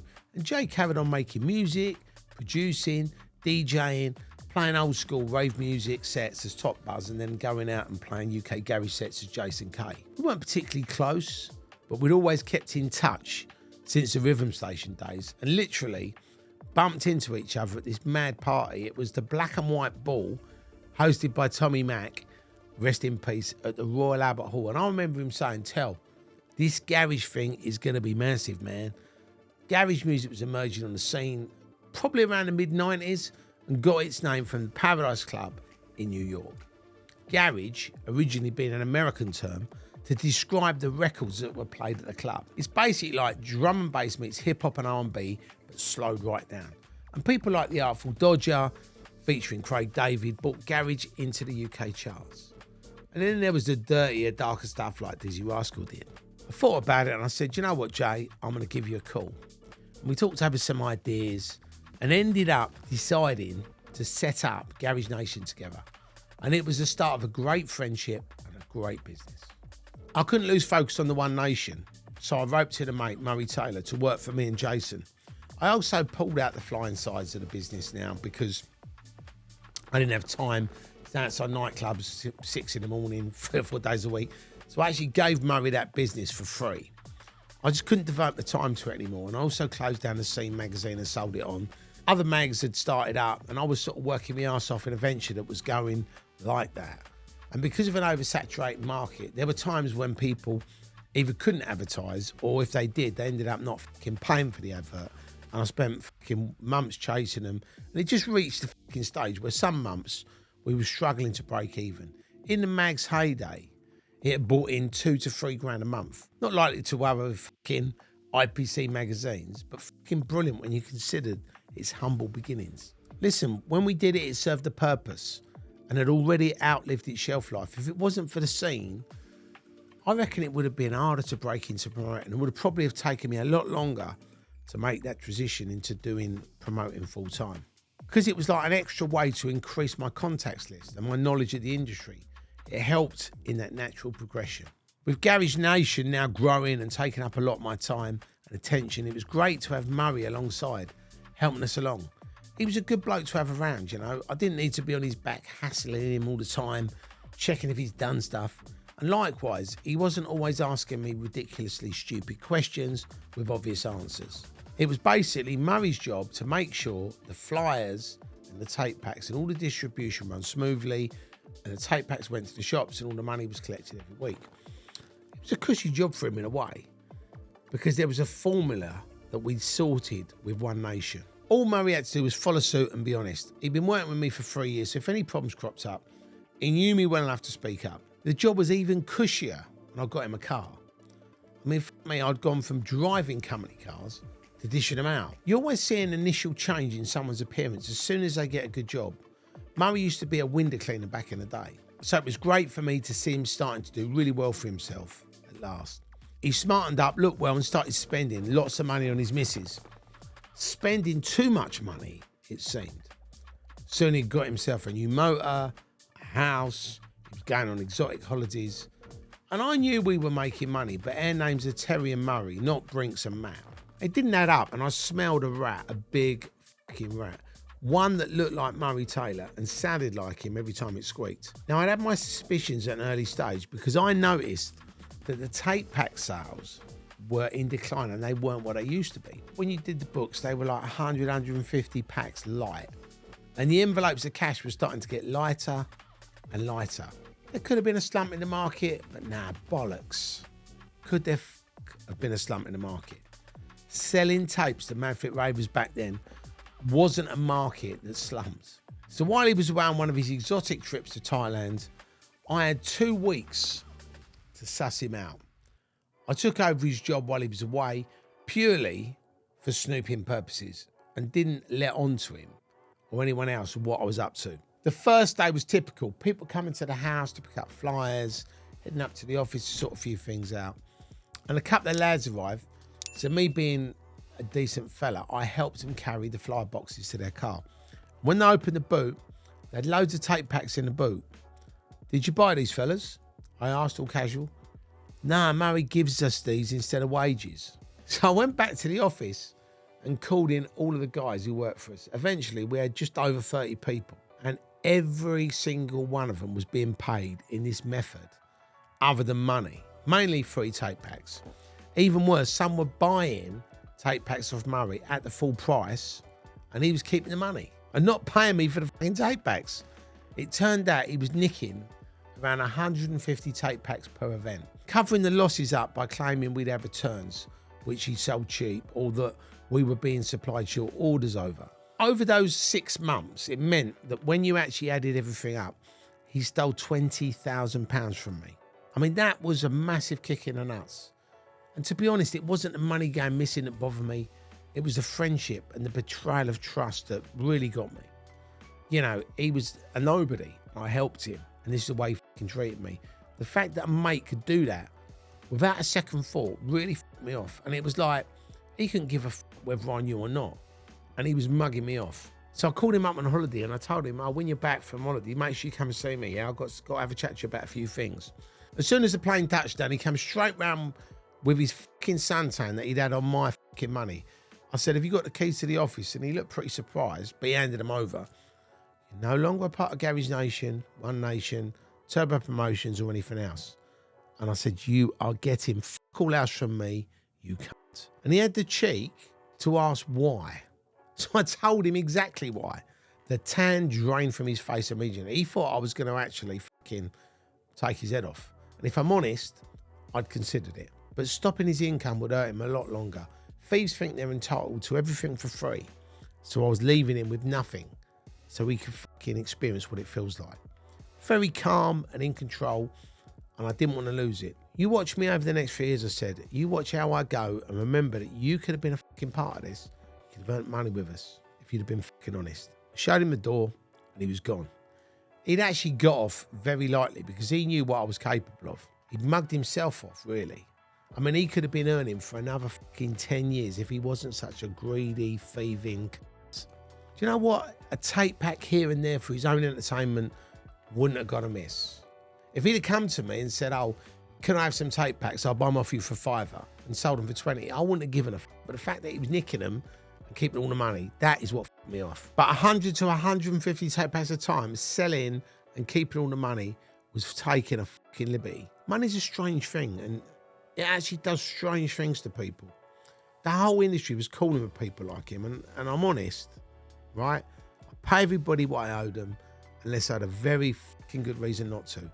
I've never conned anybody, and I couldn't have survived all this fucking time in the industry if I was going around ripping people off.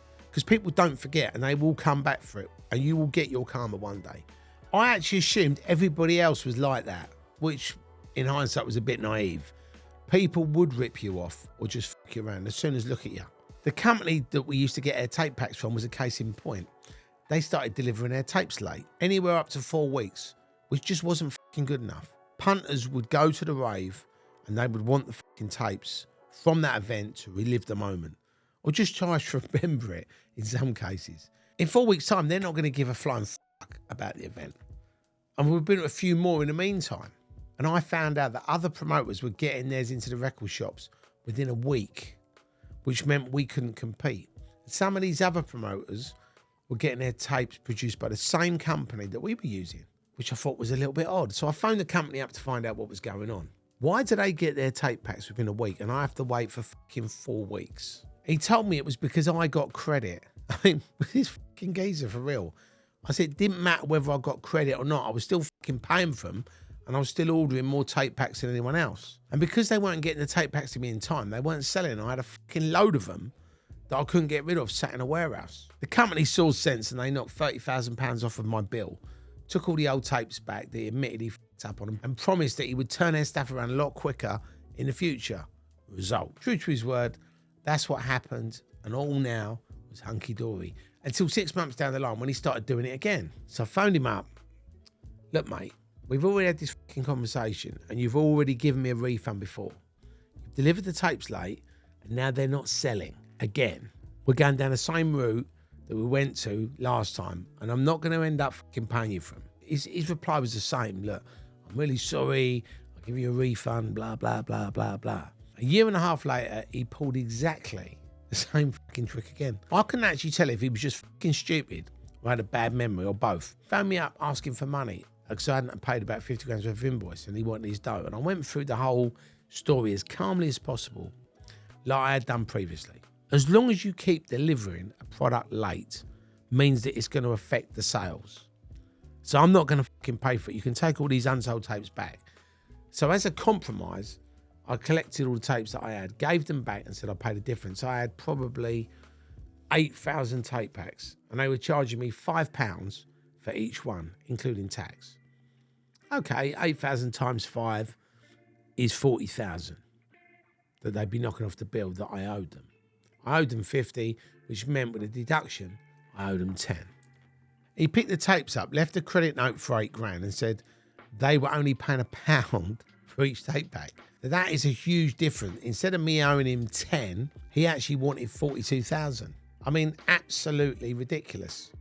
I refused to pay and said, I don't have this money and I never would have this money and he would never get another penny from me or any more business in the fucking future. If he hadn't been such a wanker in the first place, he would have got paid. But fuck him, I had enough reasons not to pay him. I think 42,000 of them. And all this was going on behind the scenes. You know, at every Garage Nation, there was still all the shit to deal with. Same at One Nation, only it was much fucking worse. At One Nation, we had to contend with muggers with knives. With the Garage Nation events, we had guns. That seemed to be the big problem. You know, we had all these fucking street kids whose idea of fighting was to basically fucking shoot the place up. I mean, most of those who came out planning to cause aggro came armed. You know, they didn't come for a fight. It all seemed to fucking boil down to respect and status and how cool they thought they looked. And it didn't help when you had garage acts at the time who made it to the top of the UK charts and being in the fucking newspaper for their association with violence and guns. You had all these 20 American stars posing around with their fucking 9mm. The garage kids were inspired by these people and were dangerous, not because they were like tough, they never fight you, because they were arrogant little cunts who just could not be told. You tell them they couldn't come in, they start yelling about how you were dissing them, and next thing you know, they're waving a fucking gun around. Sometimes they didn't even need an excuse. A lot of them truly believed that they owned everything they could see, and we were on their patch. It was a fucking dangerous combination, and one which caught a few people out. Punters and doormen were dropping like flies. My mate Felix, another doorman who worked for us, got shot in the leg by some kid in a queue to get in a club. It wasn't one of my events, thank God. Him and this kid had like minor argument about, queuing up, and the guy wouldn't queue up. So he just fucking pulled a gun out and shot him. I mean, completely fucking unnecessary. A stupid argument with some dickhead could cost you your life. I mean, we had metal detectors and shit, but the available technology was in its infancy, and we just couldn't stop every gun carrier. All we could do was their best, and jump on any fucker who ever mentioned guns, because we knew that they weren't making idle threats. When they said they'd be back to shoot the place up, they'd do it. Obviously, we did our best to keep the guns out. With the metal detectors, we had careful searches, the lot. But some still got past us incredibly. Sometimes it was through the DJs. They were like smuggling guns in for their mates in their record boxes. I mean, this stuff is unfucking believable.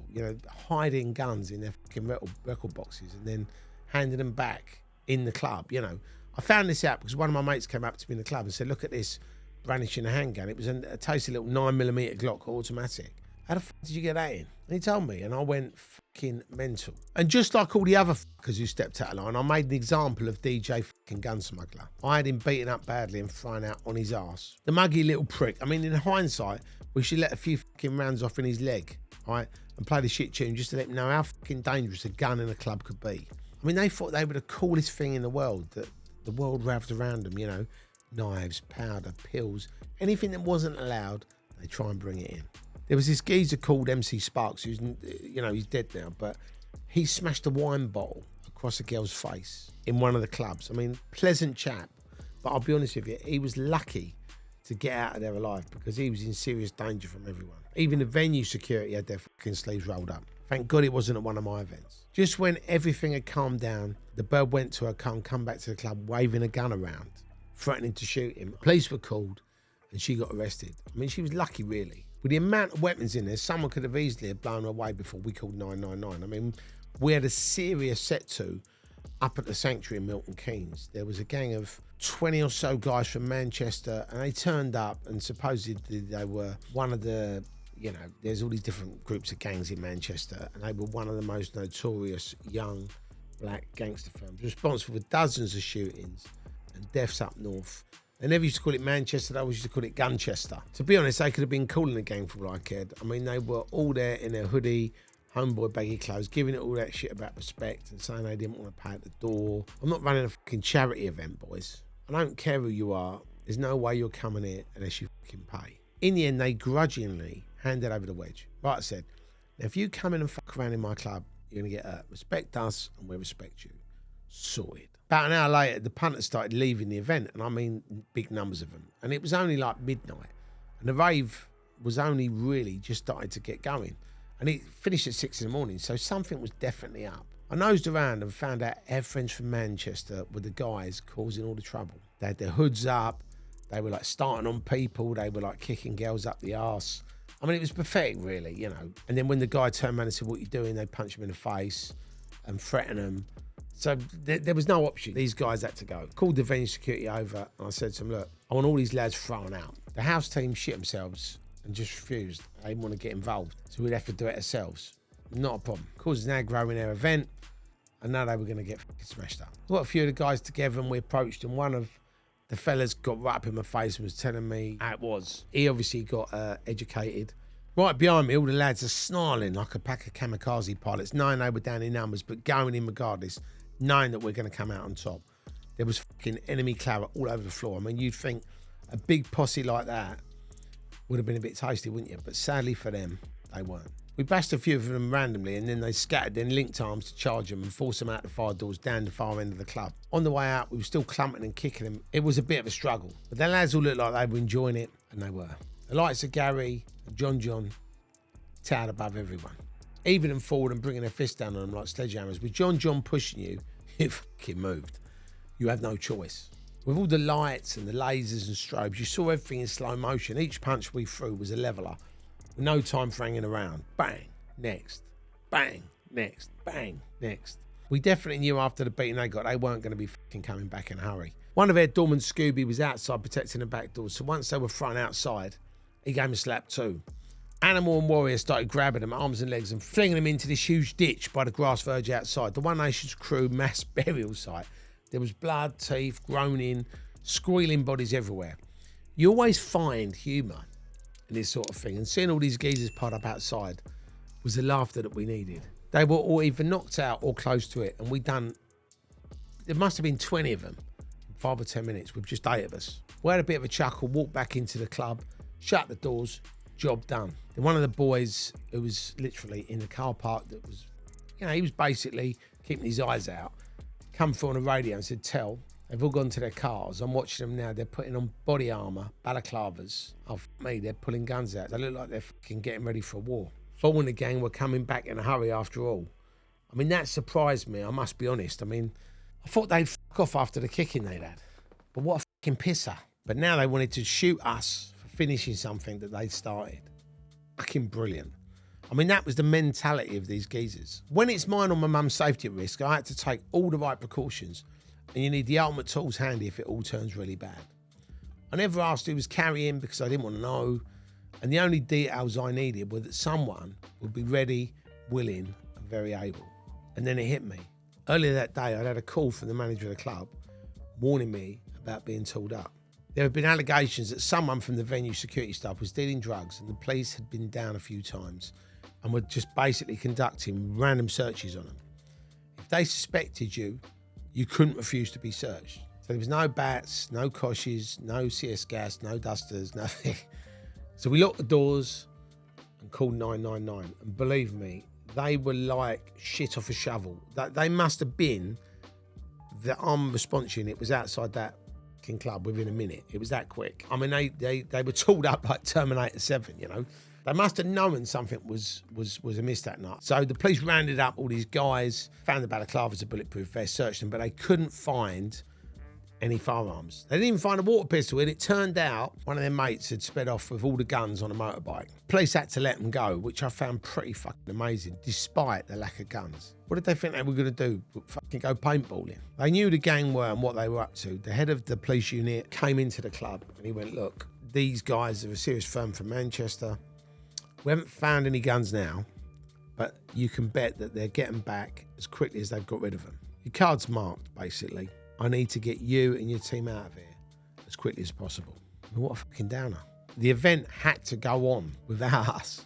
This was the first and only time this has ever happened. The old Bill told us they'd drive us out of town with an armed escort. They waited for us at the front while I got everybody together for a head count. Because a lot of the boys were time-served ex-military and all a bit naughty in their own right and had a few quid to play with, there were a few top-of-the-range Mercs and Range Rovers and BMWs outside. The coppers all stared open-mouthed as we drove their motors round from the back. Their jaws really dropped as we got kitted up in flak jackets, night vision goggles and encrypted radios.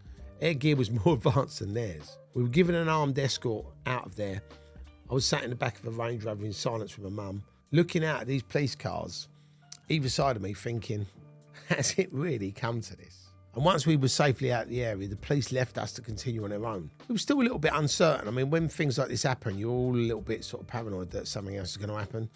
And out in front of our convoy was a mate of mine, and he just bought this new Astra van.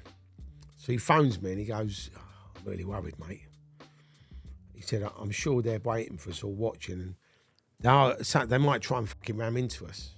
He had a few little F words in there as well. And I tried to calm him down, reassure him as best I could without worrying my mum. I'd actually got it all a bit wrong though.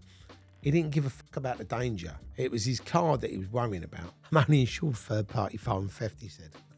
"And I'm worried that if they fucking try and ram us, I will actually take them out and I won't be covered on my insurance."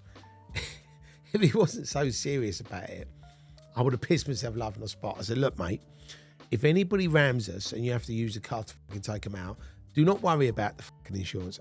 Just smash them off the road and I'll buy you a new fucking car." All right.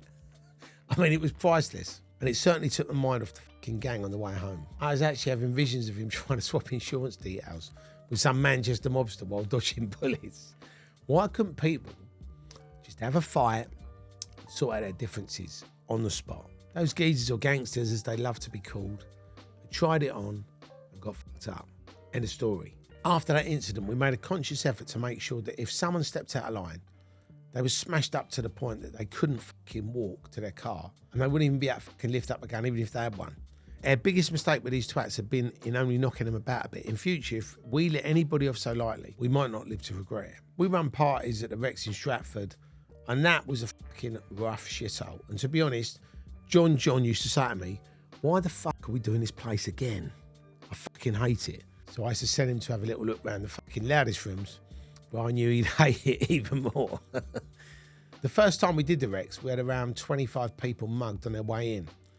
And it was fucking eating me up inside that these cunts had got away with it. I drove around that night and I was so fucking angry with myself, really, for not being able to do more, to not have fucking been able to protect these kids from getting fucking mugged.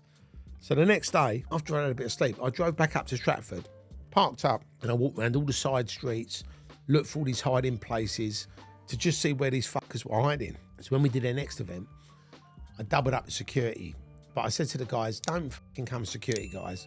Just wear tracksuits, jeans, trainers, and I just want you to wander around and find these cunts and just fucking give it to them. So they blended in, and it was actually quite funny because they'd be walking past casually, and as soon as they saw anyone getting approached, it'd be like bang. And then these people were just like getting knocked out and just left in the road. No one got mugged that night, not one person. And the night previously, the police had fucking 25 people ringing them up. I've been mugged.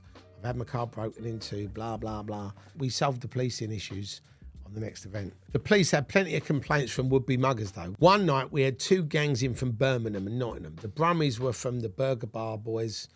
The crew shot that Letitia Shakespeare and Charlene Ellis on New Year's Eve a while back.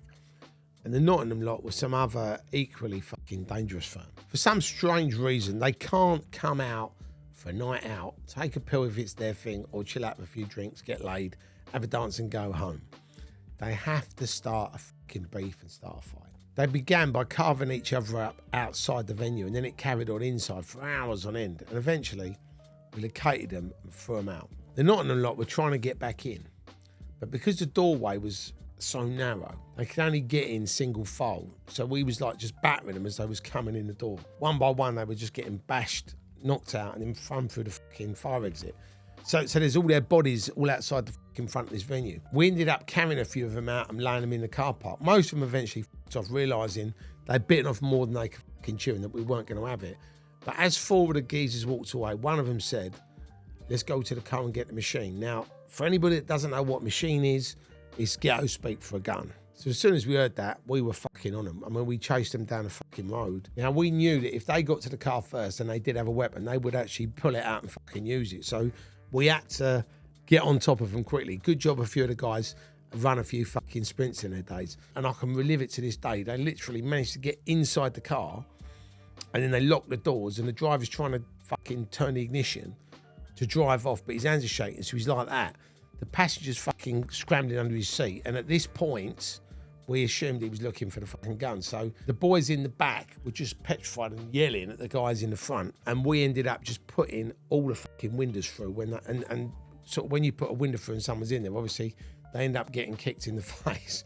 A lot of the guys had mag lights and koshes, so they literally smashed the car to fucking pieces and literally ripped out every lead. They fucking done the tyres so they couldn't drive off. And now these guys ain't going anywhere, do you know what I mean? It looked actually like the car had been put in one of those fucking crushers on a scrap metal place. One of the boys put the fucking windscreen through with a mag light. Someone done the fucking rear windscreen. Mark fucking leant in and gassed them. He had some CS gas and literally fucking gassed them. So they can't see a fucking thing. They can't breathe. They're choking. But they've got to come out. Getting a kicking outside will be a relief compared to what's going on inside. But we lean on the doors. The passenger finally gets his hands on a gun and loses a shot off, maybe two. But he's ripped away from him by somebody leaning in.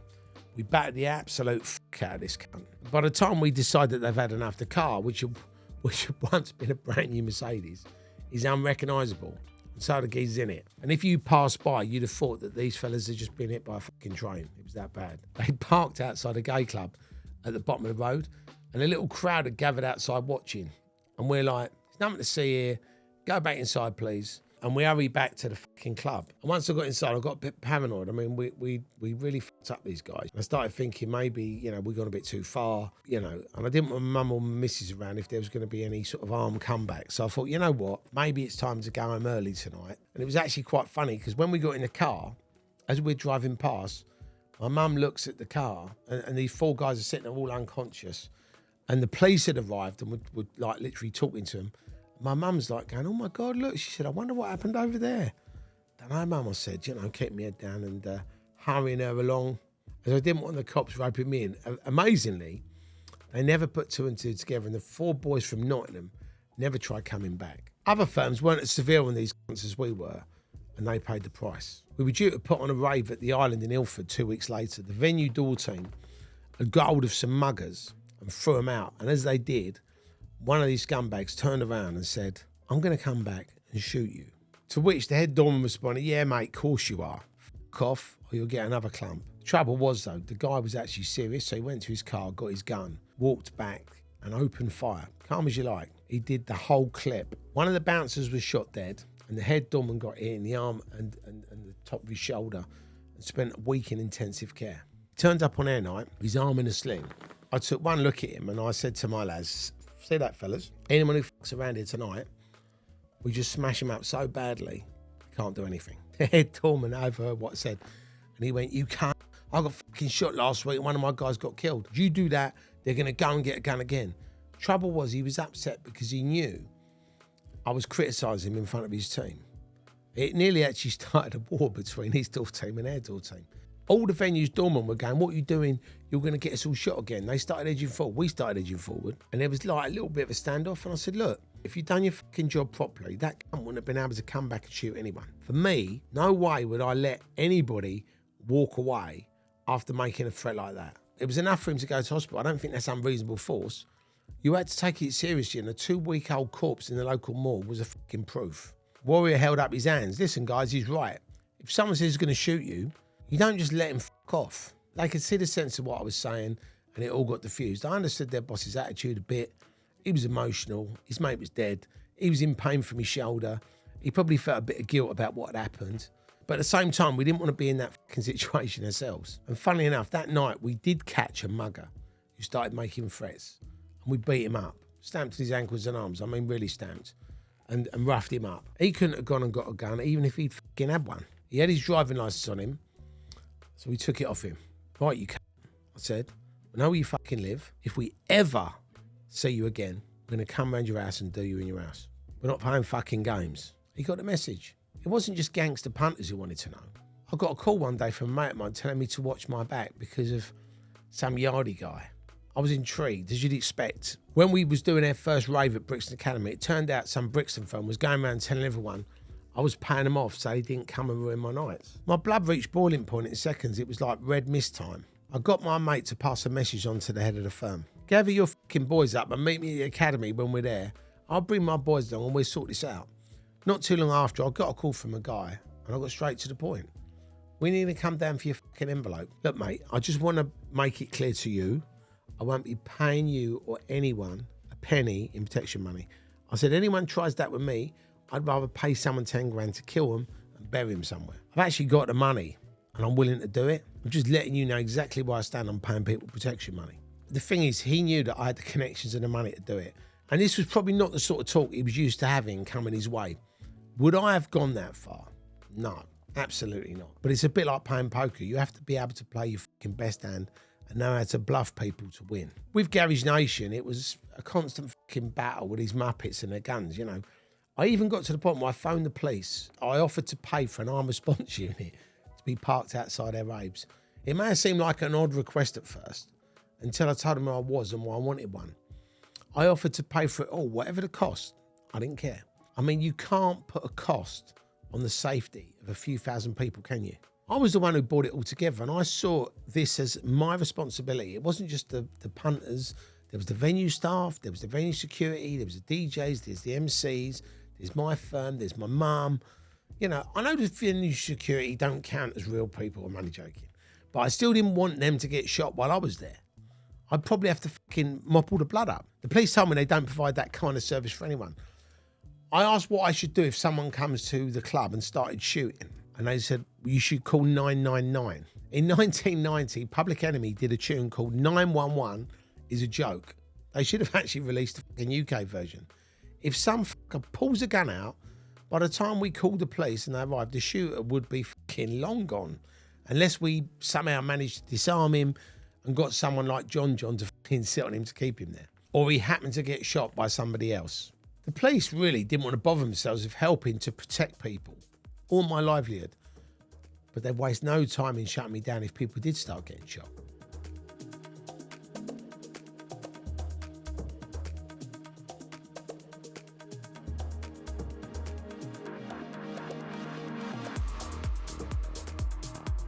Chapter 9, Going Global with Garage Nation. Before long, Garage Nation was as big as One Nation, and I hit on the idea of franchising out the brand, very similar to my old mates at McDonalds, well, worked all those years ago. The idea was I get other promoters around the country to put nights on for me using my name. Obviously, they'd have to conform to certain standards. I mean, I just couldn't have any old twat running a Garage Nation or One Nation night. But as long as they gave the punters what they come to expect from us, a good night, a great lineup with no trouble, we're doing a deal. It worked like a dream. On any given weekend, there'd be One Nation nights in Leeds, Manchester, Birmingham, and 3 or 4 other towns up and down the country. I got paid for the right to use my brand, and someone else worried about promoting it, managing it, and all the clumping people for stealing wallets. Any problems that arose on the night were nothing to do with me. I could be sat at home, having a crap, and I was still running a load of raves. It actually took a lot of the worry and the stress away from me, and it was a genius idea, if I may say so myself. It was the perfect setup and so simple to put together. All I had to do was arrange for the flyers and the design, pay someone 50 quid to travel up with a banner, give out a few flyers at the end, keep an eye on things. They got their petrol money, a night out, and were paid to fly it, which come to about 70 quid all in. All their drinks were covered by the venue, and they could take as many girls or as many mates as they wanted. Another major perk was that all of these venues were crawling with seriously good-looking women, always. So whoever took the job that night was the promoter of One Nation or Garage Nation, and they were basically the face of their organisation, which meant they had all the ladies throwing themselves their way. It was always fun for everyone, and I was always keen to work on a jobs for the boys basis. If it was their bag, I'd arrange for one of them to DJ too, earning money for that as well. I either arranged an upfront fee, half paid up front as deposit, the rest paid to a representative on the night, or I did a quid per head deal. Mind you, the upfront fees were okay, and if I was paid by the head, well, you can do the maths yourself. 3,000 people meant $3,000 in payments, so I was laughing. Especially if we had 5 or more running in a night. The local promoter would put out anywhere between 10,000 and 20,000 flyers locally, and what it did for us was it basically built up our brand and our name nationally. Because it looked like it was us who'd done it all, it made it feel like One Nation was taking over. Scotland, Wales, Cardiff, Thames Valley, up north. Cardiff was always a good venue. Swansea and Leeds were really good. Leicester too, but a bit rough. Manchester was a fucking nightmare, but always good. All the northern cities were the ones that kicked off most of the time. No idea why. It just seemed to be a lot different to the clubs down south where the violence was more predictable somehow. Most of the northerners that we met were just mad as fuck. It's the only explanation I can come to. Once I realised how different the people were in other places, I thought there's no fucking way I'm going to drive up to Manchester carrying $3,000 around all night and then drive home. I might as well draw a big fucking target on my back and carry a big neon sign saying rob me. Though surprisingly, over those years, no one was ever robbed. In fact, we had no away losses whatsoever. If we took our event to a predominantly black area, I'd make sure we sent one of our black doormen to do the job, and vice versa in a white area, on the basis that the gangs are less likely to act people of their own colour. I had some really cool backdrops made with One Nation and Garage Nation on, which we took out on the tours, and these were like these huge fuck-off banners that you roll out with their logos on. I started with just one and then ordered more as we got busier and busier, and they was only like a few £100 a pop, so they weren't that expensive, and once they were in place on the night, it basically meant it was their event.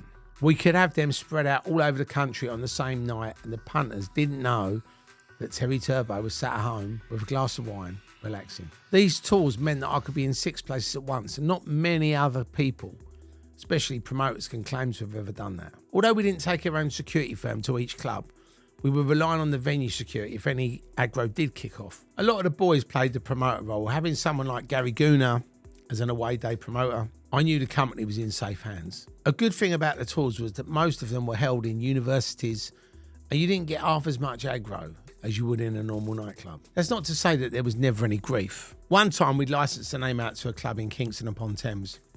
My mate Terry Fisher, who's one of our door team, was inside the event when it all kicked off with a load of cunts who were like steaming through the venue. Terry was standing there with a couple of the other door team and they started dealing with them and basically got split up. Terry was on one side of the fire doors. The other two boys were on the other side of the fire door kicking at 5 of these muggers outside. Terry's trying to get out through the door to give him a hand, but it's blocked by the weight of one of the fucking bouncers. He's trying to get this door open when he gets rushed by a dozen more of the fucking gang. One of these cunts tries to stab him with a foot-long carving knife. It's so fucking hot, Terry had actually taken off his stab-proof vest, but Terry manages to make him miss somehow and traps the guy's wrist under his arm, meaning the knife's out of the game for a minute. The others start punching fuck out of him. Terry can't keep the knifeman trapped here fucking forever, so he really thinks he's about to fucking die. Suddenly, Terry says it was like the fucking cavalry appearing. Gary Gooner, Gerald, Billy and CJ, one of Gary's mates, come out of nowhere and save the day. They absolutely massacred these dozen cunts. One of them ends up with a fucking broken arm. The rest are battered fucking senseless and left laying on the floor in a pool of blood. Gary and the other boys weren't even working there that night. They just happened to be in the place for a fucking night out. And to be honest, Terry even says to this day that they saved his life. And that really was what our team was like. Eventually, the tours took on a life of their own to the point where I had to actually employ an agent to deal with it. They weren't huge money makers individually, but the cash soon mounted up to around 60 grand in a good month. And their name and brand was getting more and more exposure up and down the country. I'd still be putting on my own events in London, so it was pretty hectic with that, the flying, the magazine and everything else at the same time. We all started going abroad. We did some legendary Garage Nation events in Iron Apple in Cyprus. The first one, though, we did was a disaster. There was a guy called Alesha. He owned the Emporium.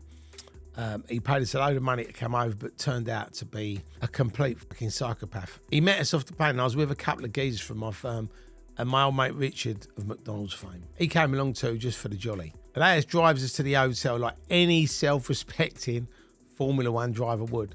Drivers are crazy over there. I don't know if you've been, but they're fucking mad at the best of times. So the last thing we needed after that flight was to get into a car with a fucking James Dean of Cyprus. A couple of my mates were in the back of the car, hatching a plan to kill him before he managed to kill us. In his club that night, he came up to me going, Daddy, what do you want to drink? The usual, of course, champagne, and fucking loads of it. He actually had this little drinks book, so he used to tear off these like drinks vouchers and say, there you go, yeah, use them at the bar. And in the end, we just took the whole fucking book off him and drank the whole place fucking dry. When we used up the book, I told him we fucking needed some more. And he was hysterical. He was going, Daddy, you have drunk it all. Those were fucking great nights. And we always had a right laugh. I mean, it turned out a bit sour in the end.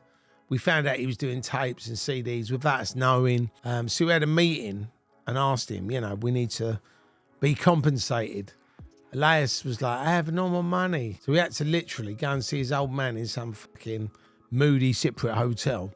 And even when we counted the money out, it was still short. So we had to wait until they found the rest of it. They were basically slippery fuckers. And to be honest, we were lucky they paid up in the end, really. I mean, if they brazened it out and told us to fuck off, there wasn't really much we could have fucking done in a foreign country. We definitely couldn't have got everything because he literally had hundreds of guys to call on. And we couldn't have gone to the police because they were probably on the fucking take from him. We'd have just had to smile and walk away. Working in Iron Apple and in Ibiza was not really like working at home. I mean, in England, if you had a row with someone, you could sort it one way or the other. You were known when you had your team as backup. And although there was always the risk of some 17-year-old cunt blowing your way because you looked at him wrong, the likelihood of a serious player, a promoter, a club owner, or whatever, doing anything really stupid was minimal. Over there on these islands in the middle of nowhere, it was a different story. I mean, you were on your own, thousands of miles from home, in a foreign land where everyone knew everyone else. Say you fall out with some guy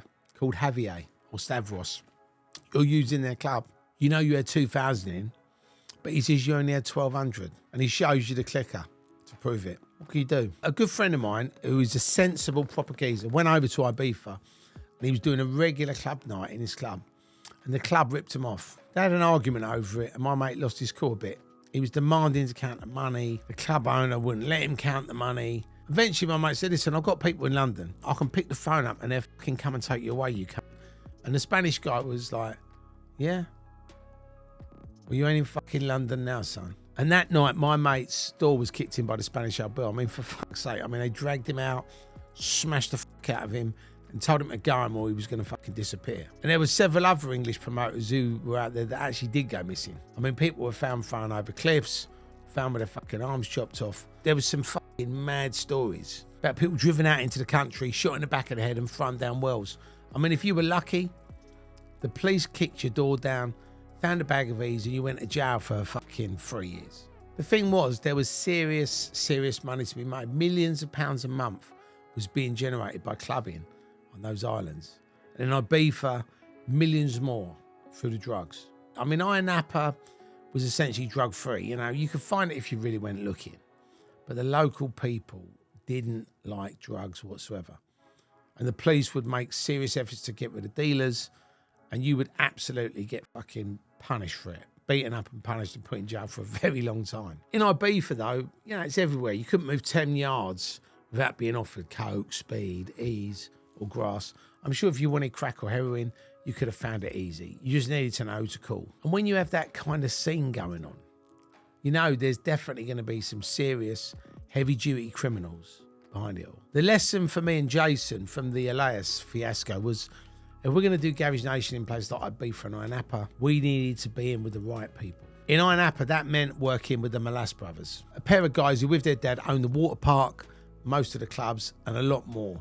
No one really knew about. Basically, unofficially, they owned the entire Ayia Napa side of the island. We managed to get ourselves hooked up with them, and they invited us out there to talk. The first eye-opener was when they had us walked off the plane and into a limo without bothering with all that passport and custom shit. Obviously, they were seriously connected. The following evening, we had this dinner. At the table was the mayor, the chief of police, the father, the brothers, and us. We definitely aren't going to mess around with these guys. Wherever we went on the island, we always got the best table, the best restaurant, and all the champagne free of charge. People literally fawned over them and us because we were working with them and doing whatever they could to make us feel welcome. We tied up an exclusive deal with them to promote in their clubs and work with them for 3 years. And we did Pasha, the Ice Club, and Pizzazz. We negotiated flat rates for the Molasses to use their brand and expertise, much like we done back at home, just on a much bigger scale. This was the best way forward. Okay, you didn't make as much money as if you were handling the whole event yourself. But if you were promoting yourself, you weren't really steering the ship back home, for starters. And you're also putting yourself on offer for all the local criminals, the bent police, to come and have a go at you. You really need a massive team out there just to watch your back. And that all costs money. And with all that fucking stress and potential danger that entailed, if you had a flat rate, there was no danger of a fallout with the locals, because they all knew what they had to pay up front and it was all agreed. Even if the club had a bad night, we still get the same money. Plus, they picked up the cost for everything. They paid for all the DJs, for their visas, for their flights, for their villas, for their living expenses. And they basically offered a professional babysitting service to all the talent. And every other headache you'd end up having to sort, they sorted. So we just sat back and relaxed. The deals that we did over the period of time we was in Ayia Napa varied from $1,000 to a few grand a week, which is a very nice earner over 3 months of the summer clubbing season. On top of that, there was a little bit of extra revenue from the tapes and CDs, T-shirts and merchandise. It was all sweet. The club would let us know which DJs they would like. We'd phone the agency and say, you know, we had the Pizzazz Club in Ayia Napa from Thursday to Sunday. Here are the dates, here are the times, from June to September. And then literally we got a sheet back with a list of which DJs, which MCs were available. We set up the club and then we go for it together and then pick up the lineups. And then we book them all in. That was probably about as stressful as it got. One club that we never got that I always wanted was the Moulin Rouge. It was a little bit like Stringfellows. It was a strip bar full of gorgeous women. There was one bird and there was Russian, absolutely stunning. And she could only speak in broken English. So I put on the turbo charm and she came back to the hotel with me and spent the night doing unspeakable, disgusting things with me. The next morning, all the lads were waiting for me in reception because I was always the first out the door for breakfast. We came down the stairs and she still had this fabulous dress and high heels on and fire boots and all that caper, and I was grinning like the Cheshire Cat. She sat herself down, perching on my leg, and started playing me through my shorts in front of them. I said to my mates, I've got to get a cab for her and get her out of here. She gave me her number. I obviously said I'd call. My mates were like, she can't just give you a handshake in a hotel in front of us. Well, I said, she just did. I mean, it was fucking hilarious. And all my mates, none of them could take their eyes off her. I mean, she was smoking hot. I would say she was 10 out of 10. We were the highest paid people there. We were put up in the best hotels. We were wine and dine in the best places. And we'd always go out for a few weeks of each season and have a free holiday effectively and spend our time drinking, sunbathing and shitting. Unfortunately, as all these things, you know, they always say good things come to an end, and it all did start to go a bit sad towards the end of the 1990s. There was so many promoters desperate to break into the place that they'd do it for next to nothing or even for free. There was so many UK garage nights opening up all over the place, which diluted the market. In the UK, people might have like a club they go to every month without fail when they're on holiday, and there's 20 different places on one night. There is no loyalty. If a desperate promoter is prepared to go over there for a couple of quid and a few beers as payment, the clubs are getting a UK garage night for a fraction of the money that we was getting paid. It got to the point where it wasn't worth it for us or for them. Just ahead of our last season out there, we met up with a Cypriot geezer called George. He actually seemed like a really nice guy, another businessman. There didn't seem any harm in, so when he invited us to come for dinner at the island's best fish place with him one night, we agreed. So we drove out of town and gradually left the bright lights behind, heading out into the countryside for all these like little villages. Eventually, even they stopped. And we were literally just driving in darkness in the middle of nowhere. You sure we're going the right way for the restaurant, George? I asked, as we turned left off the road and started down a deserted, bumpy track. Oh, yes, Teddy, he said with a big grin. It's down this way.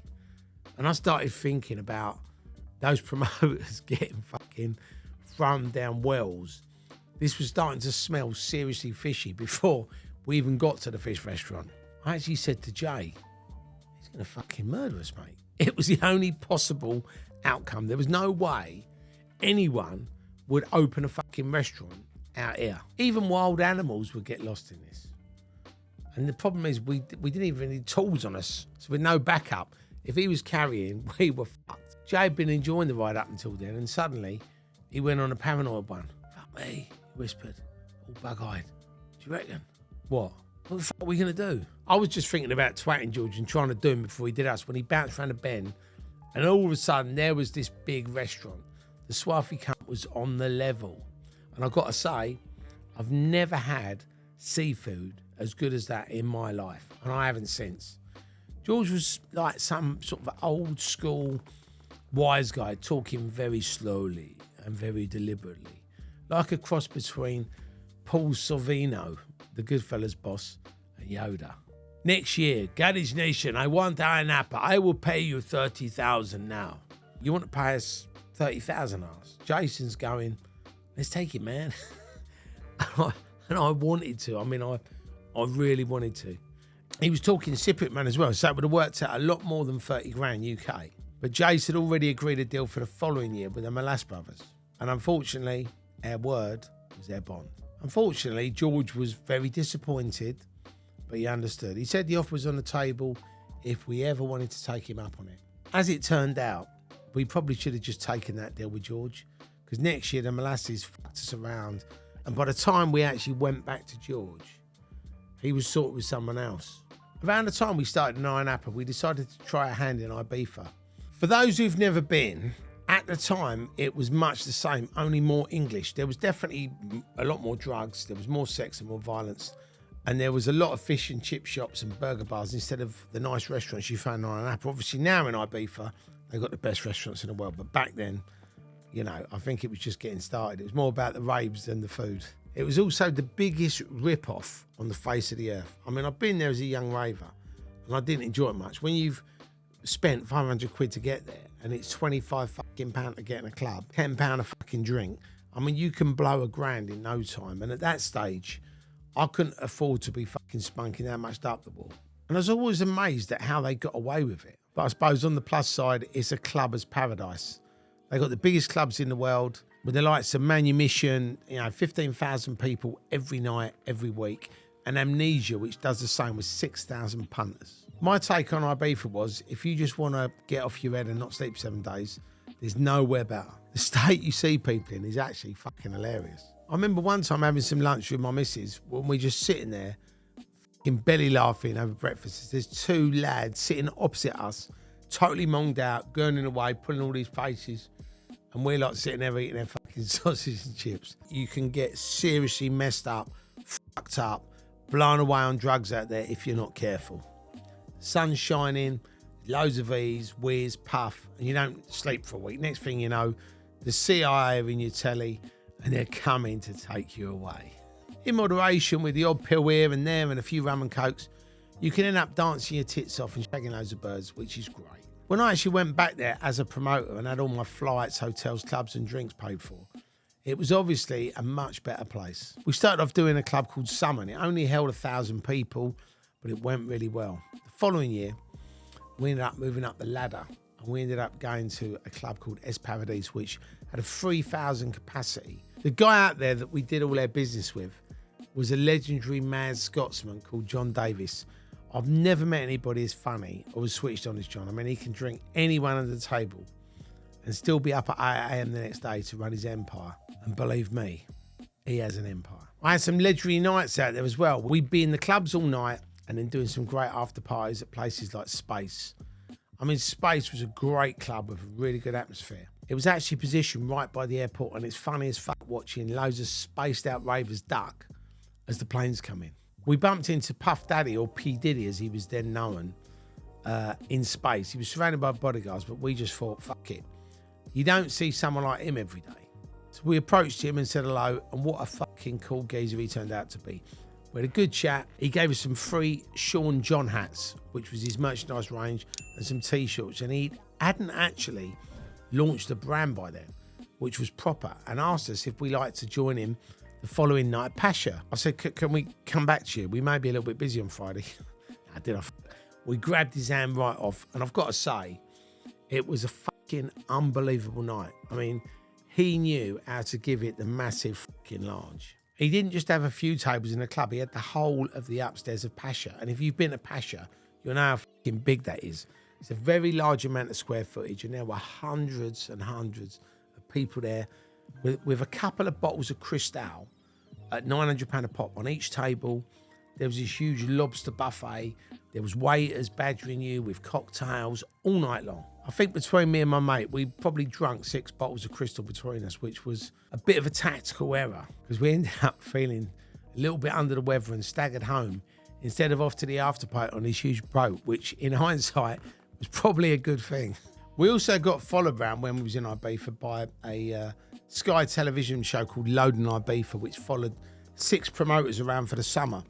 They come down to Eden, Es Paradise, and then the cameras came round with us, and we actually had a night out with Tony Hadley from Spano Ballet in another one of the episodes with the So Solid crew. When I got back home from my first summer out in Ibiza, I'd obviously not had enough sunshine, so I decided to book myself a nice holiday to St. Lucia for a week with my girlfriend at the time. I discovered the joys of good hotels and expensive holidays, even though I always resented paying a £5 for a glass of Coca-Cola. Eventually I got over this though. I got to a stage where, you know, if you've got it, you may as well flaunt it. This might not last forever. I could lose it all and go back to the council estate, working in the shop again. As I have no qualifications and I can't actually do anything except maybe sales, so I might as well enjoy my coat, even if it costs 10 times what it ought to, because I didn't want to go on holiday to places where it only cost 50p. I actually made a call to Murray Beatson from Dreamscape, who's a really good friend of mine, who was another promoter and a good mate, and I met through the Scene magazine, and we always bumped into each other at after parties or outside raves giving out flyers. And Murray was such a great character. He was 6'2", long-haired. If you asked me to describe him, he'd be a funny cunt with a broken nose, big grin, and a love of silly hats. Oh, I'm knackered too, he said. I've just booked a holiday to St. Lucia. I really needed a break. Fuck off, I said. That's where we're going. When are you going? Next week, he said. Fuck off, I said. So are we. Fuck right off, he said. What day? It actually turned out that we'd be there at the same time and stand in the same place in the same hotel. Uncanny, huh? And that's just what our girlfriend said. On their second morning there, I opened the patio doors to the balcony, had a stretch, and admired the scenery. And if you've been at St. Lucia, you know it's beautiful. And as I'm sipping this ice cold beer, I heard, "Oi, turbulence!" It was Murray on the balcony directly above me doing exactly the same thing. Fuck off. Through the week, we went out pretty much every lunch, breakfast, dinner. And I'd say that was probably one of the best holidays I'd ever been on. Murray had me in stitches. I mean, for anybody that knew him, he was an absolute comedian to the point that I couldn't even finish my meal one night. It was making me laugh so much. I mean, I had such a fucking scream. After the holiday, we got back to the UK and Mike Tyson was fighting the following week. So Murray said, "Why don't you come up and watch the fight?" Mine. So we arranged a get together in this country pub, which was just outside Northampton where Murray lived. And the idea was we go to the pub, have a few sherbets first, and go to Murray's to watch the big fight. I actually went up there with a really good pal of mine called Chris Brown and Chris's new Merc. And they were all well on the way of being pissed when we got there at about 1 p.m. in the afternoon. Murray was buzzing like mad because he'd just picked up his new car, a Porsche 911. He'd been banging on about it on holiday, and when we left to go to his place, he asked Chris to go with him in the car. "Come on, Chris," he was going, "get him with me. It's a fucking lovely motor." But Chris didn't want me driving his car. So Murray asked me, "Hey, you all right, mate? I'll follow you with Chris." He grinned and shrugged his shoulders, got in the car, and he absolutely floored it, speeding off like a lunatic, with his wheels spinning and gravel and rubber flying everywhere. It was pitch black and he took off up this hill in the dark with his lights blazing. I mean, it looked like he really had fucking taken off. I actually remember turning around to Chris saying, if he doesn't slow down, he's going to fucking kill himself. And we set off after him and saw him disappear over this like crest of a hill. And the next thing we saw was like, it's like a huge flash of light. And when we got over the brow of the hill, there was just fucking carnage all over the road. He'd actually hit a Ford Granada head on. The Granada looked like it had been fucking squashed in one of them crushing devices. And there was fucking blood everywhere. And the people that were in it was all fucking mangled up. I mean, it was pretty fucking traumatic. And there was like glass, bits of body work everywhere. There was fucking smoke. I mean, it was absolutely fucking chaos. I'm sure the people in that car were fucking dead. They probably got killed instantly, being it at that speed. We saw Murray's Porsche literally just up the road. So we pulled over, run over to his car, and it was fucked up, but it didn't look that bad. And weirdly, he wasn't there. And I looked at Chris and I was like, fucking hell, he must have been pissed and he's fucking got on his toes to avoid the old bill. Then we looked up the road and we saw him laying in the middle of the tarmac. It must have been like 20 or 30 yards away, where he'd been literally throwing out the fucking car. I ran over to him and had a look at him, and it actually looked like he was asleep. There was no blood. And with Murray, like, he would always wear pristine, brand new clothes, and he had this new, lovely, I think it was like a leather Stone Island jacket on, and there was a little bit of a rip on it. And I actually made a joke, and I went, oh, look at his jacket, he's ripped his jacket, he's going to be pissed when he fucking wakes up. But looking back, it was obviously a lot more serious than a fucking rip on his jacket. But I guess I was in shock, you know, the whole scene was calm, you know, it was a nice country road with these two wrecks, the engines were going, and there was just all this violence and death, you know. I mean, it was eerie, confusing. We didn't move him, we just literally rang the cops and the ambulance and waited, and the ambulance turned up, the police turned up. We went to the hospital and stayed there until the early hours, but there was nothing that could have been done, you know. It was really sad. A load of family members were at the hospital and everyone was distraught, you know. He just got engaged to Stacey. They were planning on having this big house built. They was getting married, and that was all over. Everything got taken away that night. I mean, their life was just about to start. I mean, it was fucking horrendous.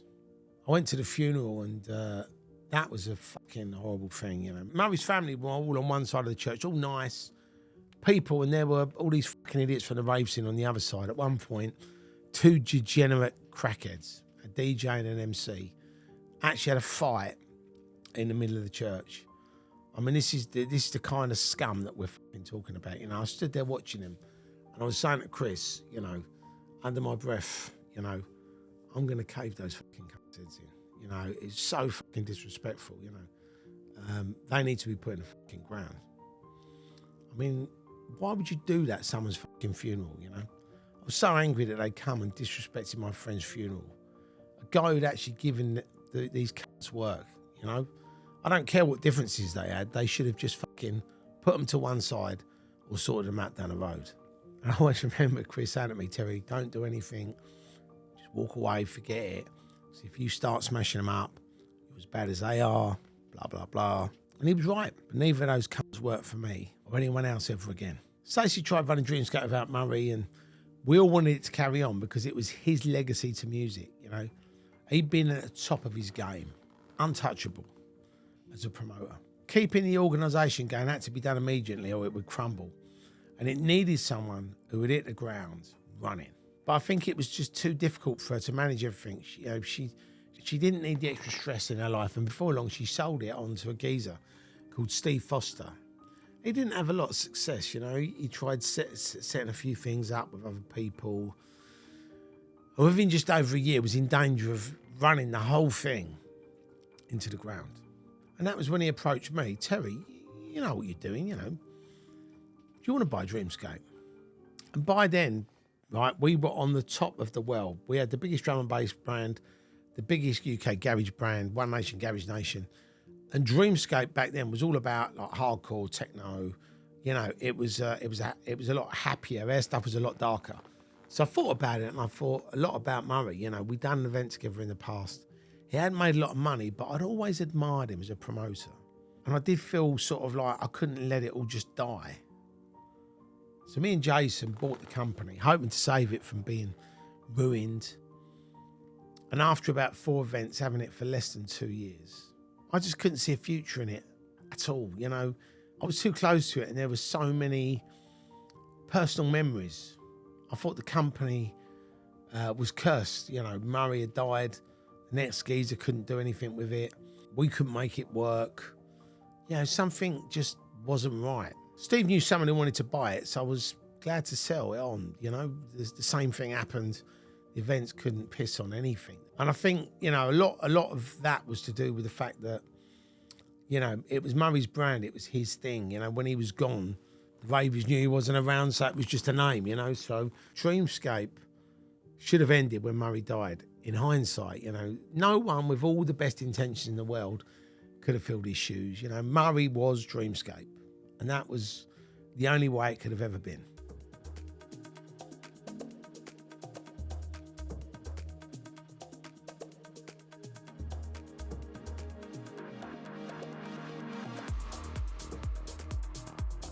Chapter 10, Gangsters, Pranksters and Raving Lunatics. Terry's Guide to Being a Gangster. Number 1, befriend a load of gangsters and start hanging around with them. Number 2, start believing you're a gangster too and do silly things for them that you don't get paid for. Number 3, get shot dead or seriously hurt or end up in jail. My guide isn't really as comprehensive as it should be, but based on my experiences of most wannabe gangsters, it's the guide that most of them seem to have followed. Of course, the real gangsters tend not to go around telling people they're gangsters until they've retired or come out of jail. And the above guide does not really apply to them. It's not about a salary, it's all about reality, says KRS-One in My Philosophy. My philosophy is slightly different. It has got to be about both. I'd have been a raver, but I wouldn't have worked in the rave industry if it wasn't for the money. In fact, sometimes the money wasn't even worth all the aggravation we went through, although I'd have never admitted it at the time. To be honest, I was making money out of something I loved, so I couldn't just walk away from it. The bottom line when it comes to being a gangster is that you hang around in a gang. The gang will be involved in organised crime in some way, and that is the basic framework that we all know from reading any crime books, gangster books, and watching any films about crime. In the UK, we've probably got two main perceptions of gangsters, archetypes, both media generated. Exhibit A, Your Honor. The American phenomenon, born out of Prohibition, the smart, suited type, immortalised by Robert De Niro playing Al Capone in The Untouchables. These are the old school gangsters. You've seen the updated version in Goodfellas, and I'm sure you've all quoted Joe Pesci's funny house scene to your mates in a pub. You've watched them in Casino and you wanted to set up and run your own place in Las Vegas. We all have. No wonder kids think that crime is glamorous. Henry Hill in Goodfellas. Ever since I was a young boy, I always wanted to be a gangster. It was all about the cars, expensive suits, and the women it attracted. Young geezers making stacks of money and enjoying themselves. Of course they were breaking the law, but they didn't care, did they? And we all followed their stories because we were intrigued by them. They were bad men, but we didn't exactly despise them, did we? The British version started with Ron and Reg Cray.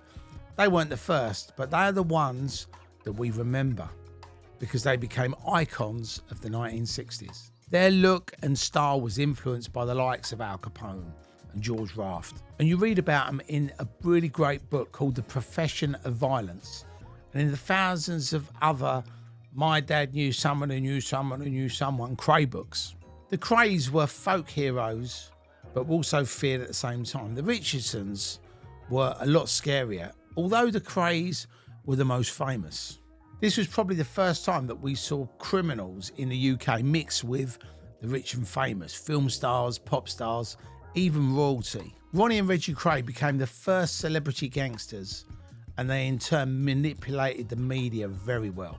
There aren't many people who don't think of that David Bailey photograph with Ron peering over Reg Cray's shoulder when they think of the name Cray. The main thing that I admire about the old school gangsters and the mafia is that they all had honour. They all had respect. You know, they'd sit down and discuss problems and at least try to sort it out with words before resorting to bullets. Their whole ethos was about knowing people and influencing via a friend of a friend network. They always had style and an image that sits in time, and they all really cared about how they looked. I love the irony of the fact that by putting on a suit, they become gentlemen. Brilliant. Exhibit B, the Bloods and the Crips of LA. It's not gangster anymore with this lot, it's gangsta. These are the new school, if you like. You saw them in Boys in the Hood and Colours and realised that gangbanging had another meaning. That song, Straight Outta Compton by NWA, grabbed you by the bollocks. And you all went out and bought that 2001 album by Dr. Dre. I bet you even quite fancied one of those huge cars with a bouncy suspension where you'd be going like that down the road. And I bet you even tried drinking Hennessy cognac because Dr. Dre and Exhibit rapped about it. It's another concept that drifted over from America. The likes of Dr. Dre and Snoop Dogg come from these gangs before making it big. You know, they rapped about life on the street, shooting people, and gangster rap was born. It's a very negative image, you know, but we see it in the news all the time with words such as guns, drugs, and violence following closely behind. Take a walk through Dalston or Peckham back in the day, or the back streets of Birmingham, Manchester, or Bristol, and you'll see those garage kids walking around when they're not shooting people up with their reactivated Mac 10s. For the mainstream, there's been films like Lock, Stock and Two Smoking Barrels, Snatch, and in 2006, Rolling with the Nines, one of the least PC and most violent movies made in the past 20 years. It's actually a great film. It was only my second film, but I think I'm a little bit biased. I play one of the lead roles, more on that later. None of these films promote a gangster lifestyle. It all looks great at the start, but there's always a downfall. There's always a moral message. Over the years, I've seen and mixed with nearly every type of criminal or gangster that you care to mention. I've been labelled as one by people who don't even know me. In the work I've done over the years, I've always had to have a team with me. This is probably where all the misconceptions started from, and they followed me around ever since. It's a little bit like a curse, you know, being young and successful with a nice car and a nice house meant that I was either a gangster, an up to no good, or a drug dealer.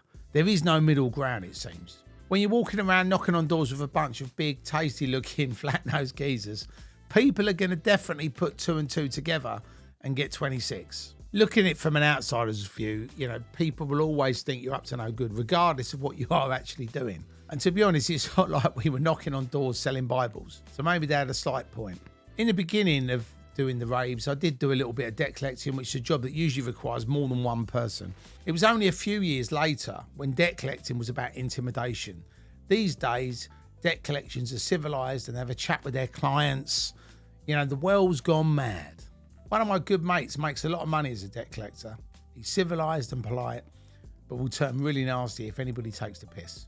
He was recovering some money from a geezer not too long ago. He owed a substantial amount of money, and when my mate met him to pick it up, the guy came out with, "What will you do if I decide not to pay you?" This was slightly puzzling. I mean, they'd already talked it over a few times, and this meeting was literally just to pay the debt, and that would be the end of it. So my mate says, "Are you telling me you're not going to pay now?" "Why? Will you knock me out if I don't pay?" asked the geezer. "Are you going to pay me this fucking money or not?" "No." Bang. One punch and the guy was unconscious.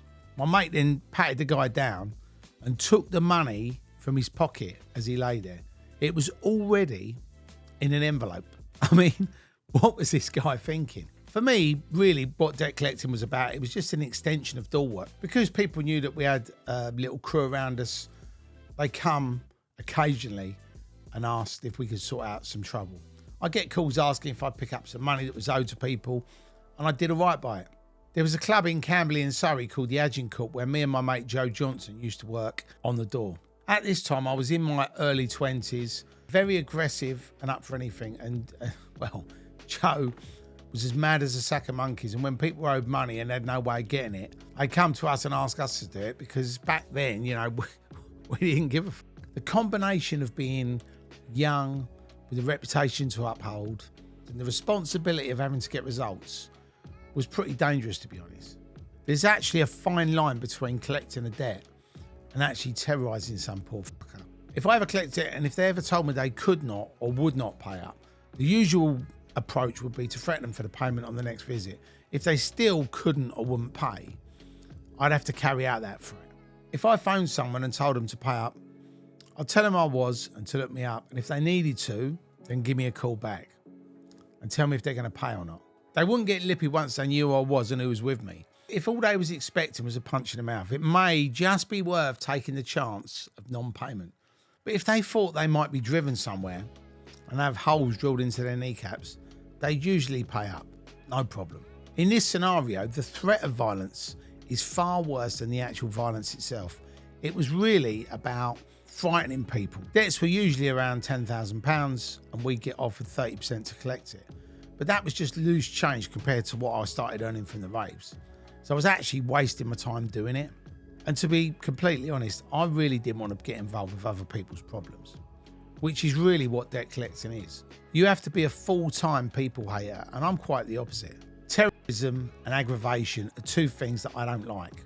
I'd gone from playing the part of a thug to actually being one. If I didn't watch out, I'd end up going down that wrong road and get involved in being a criminal. There's a load of people out there who'd love to be thought of this way, you know, but I'm the absolute opposite. If I'd have wanted to get involved in crime or be a gangster, I could have easily been one. You know, my CV had all the right qualifications and I knew enough of them to say I'm up for a job, but I was just not that way inclined. I've seen so many proper mugs, not just in the club world or in the music game, trying to be Johnny Big Bananas, walking the walk and unable to talk the talk. It's actually a pretty sad sight. My initiation to the London Underworld came after Ronnie Cray's funeral back in 1995. All the papers covered that funeral and they were all full of one name, Dave Courtney. Described as a top London gangster in all the media reports, the hair to the Crays. I mean, he certainly looked the part, surrounded by hundreds of heavies and taking care of security for this huge East End Gangsters event. Dave was overseeing everything. He was absolutely in his element. It made his name and he basically became the new face of British crime. One thing about Dave, he wasn't exactly media shy. and documentaries and magazine articles followed as he introduced himself to a brand new audience and quickly became a marketable brand. No one had really heard of British gangsters since the Essex boys were murdered in that Range Rover and the Crays and the Richardsons in the 60s. So this geezer was an associate of theirs, quick-witted and with the personality of a criminal come entertainer. He took the Crays' invention of a celebrity criminal that stepped further to boldly go where no other gangster had gone before. So we decided we'd interview his girlfriend Jenny for the Scene magazine, which was going at the time. She was basically making a name for herself as a rapper, and with Dave attracting so much publicity, she could use all this to her advantage. I actually went along to the interview because I was really interested in actually meeting with Dave, as I'd always been fascinated by the Craze, and we got talking. He asked me what I did for a living, and his eyes lit up when I told him about the raves. To say he was interested would be an understatement. He was absolutely itching to get into the scene as much as he could. We both got on really well. You know, we come from similar backgrounds, knew a lot of the same people, and both being on the club scene, we shared some of the same interests. I also knew that he'd boxed in the past and was quite fond of a row. What else would you look for in a new acquaintance? As our friendship progressed, he started writing for the magazine, and we gave him a regular column in the Scene magazine called Dodgy Dave's Funny Rave Page, where he just wrote any old bollocks, you know. You're starting to get a feel for regular magazine features. It gave him a nice platform to mouth off about whatever he wanted to, adding his unique style and allowing his personality to shine through. So many people used to look forward to their dodgy columnist rantings and ravings and would always fast forward to the back of the book, to the back pages to see what Dodgy Dave had been up to each month. There were a few editions where we had to change the title to Dodgy Dave Live from the Inside every time where he'd been locked up. This particular occasion, he'd been put in remand in Her Majesty's Prison Belmarsh for something or other. I can't even remember what it was. I've still got copies of the magazine, and I was looking for them recently, reading Dave's pages. From what he was writing, you would absolutely think he was an absolute nutcase. Well, there's only a few more money-spunking days till fucking Christmas. I've stolen the kids some nice presents this year. I hit the old checkbook and card well hard, and whoever the poor bastard is that owns it now owes the bank a good few £1,000. Dave even sent a fat, moody cheque to the Police Widows Christmas Fund for a laugh. This was the sort of mad shit that Dave would do. He actually came to a few of our raves and he'd always rock up with all his boys. You know, it was a huge fucking posse of them. And looking back, it was funny. I mean, Dave really knew how to make an entrance. A lot of people in the scene and the clubs knew who he was through that funeral thing alone in the national press. And being the most conspicuous person you're ever likely to come across, no one could miss that Dave Courtney was in the house. Dave met all of their security team, and of course he could see immediately that I had respect and that my firm wouldn't be with me if I was just some idiot. He actually knew a few of the guys, and it definitely was a show of strength, and I could see Dave's mind was ticking, thinking, fuck me, where did he find this lot? Neither of us being stupid, we worked out that we could use each other to our mutual advantage. We got chatting seriously one night and came to an agreement. I could use his name and growing reputation as backup. If people knew I was mates with him, it would sort out and stop a lot of the potential trouble that was always never far away, with jealous rivals, dickheads trying it on for protection, and drug dealers trying to muscle in. To be honest, we could cope with them by ourselves, but being connected to Courtney might mean we never even had to. I mean, we had some scary geezers on side, and having his name behind us would definitely help keep the shit away. It made me probably a little bit more well-known in London, where I'd always been conscious that I was an outsider from a sleepy little village in Surrey called Camberley. From Dave's point of view, you know, he could come along to the raves, have a good time, be noticed and build up his reputation. So we shook hands and we had a drink on it. Dave was my first real contact within the criminal fraternity. He proved to be a really good guy to know most of the time. I was invited to lots of parties, boxing dues, and I probably met pretty much all the villains of, you know, the 60s and 70s and the 80s.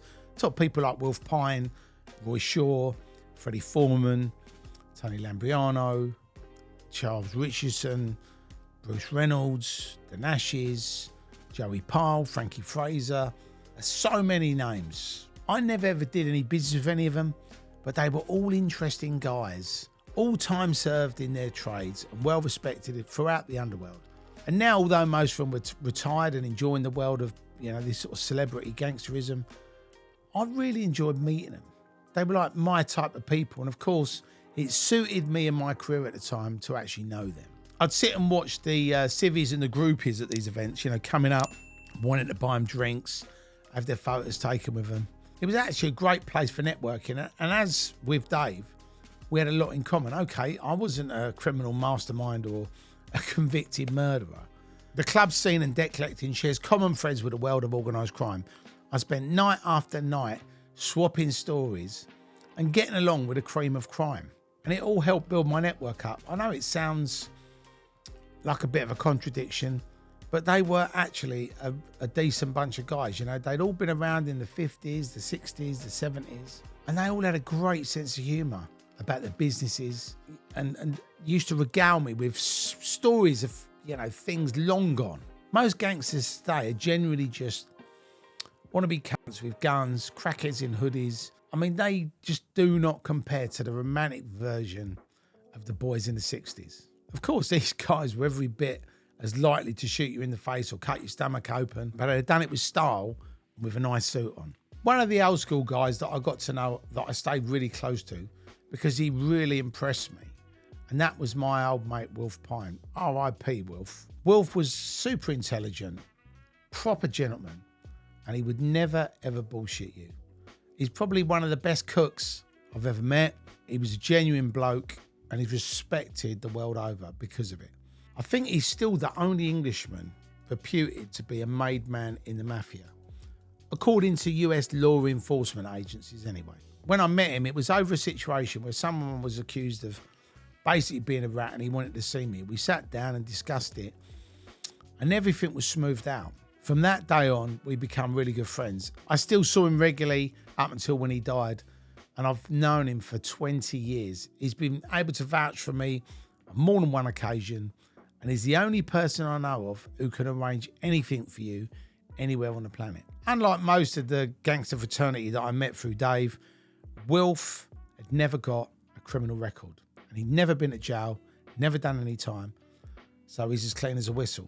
As our friendship grew, Wilf became kind of like a father figure to me, really, and I'm honoured that he always called me the son he never had. Phoning me up, and he used to say, "Teddy, it is your Jewish father calling. How are you?" I mean, that doesn't happen with anyone else. And he really was the nicest bloke you could ever meet. But you just would never, ever want to cross this fella. I actually remember saying to him once, "I wish I'd met you when I was 16 or 17, And he replied with, "No, you fucking well done." And we both laughed for too long. He was probably right. I mean, knows what kind of trouble we'd have got ourselves into. Some of the American guys that I met through Wilf are all pretty heavy duty. I've been to the best restaurants and the best clubs with them. And each time, we'd always get the best table, the best service, and the chef would always come out to see us. It really is a good fella's world. One time when I was over in Vegas with Jeremy Bailey, Wilf set up some friends of his, and they really made sure we got the VIP treatment. There was a restaurant where all the stars went, and you had to book up months in advance to eat there. If you know the right people, though, you could just stroll in and get the best table in the house. And that is exactly what we did. Follow me, please, Mr. Turbo. We've been expecting you. Sounds like a James Bond film. So we sat down, and we're having a look round, sussing out the menu. When the waiter came over with the telephone, "It's for you, Mr. Turbo, sir." It was one of our American mates. I thanked him for getting us in, and he said it was their pleasure to help us, and then said, "Make sure we take care of the waiter."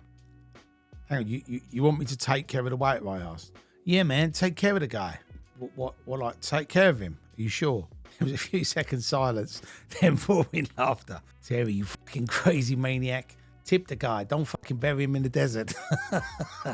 Of course, the waiter was listening and probably gave us the best service he'd ever given in his life. It was an amazing night on an amazing trip, courtesy of a more than amazing friend.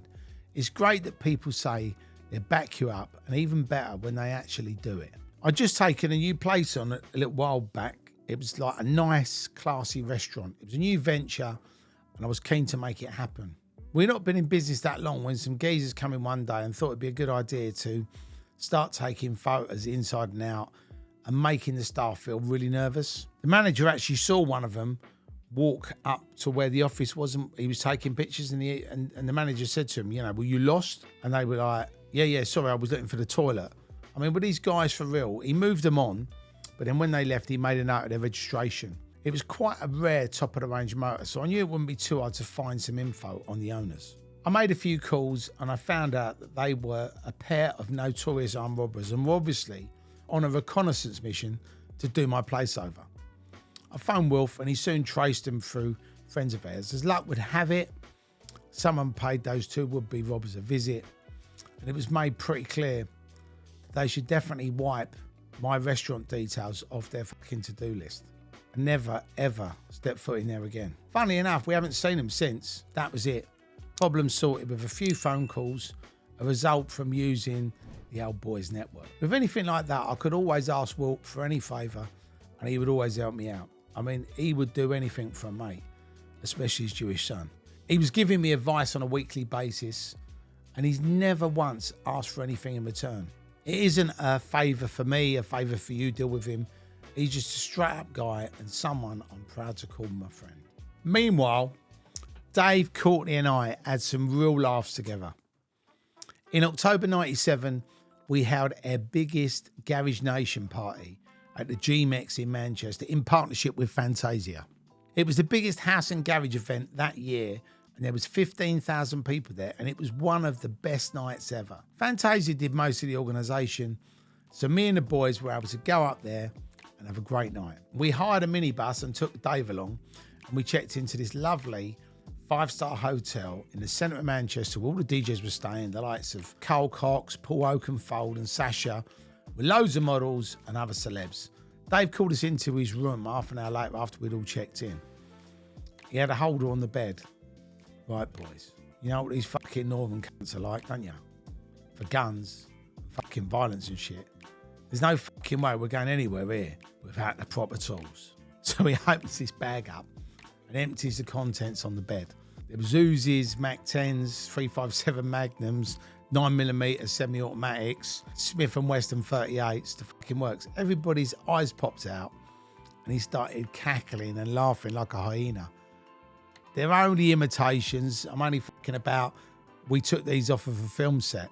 But he did insist on taking a Mac 10 along to the party just for a piss take. So when he walked in to see what the doorman would say. Obviously, when we arrived, it set the metal detector off. The doorman was doing a double take. Dave, sorry, you can't bring that in here. What are you on about? I ain't fucking going anywhere without it.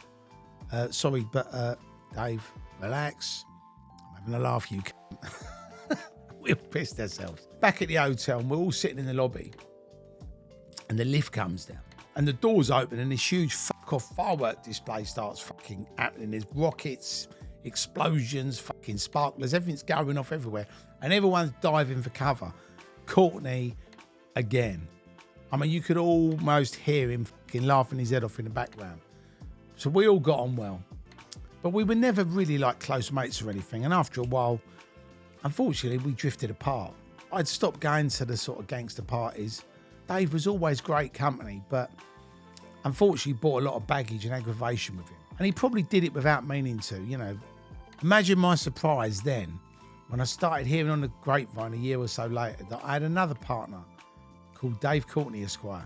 Apparently, he'd been going around telling everyone who would listen that he was running my raves, which was kind of more than I bargained for when we'd agreed to sort of use each other's names for mutual benefit. I mean, fuck me, I'd learned that lesson with Letraset Mark and his mate Andy and Phil and Mick, the Tottenham geezers, who I did the Rocket with. Apart from Jason Kay, rest in peace, the one thing I didn't want or need was any other partners, especially one who was so fucking secret, even I didn't know about it.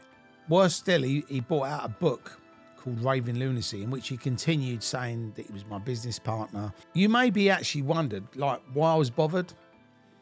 Well, Dave, being the type of person he is, had sent copies to a lot of top people, including the Metropolitan Police Commissioner, Sir Paul Condon, the HMRC, and the Queen, for fuck's sake. I'm sure at the time he thought it was hilarious. And I'd have seen the funny side myself if it had been about anybody else. But the real fucking problem was he made up a load of stuff about me in the book. When he was writing the book, he said, oh, I'm doing this book about the rave scene. I'm going to mention a few bits about One Nation, Gary's Nation, blah, blah, blah. Is that okay? And I was like, yeah, sure, because he did come to the raves and we were mates, But these stories were a lot fucking different in print, sadly. There I am in his book, named and shamed as being in the car when Dave had some like crazed gunfight, something like Starsky and Hutch. And for the record, it was all bollocks. I never was in any car with anybody with any kind of guns or gun battles. I was a businessman. I was putting events on in licensed venues. I was earning a good living, being the face of a successful dance music organisation. I wasn't fucking Ned Kelly. Why on earth would I be driving around with Dave, getting shot at? More important than it being untrue, it was basically accusing me of committing a fucking serious criminal offence. And obviously at the time I did have a firearms licence, so I did not want the old Bill nosing around me any more than anybody else does. And they might have even thought there was a ring of truth to it, because I did have a Browning 9mm pistol, perfectly legit, and the cops knew that because they were involved in the licensing process. I actually had a right go at Dave at the time, when the book came out, but he just laughed it off, which kind of really disappointed me. Even so, I could have laughed it off myself eventually if it hadn't have caused me all the fucking grief. You could almost hear the taxman and the VAT man chatting. Have you read this book that Dave Courtney sent us? Dave who? Dave Courtney, the notorious hardcore criminal, the heir to the craze, the gangster. Oh, no, I haven't read it. What does it say? Oh, it just says there's some geezer called Terry Turbo who's his business partner. Well, if Turbo's his business partner, he must be a criminal as well. And do hardcore criminals and gangsters pay their taxes and VAT bills? No, do they fuck? Well, we should have a close look at Mr. T Turbo. In fact, let's spin the... So they launched a full-scale investigation into me and my business. It's actually the oldest trick in the book. Tax dodging brought Capone down after all. I actually thank the Lord I'd always taken the decision to go proper legit. Everything I'd ever earned was scrutinised. I mean, they turned my house over, they went through my bank accounts, they went through my paperwork, they went through my business accounts. And at the time, raves were a cash business and they were crawling all over me, looking for the tiniest mistake or something that didn't quite balance up correctly. What they were really looking for is payments to Dave. At first, I just thought I'd been unlucky to get a pull and didn't really put two and two together, but they kept asking me if I had a business partner. No. Are you sure? Yeah. Really sure? Utterly, totally, fucking, completely, 100% sure. Really? Yeah. Really? Why do you keep banging on about it? Have you read the book? Have I read what book? Dave Courtney's book. He says you're his partner in it. Well, with a friend like that, who the fuck needs any enemies? My accountant at the time, Frances, was an absolute diamond. First, she squared the customs and excise and inland revenue away. I'd always been straight, I'd always paid my tax, and between us we proved it. And that was that. Then she set me even straight on how things had to be from here on in. Even though you and I know you're honest, she said, they don't believe it. They're going to be on your case from now on. They're going to look at every penny you handle. They'll probably sit up over the road from one of your events and they will probably be clicking in how many people are coming in. They're going to go around the record shops. They're going to be checking how many tickets you're selling. They're going to be going in the clubs to see how many drinks were, how much money was being spent over the bar. They're going to work out the numbers, right? And they're going to keep looking to make sure that you're being on the straight and narrow. And they'll investigate everybody you're in business with. They'll turn over all the DJs. They'll probably tap your phone. They'll be all over your bank accounts. And they will probably be fucking following you. Fuck me. I might as well change my name to Terry Capone. Everybody who's in business, right, at that time would take a bit of cash, right? And if they say they don't, they're either stupid or fucking liars. Now, there was a third category, me. If I wasn't careful, I could get fucked over and lose everything. If you take £30,000 in on a night, said Francis, you can't even take £50 out for your petrol home unless you put it through the books. At the time, you know, I sort of racked my brains. I really tried to understand Dave's motive, you know. Maybe in his own way, he was trying to big me up and earn me a reputation as a face. I mean, I don't know. But whatever. I didn't want the reputation or the heat that goes with being a face. If he'd have asked, you know, Terry, do you mind if I make up a story about us driving along and having a shootout in my book? I'd have asked him, you know, what the fuck he was on. I mean, even if it was true, it's not something you want somebody to fucking write and put in a book or anybody knowing about. I mean, don't get me wrong. Dave was a solid geezer and he certainly can have a row. I'm not disputing that. He was also a well-known debt collector and had a lot of respect on the street. But even after all of this stuff, I still remain friends with him. We're not as close as we used to be. And he helped me out of lots of situations in the past. He's collected money for me and proved that he was a mate in many ways. Dave was always a likeable geezer and a great laugh. You know, he'd drop you in the shit and offer you a drink in the next breath. To be honest, you know, this whole fucking celebrity gangster thing caused me a lot of grief. You know, I can sort of laugh about it now because outside of a few proper people, it's all bullshit. You know, some of the supposed gangster stuff that goes on was and still is hilarious. There's internet forums now where all these people take sides and argue with each other about who is the top gangster, you know, who is a grass, who isn't a real gangster, who is the hardest man in London, who's an informant. I mean, you know, it's fucking mental. You know, rumours, Chinese whispers and lies have always kept people fighting at each other's throats. The main thing that the internet done is just provided a quicker and bigger way to spread it around. There are enough gangster stories that have been circulating for years. You know, people have been interviewed on TV about them and have actually told porkies to better their own reputation. With so much bollocks and falseness, it's little wonder that people see that lifestyle as full of petty, squabbling, backstabbing and fucking wannabes, telling lies and bullshitting everyone. Speaking of which, I know this sounds like the opening line to a terrible joke, but bear with me. There was this African prince once called something unpronounceable. His nickname was Ix. He ran an organisation called Dance Planet. And he always seemed like a nice fella. Well, put it this way, out of all the African princes I knew, he was the one I got on with the best. And to be honest, I took him at face value. You know, he had a few bad habits. Well, he was bang on it. But look, everybody was entitled to their vices. And being a dodgy geezer can always be a rumour. How wrong can you be? I mean, this guy turned out to be a right dog. I've been friendly off and on with him for years. You know, we weren't mates, but we saw each other at a rave, and he was usually quite good for a laugh. He placed an advert in my magazine for one of his events and conveniently forgot to pay the invoice. After 3 or 4 months, I started phoning him and sending repeat invoices. It wasn't a lot of dough. In fact, it was the princely sum of £300. But to be honest, it was the principle that mattered to me. You know, I was actually pretty disgusted. It wasn't the kind of shit that I expected, to be honest, especially from somebody that I knew who was supposed to be a friend, you know? And we were in the same business. And you don't do that to people you know or anyone else in my book. Well, at least I'd found out what he was like before he owed me a lot of fucking money. So you have to be grateful that he only owed £300. He was dodging my calls and ignoring my letters until one day he finally answered his phone. And I couldn't hold back. I said, where's my fucking money, you fucking cunt? Why would you steal £300 from me? As opening lines go, it wasn't that bad. He was lucky we weren't talking face to face, as I'd had plenty of time stewing over this £300, and I'd probably have taken his head off if he'd have fucking spoken to me like that, face to face. Amazingly, he tried to brazen out. He said, I'm not going to pay you. And what are you going to do about it? And I told him, look, if I ever see you at one of these clubs or one of these events, you'll see what I'm going to do about it. We'll have a fucking punch up and sort it out. It didn't really make any difference. You know, he still wasn't paying, so I put the phone down, mystified. I couldn't believe that he was willing to actually have a fight with me over £300 that he owed me.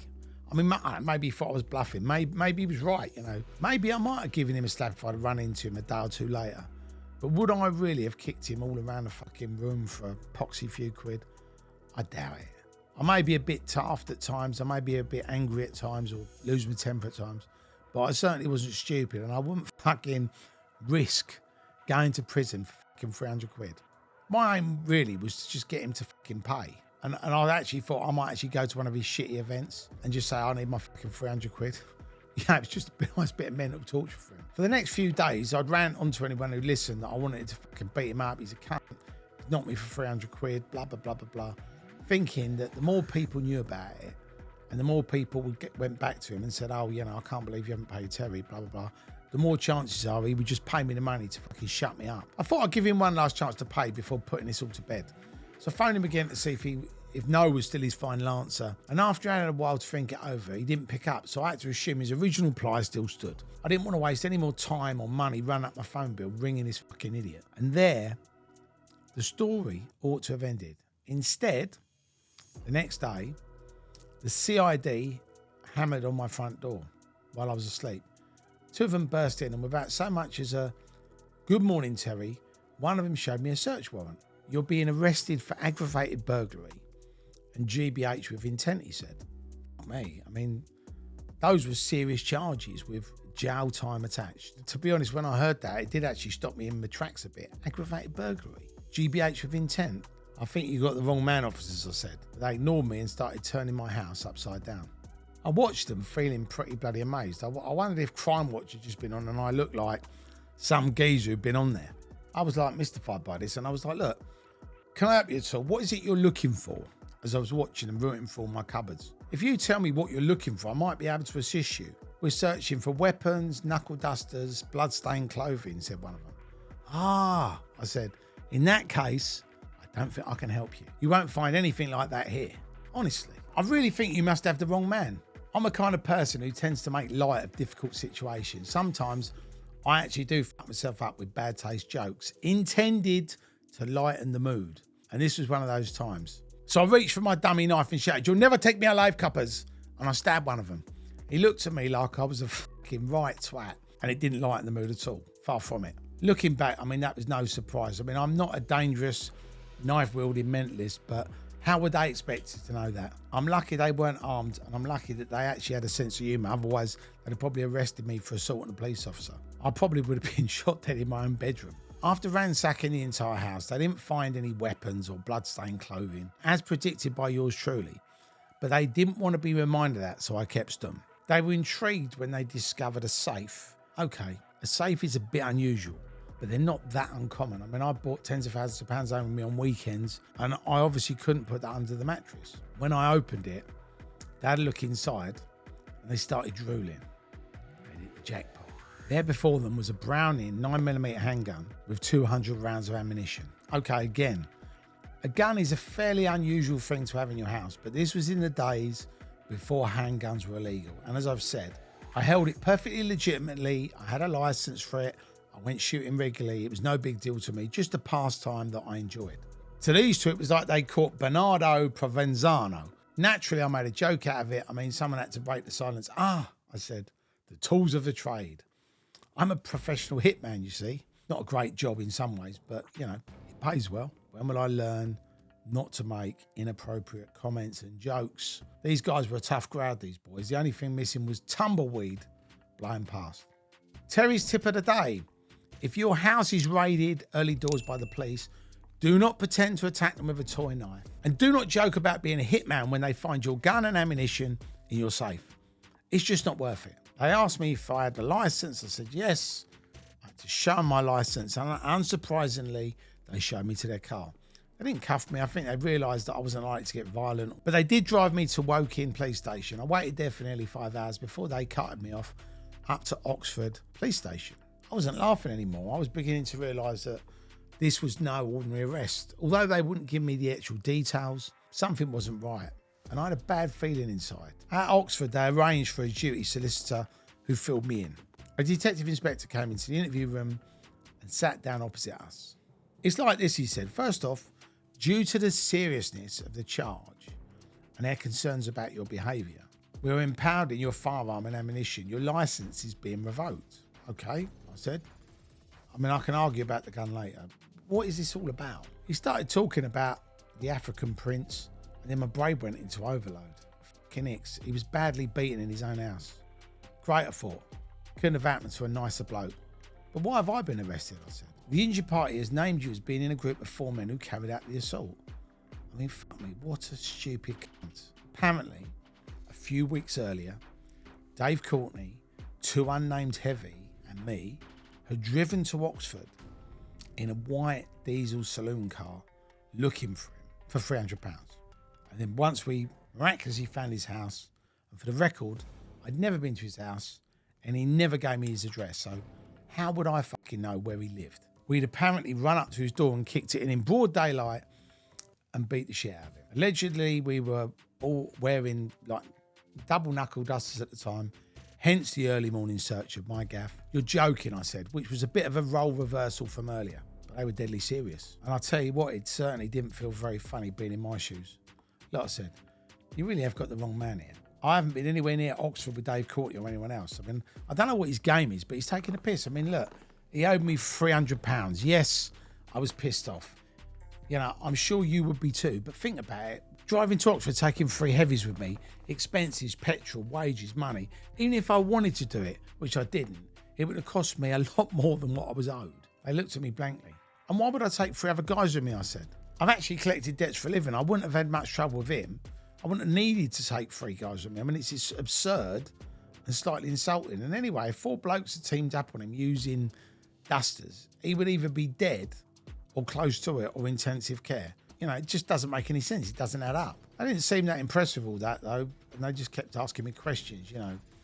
What about the white diesel saloon car identified by the injured party? You've got one of those, a Seat Toledo. It was true. I did have a battered old diesel Toledo.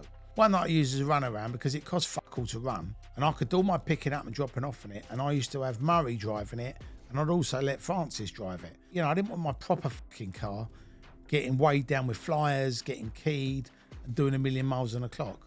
I knew 100% I hadn't been up to Oxford in it on the day in question, but it did worry me a bit. Some of the boys use it from time to time too. Maybe, yeah, one of them just thought, fuck it, we're going to collect the money. Because, I mean, I was ranting and raving about it. I was upset that this guy had fucking not paid me and fucked me about, yeah? So in the back of my mind, I'm thinking, I wonder whether one of these fucking guys has gone up in that car and done something without me knowing, thinking he's doing me some sort of favour. I hope and pray to fuck that I hadn't done that. What about the car then? I was a copper. Unsure, I declined to comment. I didn't want to say anything that could drop me or anybody else in the shit. Where were you on the day in question? I can't remember, I said. I was fairly sure I'd been in a meeting with a good friend of mine, Stuart Reid, who used to run the Eclipse Rave Club in Coventry. For those that don't know, Stuart had previous firearms offences and served time for them. If I named him and they did their poking around, it would look like a dodgy meeting between Terry and a criminal mastermind. They always assumed the worst, and I didn't want to fuel that fire. Added to that, I have got a fucking shit memory. It was possible I was wrong. You know, if I had to change my story later, it would look like I was lying to cover something up. So I thought, when I get out of here, I'm going to actually retrace everything, and I'm actually going to make sure that I was where I was saying I was, and I've got the dates and times right. It's always better to make sure that Stuart had recalled meeting me and warn him that I needed to name him as somebody I'd met that day, rather than them just turn up at his house. The questions kept coming and I kept batting them back. I knew I had nothing to hide, and I was sure this was just a simple case of someone's gone around there and fucking bashed him up because he's obviously owed him a load of money. And because I had actually rung him up and I shattered and screened him and said I was going to beat him up, I get the fucking blame for it. There's no doubt somebody had gone around there and fucking beaten him up. You know, it wasn't really that surprising. I mean, he's just that type of guy who rubbed people up the wrong way and made enemies. He'd obviously upset someone and they'd fucked him up. And if I'd found out who it was, I'll be honest with you, I'd have bought him a fucking pint. All I knew was it wasn't me. So whatever this silly sod was saying, and maybe he wanted revenge for the fucking phone threats and a bit of compensation along the way, who knows? The main question was now, could I convince the police of my innocence? There was a break in proceeding and I had a quick chat with the duty solicitor. I was still fairly confident this would all get sorted out. But you have to ask the question, don't you? You know, what's the worst thing that can happen here, I asked. Well, if you're convicted with both those charges, you're probably looking at a minimum of 5 years, he said. 5 fucking years? I mean, that was a reality check. My heart sank, I closed my eyes, and I let those words wash over me. I mean, what a fucking nightmare. You know, when you see films where this happens, you know, you sort of think, just tell them you didn't do it, you know, and they'll believe you. the innocent man shouldn't go to jail, you know. And you can't ever imagine this happening to you. And for most people, this will never happen. But now it was happening to me. No one would listen, you know. I was fucking Richard Kimball in The Fugitive. I was released on bail and told where the taxi rank was. I hope the police are better mannered these days, fucking hell. I made a few phone calls when I eventually got home. There were a few lines of inquiries on my own that I could pursue. First, the car. Here I got lucky. Frances Williams, my accountant, got her diary out. Turns out she'd had her car in the garage on the day that the beating had happened. This was before courtesy cars were invented. You literally had to fend yourself or borrow one from a mate for a couple of days. So she phoned one of the boys, bothered to Toledo and solved her temporarily transport problem. Frances was a respectable chartered accountant. She was a professional woman, not a rave promoter with halls of dodgy mates. That gave the vehicle an alibi for starters. What about one for me? I checked my own diary. Yep, I've been meeting Stuart Reid about tape pack distribution. So I called Stuart up to check. He would be happy to confirm everything. I mean, it sounds fucking mad now, right? Asking someone that you'd had a meeting with a few weeks ago, if you actually did have the meeting with them, and are they happy to say that? But to be honest, the entire case was just crazy. It was off its head in the first place. Stuart was willing to be a witness to prove that I couldn't have been in Oxford, and I thanked him, putting the phone down with an amazing sense of relief. My next call was to the police station. I told them about the car, where I was, and who I was with. This obviously proves the whole thing is rubbish. Surely, I said, I was in a different part of the country and the car it says was being used by a respectable professional person. So that must be enough evidence to drop the case. No chance. It was all in the legal system by then, a very fucking slow legal system. At least the copper told me that he'd made a note of the phone conversation and it would go into my file. Great. Well, thanks for your help, officer. It took a further 9 months for the case to come to actual trial at Crown Court. 9 months of anguish, you know, wondering what the outcome would be. And women complained about 9 months of pregnancy.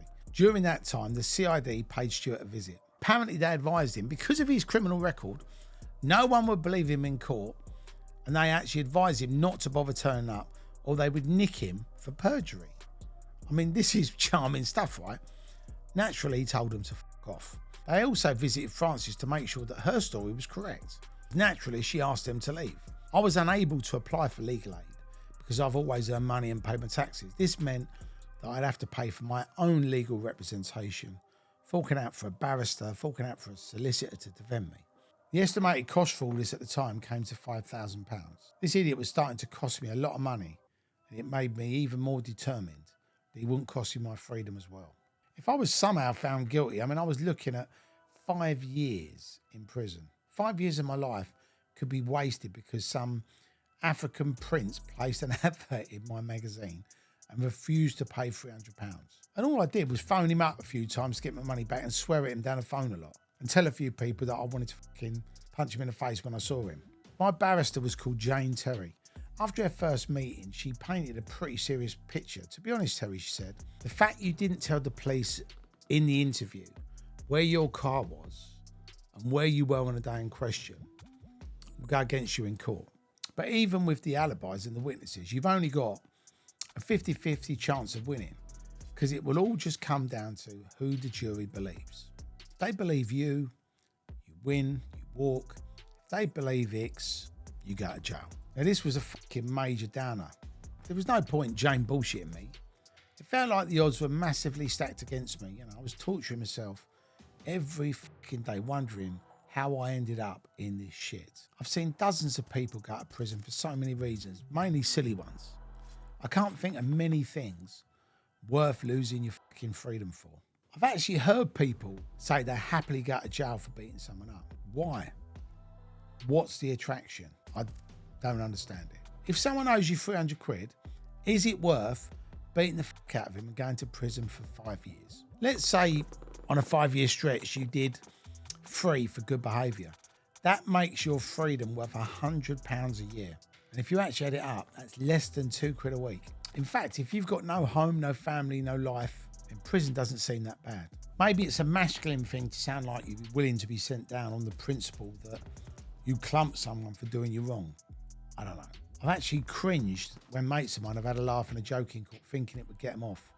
They've said things like, yeah, I broke his jaw, but he's a cunt.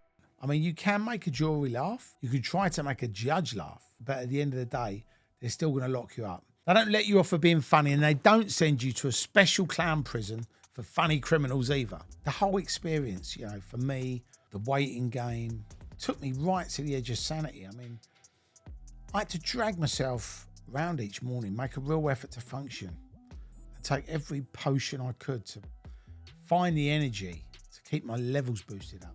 And it just wasn't working because my brain felt alert, but my body just wasn't interested, you know. I had an active mind, passive body, and a total lack of motivation. Not a good combination. My sleep pattern was all over the place, and I was in this endless cycle of misery. You know, the closer we got to the trial, the worse I felt, the more drained I felt. The more I convinced myself that the worst was going to happen. Before, I'd been the most optimistic person around. Now I was totally deflated, and I couldn't see a bright side to anything. Imagine you're sinking in quicksand and struggling to hang on to a branch to save yourself. That's what it felt like. I was sinking, but I just couldn't be bothered to reach out for the branches. There was a point where the only way out I could see was to commit suicide. I know that sounds mad. A few pills, some scotch. I'll be released from this shit. At my next legal meeting, I was told to grow my hair, get some reading glasses, and buy myself a light grey coloured suit. When I asked why, the answer was, because you look like trouble, and first impressions count, which made me laugh. Fair enough. I mean, you know, Jane was the expert, and I was more than willing to take any advice to increase my chances. A 6 foot, well-built skinhead carries all the connotations of a thug. No two ways about it. Within a few months, I transformed myself into a right geek, part teacher, part civil servant. I felt sure I got the image right because when I walked down the road, most of my mates didn't even recognise me in the street. It was only after this meeting that I decided not to give up and take the easy way out. Any in the world can, you know, when they hit a rough patch, you know, it's not actually that hard to do. You know, jump off a building, throw yourself under a thing, take some pills. There is nothing difficult about it. It will be over, and there's nothing to worry about ever again. The only downside is you'll be fucking dead. And I didn't want to be dead yet, you know. I'm no quitter.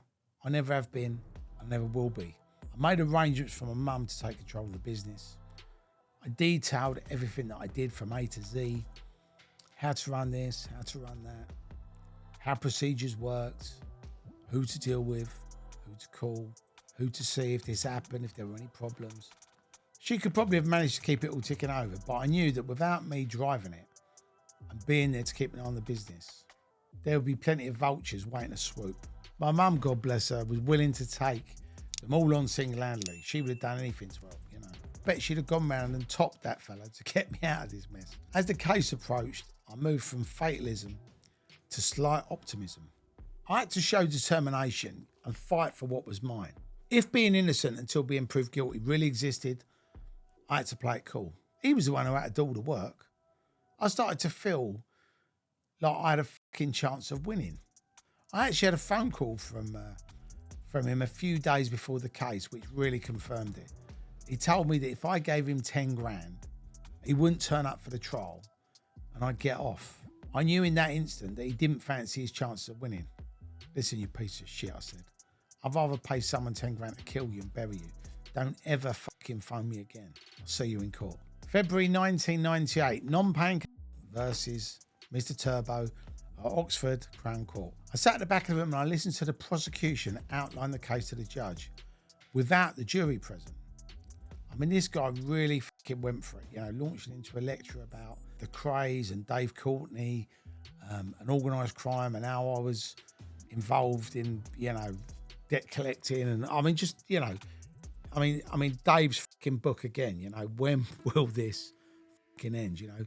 The lawyer even convinced me, even if I had the Pope as a character witness, no one's going to fucking believe me after they've heard that. I knew at that point I was going to jail. The judge, thank God, uses this part of the trial to say whether the speeches are all right or need to be changed. Now, Jane knew what she was doing. She objected to the opening statement. It's Mr. Turbo who is on trial today, Your Honour, she said. Not the Craze, not Dave Courtney. Mr. Turbo has never even met the Cray twins, right? And also, I had no criminal record. So, you know, I was just a normal person. And these names were being used to associate and scare the jury, basically, so that the prosecution would have been able to influence the jury by tarring me with that same brush. We also managed to get the charges reduced as well, because we managed to get a police doctor who did a lot of work with the Metropolitan Police, and he said that the injuries that Hicks had sustained were not concurrent with 4 men wearing knuckle dusters punching fuck out of him. In his words, not mine. As a result of this information, the judge dropped my charge from aggravated burglary with all the trimmings down to ABH. That still carried a maximum sentence of 5 years, and Jane warned me that the judge would probably issue the full 5 given the circumstances if I was found guilty. I try not to take this with negativity. You know, I wasn't a criminal. Someone told me that a defeatist attitude in court will only lead to one place, and I had to be aware of this at all times. The jury came in and we were off. The CID geezer was called up and he and the barrister reconstructed my arrest interview. The CID played himself and the barrister played me as they read a transcript. It was a struggle to work out whether this was a courtroom or a fucking pantomime. Here's my own little reconstruction for you at home. Tell us why you did it, Turbo. Did what? Why you beat him senseless? He was already senseless. Are you saying you did it?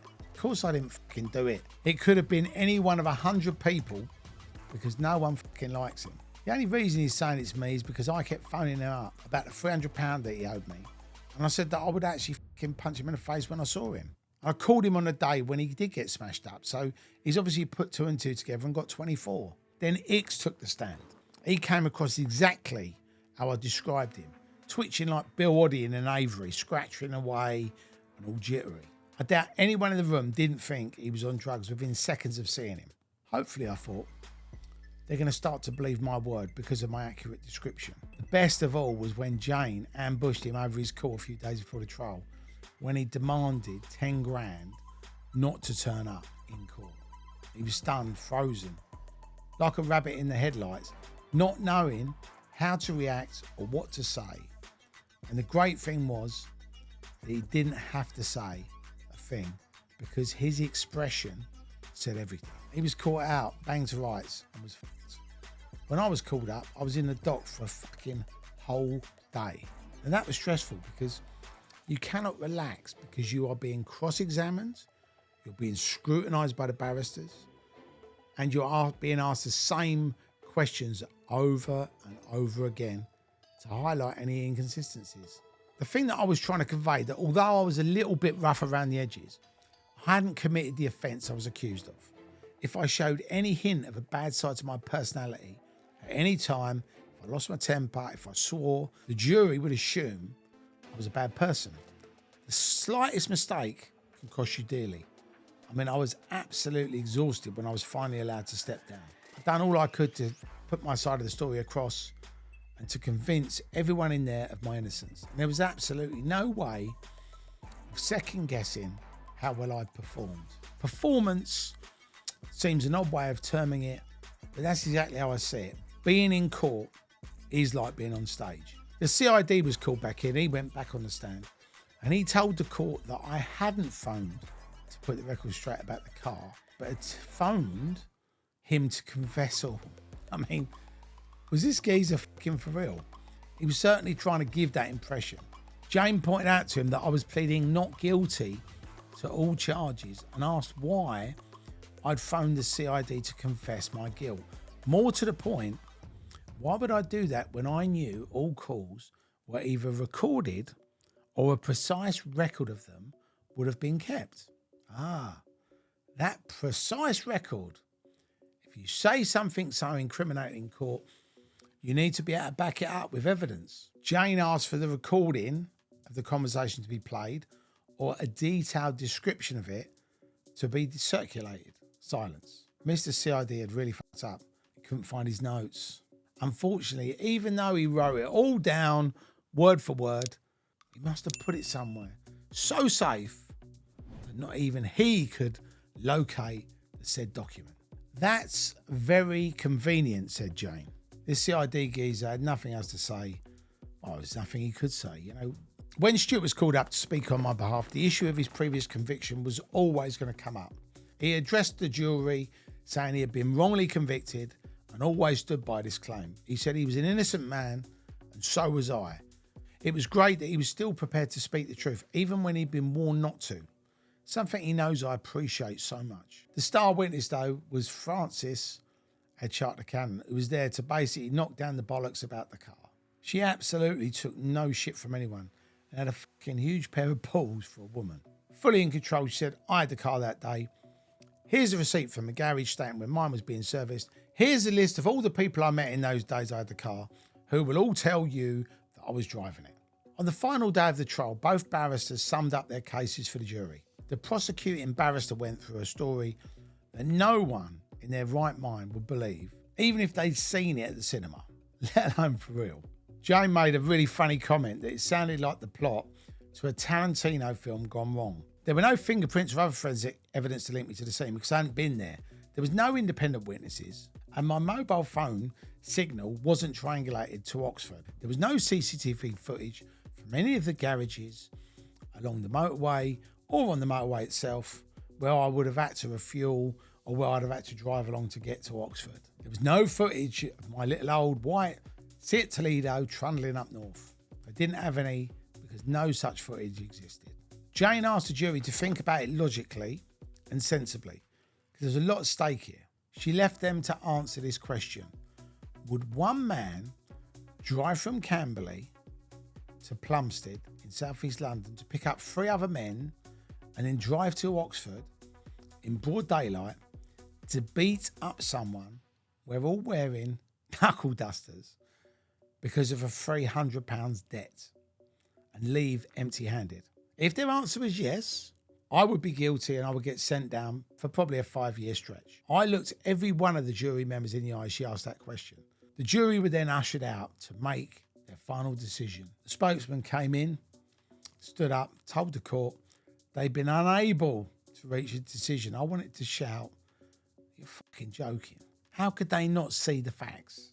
If I really wanted that guy fucked over, I would not have done it myself. Do you know what I mean? How hard was that for anybody to fucking grasp? The judge then directed them to go back and to base their decision on the evidence. Look at what little proof there is to suggest that Mr. Turbo's guilty. If you think there is enough evidence to place him at the scene of the crime, then fucking say so. I mean, he didn't say that, but you know what I mean.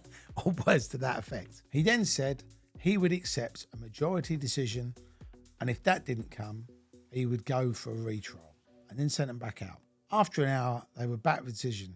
It was 10-2 in favour of not guilty. I don't think I've been as happy. I mean, those 5 years may as well have been the death penalty. And getting not guilty meant I was free of this nightmare that had lasted for the best part of a year. The really puzzling part for me was how 2 of them actually thought I'd done it. But f*** them. Jane Terry stood up after the verdict to ask for my costs to be paid. The judge ruled that if I'd told the cops everything in the interview and assisted properly in the arrest interview, it wouldn't even have gone to trial. So I could basically stick out my arse. It is what it is. The money was a side issue anyway. The good news is this nightmare had come to a fucking close. This nightmare had come close to costing me fucking everything. So in the grand scheme of things, a few grand was an easy pill to swallow. Don't get me wrong, 5 grand was 5 grand, but 5 years would have been a killer. I'd already lost 9 months of my life and temporarily my fucking sanity. But I was out of there, thank God. It was actually quite alarming that some prick could just go and make up a story like that. And so many people would actually take it seriously enough to bring it to court and waste a lot of time, money and resources to do so. They should have actually fucking done him, you know. Once out of court, I took a deep breath and filled my lungs full of fresh air. I'd actually come to the point where I fucking hated Oxford. When your whole life has been jeopardised like that, you learn to start appreciating it more. That night, I rounded up some of my closest friends to go out on a massive bender. Hannah, my girlfriend at the time, actually stood by me through all of this nonsense. And she was a tower of strength for me, to be fair. I've seen off the tax and the VAT people, and now the police. And I've been in the right too. I got on the phone and ordered a limousine stocked with champagne. And that night we travelled in style. And we actually went out for the whole weekend and had a great time. Going clubbing and celebrating my freedom. 2.5 days later, the celebrating was out of my system, and I was on a bit of a huge come down, really, to assess what I'd been through. I couldn't sit around and dwell on what could have happened, though. Thinking about what ifs is counterproductive. You need to learn from stuff that happens and move on. I'd certainly learned from this one. If anything bad can happen, it may well do. And it will happen when you least expect it to. It was like karma, you know. I'd done things in the past that I'm not too proud of, and some things that no one will ever know about. And this was payback, a wake-up call.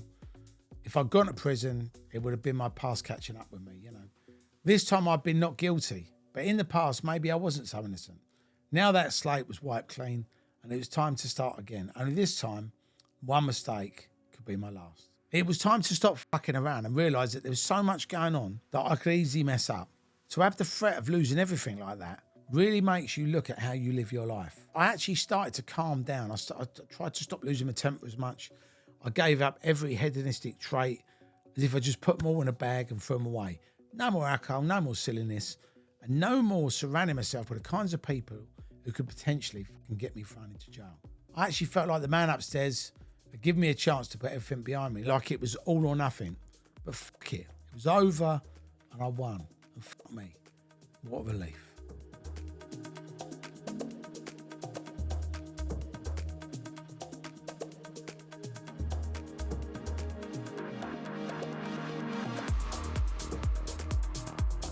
Chapter 11, highs and lows.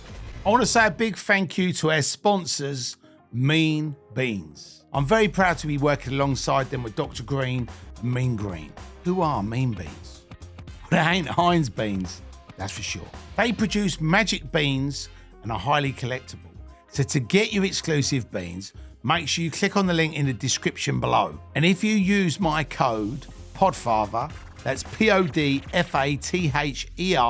PODFATHER, you'll get a 20% discount. I've had some fucking great nights through being a promoter. I'm no Brad Pitt, but women do flock to you when you're the governor.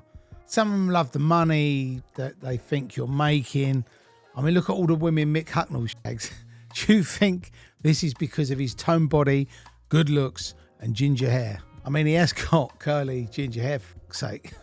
He gets laid all the time because he's rich and famous. Others like the red carpet treatment, like being walked in without paying, taken to the VIP arena. Some get turned on by knocking around with a geezer who employs a pack of wild animals as his door team.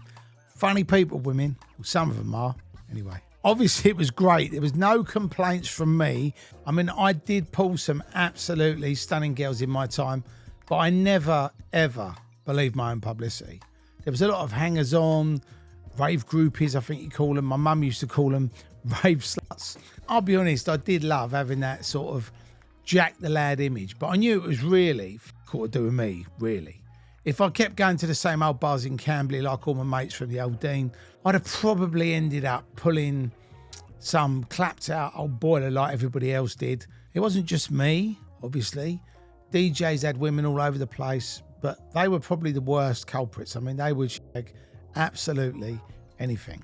They didn't know when their career would be over, so I'm sure they got it while they could. I remember one was shagging a 16-year-old and then used to fuck her mum when she came to pick her up. I mean, that is fucked up. I know the mother and daughter thing, some people are into that, but that's a bit too weird, even for me. It was mental. I mean, there was this one DJ, he used to always brag all the time about how many women he was doing up and down the country.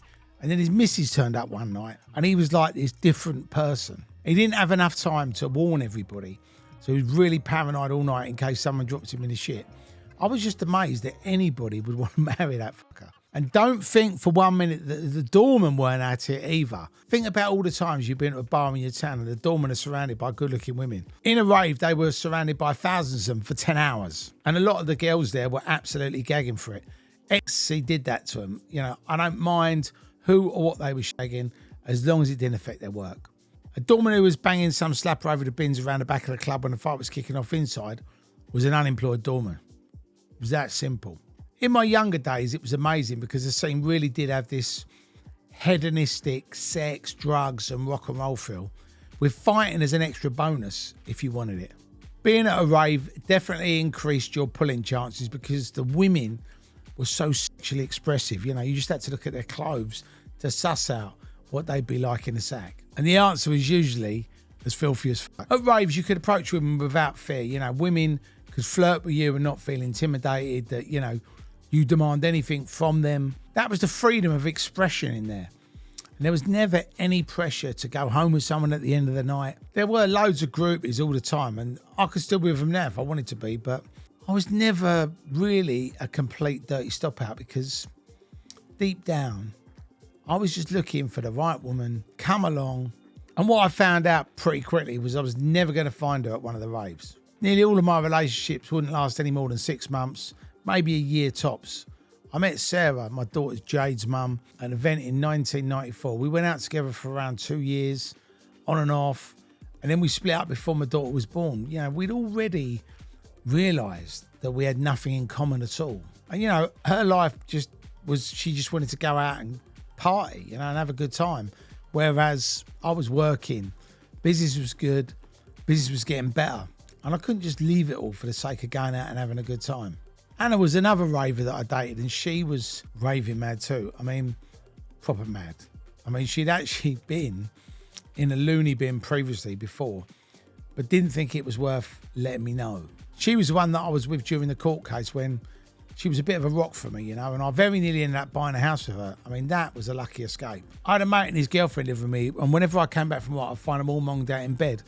My mate was into drugs at the time. It was no secret, although I didn't know that he was actually a fucking serious addict. I also didn't know he owed people money. One day when I got and I listened to my home phone answering machine, and some fuck saying he wanted his money and was going to come around and cut him up if he didn't pay. I got in touch with the bloke and sorted the money out and told him to stop phoning up because it was my house. That night when my mate came home, I had a right fucking go at him, you know. A rave promoter cannot live in a house full of fucking druggies. This bloke was supposed to be a fucking window cleaner. Another one. So I told him to clean up and get his fucking act together or sling his hook. He didn't do either and things went from bad to worse. Hannah phoned me on my way home one morning. "I've had a fucking row with your mate," she was screaming. "I'm going to kill him." I was only like half a mile away. Look, I said, just fucking calm down. I'll be there in a minute and we can sort everything out. When I got there, I found she tried to smash open my briefcase because jokingly, I told her there was a gun in there. Don't ask me why. I kept it locked. She kept asking me what was in there, so I told her that was a joke. I thought it'd stop her snooping around, but I didn't think that she would actually try to get the non-existent fucker out to top my mate. I got between them and told them, look, pack it up. And then I tried to calm Hannah down. She like completely flipped out to the point where hours later, I couldn't actually go to sleep. I thought in her frame of mind, she might fucking attack me, imagining like I was my fucking junkie mate. Eventually, I coaxed her into taking the dog for a walk. And as soon as she was gone, I phoned her fucking dad up. "Hello, mate. Hannah's acting really strangely," I said. "Oh, no, not again," he said. That was when he told me about her stint in the nut house. And that was when I arranged for the locks to be changed. My next girlfriend was a page 3 model who used to make a living playing a Baby Spice tribute act. It was great at first, but she ended up more like Scary Spice than the newest member, Piss Spice. Wolf Pine told me this once. "When you realise that all women are mad, you'll be okay." And I was beginning to think he had a point. I actually believed I had some sort of nutty woman attraction device or magnet in my head. I don't know why, they all just seem to be deranged psychos or druggies or party animals or all three. I don't mean they were like crackheads or, you know, shooting up heroin or, you know, they weren't junkies. I mean, all they really wanted to do was go out Thursday, Friday, Saturday, Sunday and just party and dance and get fucked up. And look, I can't say it was unpredictable. I suppose it was like hitting on a bird in an AA meeting, yeah? You pretty much know what to expect if you suggest a few vodkas. If I'd been a pillhead, you know, that kind of relationship would have suited me down to the ground. But I've moved on. And for me, you know, that was the worst nightmare ever. You know, all I wanted to do when I got home at around 6, 7, 8 in the morning was go to sleep. Call me old-fashioned if you like, but sitting up for a few more hours, smoking puff and talking bollocks had zero appeal. That's when nearly all of my relationships broke down. A lot of my arguments with women started. Me. Why can't you just go to bed like any other normal person? I am a normal person. I just want to smoke this spliff, have another couple of beers and chill out. But it's 10 a.m. and you've been up for 48 hours straight. This is not normal. Oh, fuck off. Louise was actually different to the others. We were together for around 3 years and I met her at, well, where the fuck do you think I met her? A modelling agency phoned me one day to say 3 of their models wanted to come to my rave that night and could we put them on their models guest list? The what? The models guest list, she said. I don't have a models guest list. Who are they anyway? She rattled off a couple of names, said they were in a current issue of Loaded magazine or something.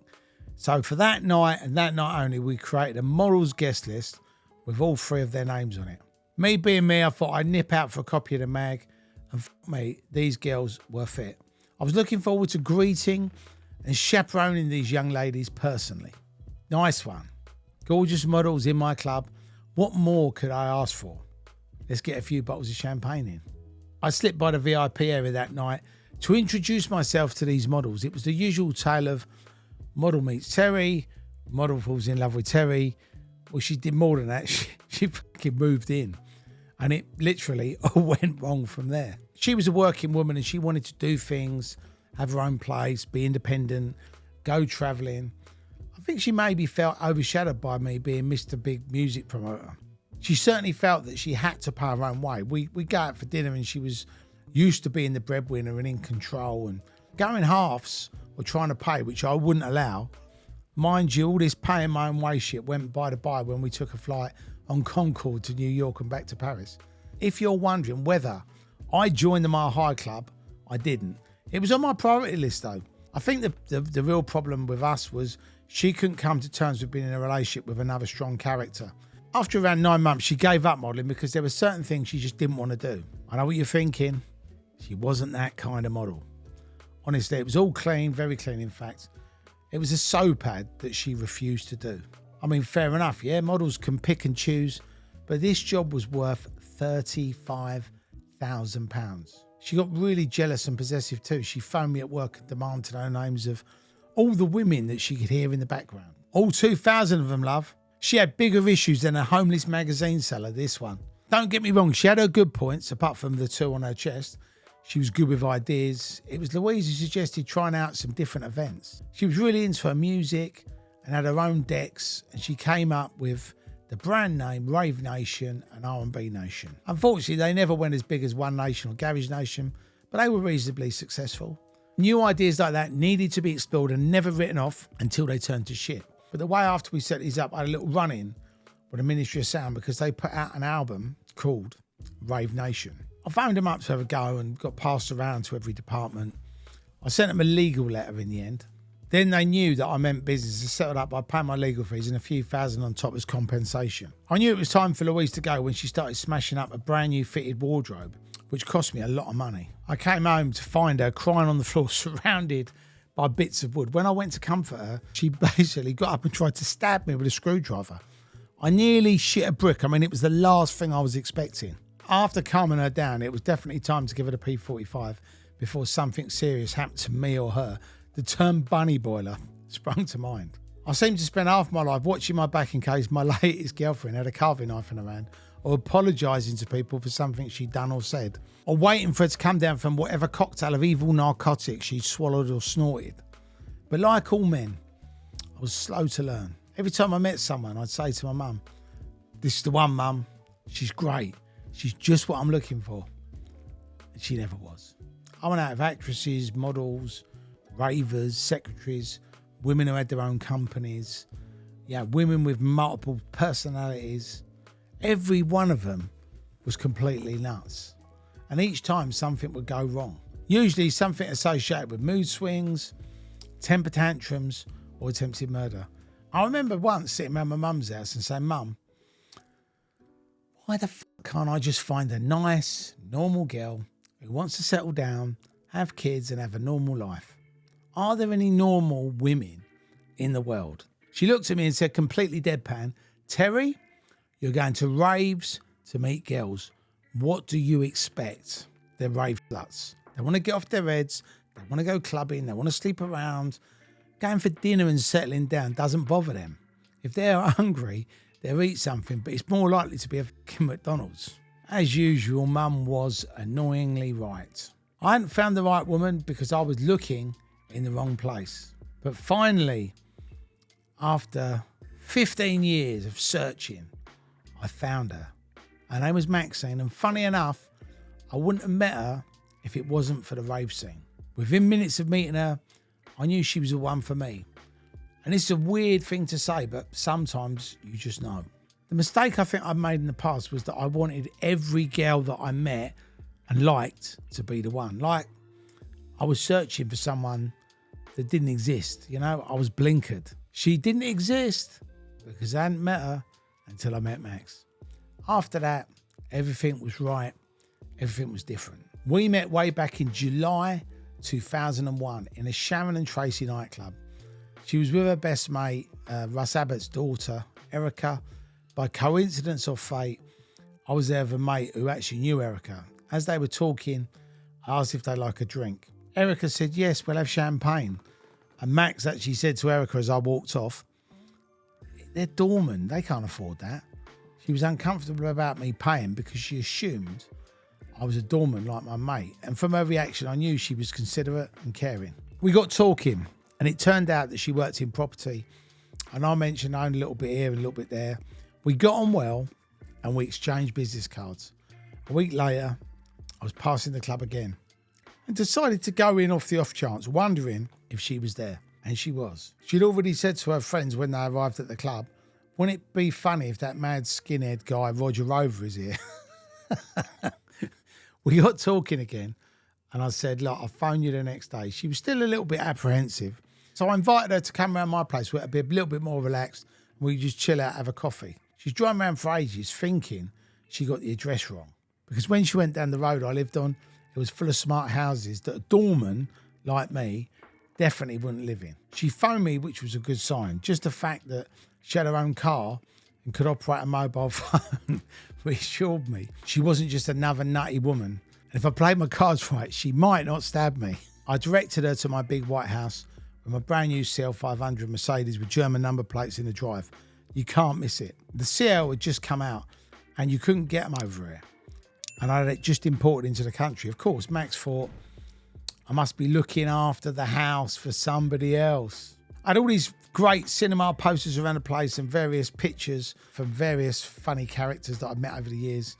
I had some bulletproof vests lying around in the hall and some holdalls. It couldn't have looked any dodgier if I'd staged the whole thing.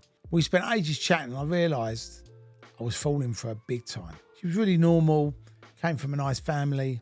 Her mum and dad had been married for 30 years and were sensible, self-made people with great stability.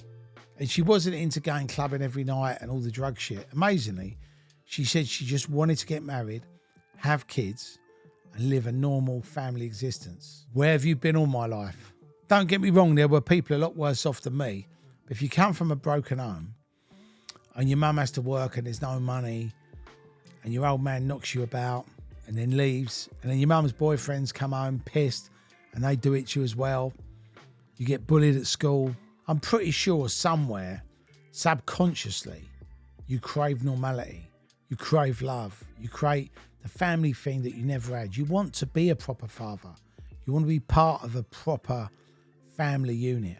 So we started dating and people were amazed because of my reputation and also because we appeared to be as different as chalk and cheese. The thing was, the Terry Turbo that Maxine met was the real one. Not the geezer in the rave punching the fuck out of some mugger. It was a little bit of a whirlwind romance. In no time at all, I was introduced to her parents. And when I met them, I actually thought her dad was very similar to me. You know, he was down to earth, decent guy. Her mum was super posh. And when she first heard about me, she said to Max, I didn't pay to send you to the best school in the country so you could go out with a skinhead doorman. But what did I expect? I knew she'd warm to me, and she did. Weirdly, they lived in a house that I'd admired for years. It was unbelievable. Years before, every time I used to get my car serviced, I used to walk down this, like, what I'd call a millionaire's road and pass this place every time, wondering who lived there.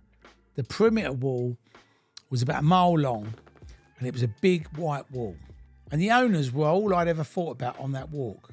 It was too bizarre to be sat there in the place and going out with a girl who lived there. After a month, we got engaged and moved in together. It sounds like we rushed in maybe, but we both knew it was the right thing to do.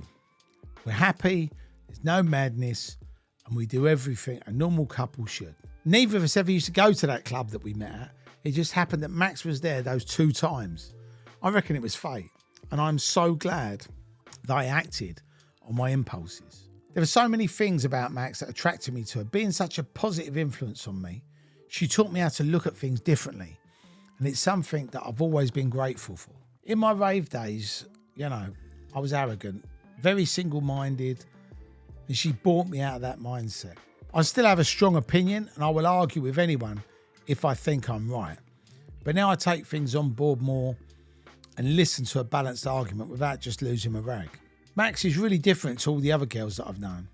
She's got class, morals, principles, everything.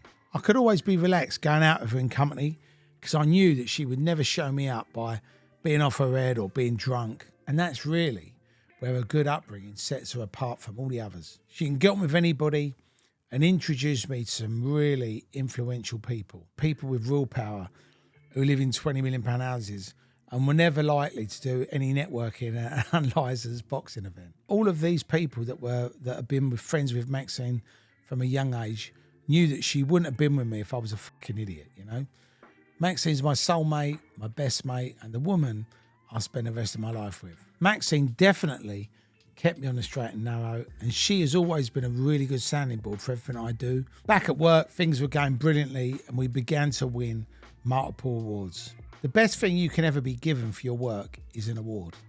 All right, that's bollocks. The best thing that you can be given is £100,000 pay rise, a new company Mercedes, and the best looking secretary in the firm on her knees in front of you in the boss's office. But if that's not available, then an award comes close. When we started getting proper recognition from the industry, it felt awesome. I proved multiple people wrong, like the guys behind the flying squad who said I wouldn't last 10 minutes. I've also shown many others they'd all been wrong to fuck me around. If you see Phil and Mick from Tottenham, or Carving a Mark, or Andy, or Murray fucking Taylor, do give them my best wishes and ask them all how many fucking awards they've got on their mantelpieces. Our events were really good. We really did make so much effort. Let's be honest, they were great. Our promotional material was always top notch. We spent far more than we had to on lights, lasers and sound. We booked the best DJ and MC lineup around, the best security team, always did whatever it took to keep our punters as safe as possible. What swung it for us though was the club tours. I'm sure that was largely why we kept winning the awards. We were running so many One Nation and Garage Nation events around the country, as many as 20 in a month. And if you add in the bigger events that we run ourselves, and the seasons in Ibiza, seasons in Ayia Napa, the tours to Belgium, Germany, Canada, Los Angeles, New York, we were probably giving 1 million clubbers a year a good time every time. People have to sit up and take notice of that. Kiss FM held the Hardcore Dance Awards at the Cannon Palace in 1998, and we got the award for Best Club Promoter, One Nation. We was everywhere, so there wasn't really any choice. If they hadn't given it us, it would have been deemed a fix. The geezer who used to run it was called Fufu. Don't ask. He was absolutely heartbroken when he had to give it to me because he wanted to win that award. He was gutted because he used to do the Kiss FM and Ibiza thing, and Kiss FM always used to win their own awards. I'm only joking. Best fucking promoter. Wow. Not just a half decent promoter, a good one, or even the second best in the whole country. I was crowned the best, the number one in all the land. And let me tell you, it felt pretty fucking good. Me and Fufu had a bit of a history. I used to love winding him up all the time, and he didn't like it at all. He phoned me up before the event and he said, hello, Terry, just to let you know, you've won, you His name, well, it wasn't his real name, obviously. His real name was Funky. He ran a brand called Elevation and had a few run-ins with him. We never had a fight or anything. It was just one of those personality clash things. I had one and he didn't. One time he'd accused me of not handing out his flyers properly, and it had all spiraled on from there. So we just christened him Fufu after one of Eddie Murphy's stand-up comedy shows. And because Funky was this huge geezer and a bit wet behind the ears, the name stuck with him. He became Umfufu. There was no serious malice in telling, but people saw how much that name would wind him up. So they'd all join in. And he never knew why he was called it. And he probably still doesn't to this day, which is what made it all the more funny. Out in Ibiza, I primed everyone to go to his events and find him and tap him on the shoulder and say, excuse me, mate, are you Umfufu? And every day he'd ring me up and he'd go, will you stop telling these fucking people to keep tapping me on the shoulder and calling me Umfufu? I couldn't help it. Stop telling people to call me this fucking silly name. What do you mean calling you silly names? What are they calling you would be my innocent reply. There'd be a pause. They're calling me Umfufu. Fucking Umfufu. I'd have to hang up pissing myself knowing that I made him say the name. So funny. The next award that I won was from Knowledge magazine. They used to do this yearly event with Red Stripe Lager called the Drum and Bass Awards, which was always held at the Hammersmith Palais. I won Best Large Venue Promoter for One Nation. So that is 2 consecutive years, which suggested it wasn't a fluke the first time. I mean, I was like the fucking James Cameron when he won his Oscar for Titanic, burst into shout, I'm the king of the world. But I would have looked up my own arse as much if I had done it. So I didn't say much. I just held the award up and smiled. In the year 2000, the Knowledge Awards were sponsored once again by Red Stripe. So with some genius wordplay, they became the Knowledge and Red Stripe Awards. One Nation was the best venue promoter again. 2 fucking right we were. Hammersmith Apollo played host to the UK Garage Awards in the year 2000, and Garage Nation was nominated for Best Promoter. But a company called Exposure won it. I mean, what a load of old bollocks that was. I mean, I was pretty fucking angry at the time. I mean, we were the top dogs in Ibiza by now. We were running Iron Napa, and we were doing 20 clubs up and down the country pretty much every month. Big events and all the tape packs. We certainly had the highest profile in the country, and Exposure used to just do a little club night at the Coliseum once every sort of couple of months. And they never really set up shop anywhere outside of London. And they walked off with the best promoter. It was a fucking farce, and that's not sour grapes. If I thought for 1 minute they deserved it, I'd be clapping my hands and saying so. A year later at Brixton Academy, there was a big ceremony for the UK Garage Awards with lots of celebs, music artists, managers, and television cameras. And then we eventually got what we deserved. We won Best Garage Promoter with Garage Nation, and it proved their point from last year's joke. I went there with Maxine, and we had an amazing night. She drove up and she parked her little Mercedes SLK right near the front of the venue. We got out. She had a fur coat. Me, I had a gold fucking Versace suit. I looked like something out of a Snoop Dogg video. Because I love rum, I got absolutely slaughtered on the Morgan Spice rum, and we left there in the early hours of the morning. Me clutching my award and Maxine kept me steady. As we left, a load of scumbags rushed the doors with loads of other hoodies on BMX bikes who were hanging around waiting to fucking join in. Someone we knew had literally come out of the venue and had been carjacked, and there was a lot of shouting and yelling, and Max was frightened, and I was like, listen, darling, fuck it. If they want it, I'll have a fucking go. I'll smash them with this fucking award. And the award had all these like fucking sharp edges on. I mean, it actually looked like a dangerous weapon. But luckily, we walked to the car and no one touched us. They must have thought they were being set up by some sort of police sting operation. Maxine had a fur coat and diamonds, and me in this gold suit walking around Brixton at fucking 3 a.m. in the morning. It was a bit weird. Actually getting recognition and winning awards for the events I was putting on, for me, was a crowning glory. You know, One Nation touched a lot of people. We were the best and won awards for being the best. Getting that kind of recognition made it all worthwhile. As well as all the ups, though, there were always plenty of downs along the way. Ironically, the biggest disaster happened the year we got Best Venue Promoter. The year 2000, Millennium Night. There'd been masses of hype and hysteria about the Millennium.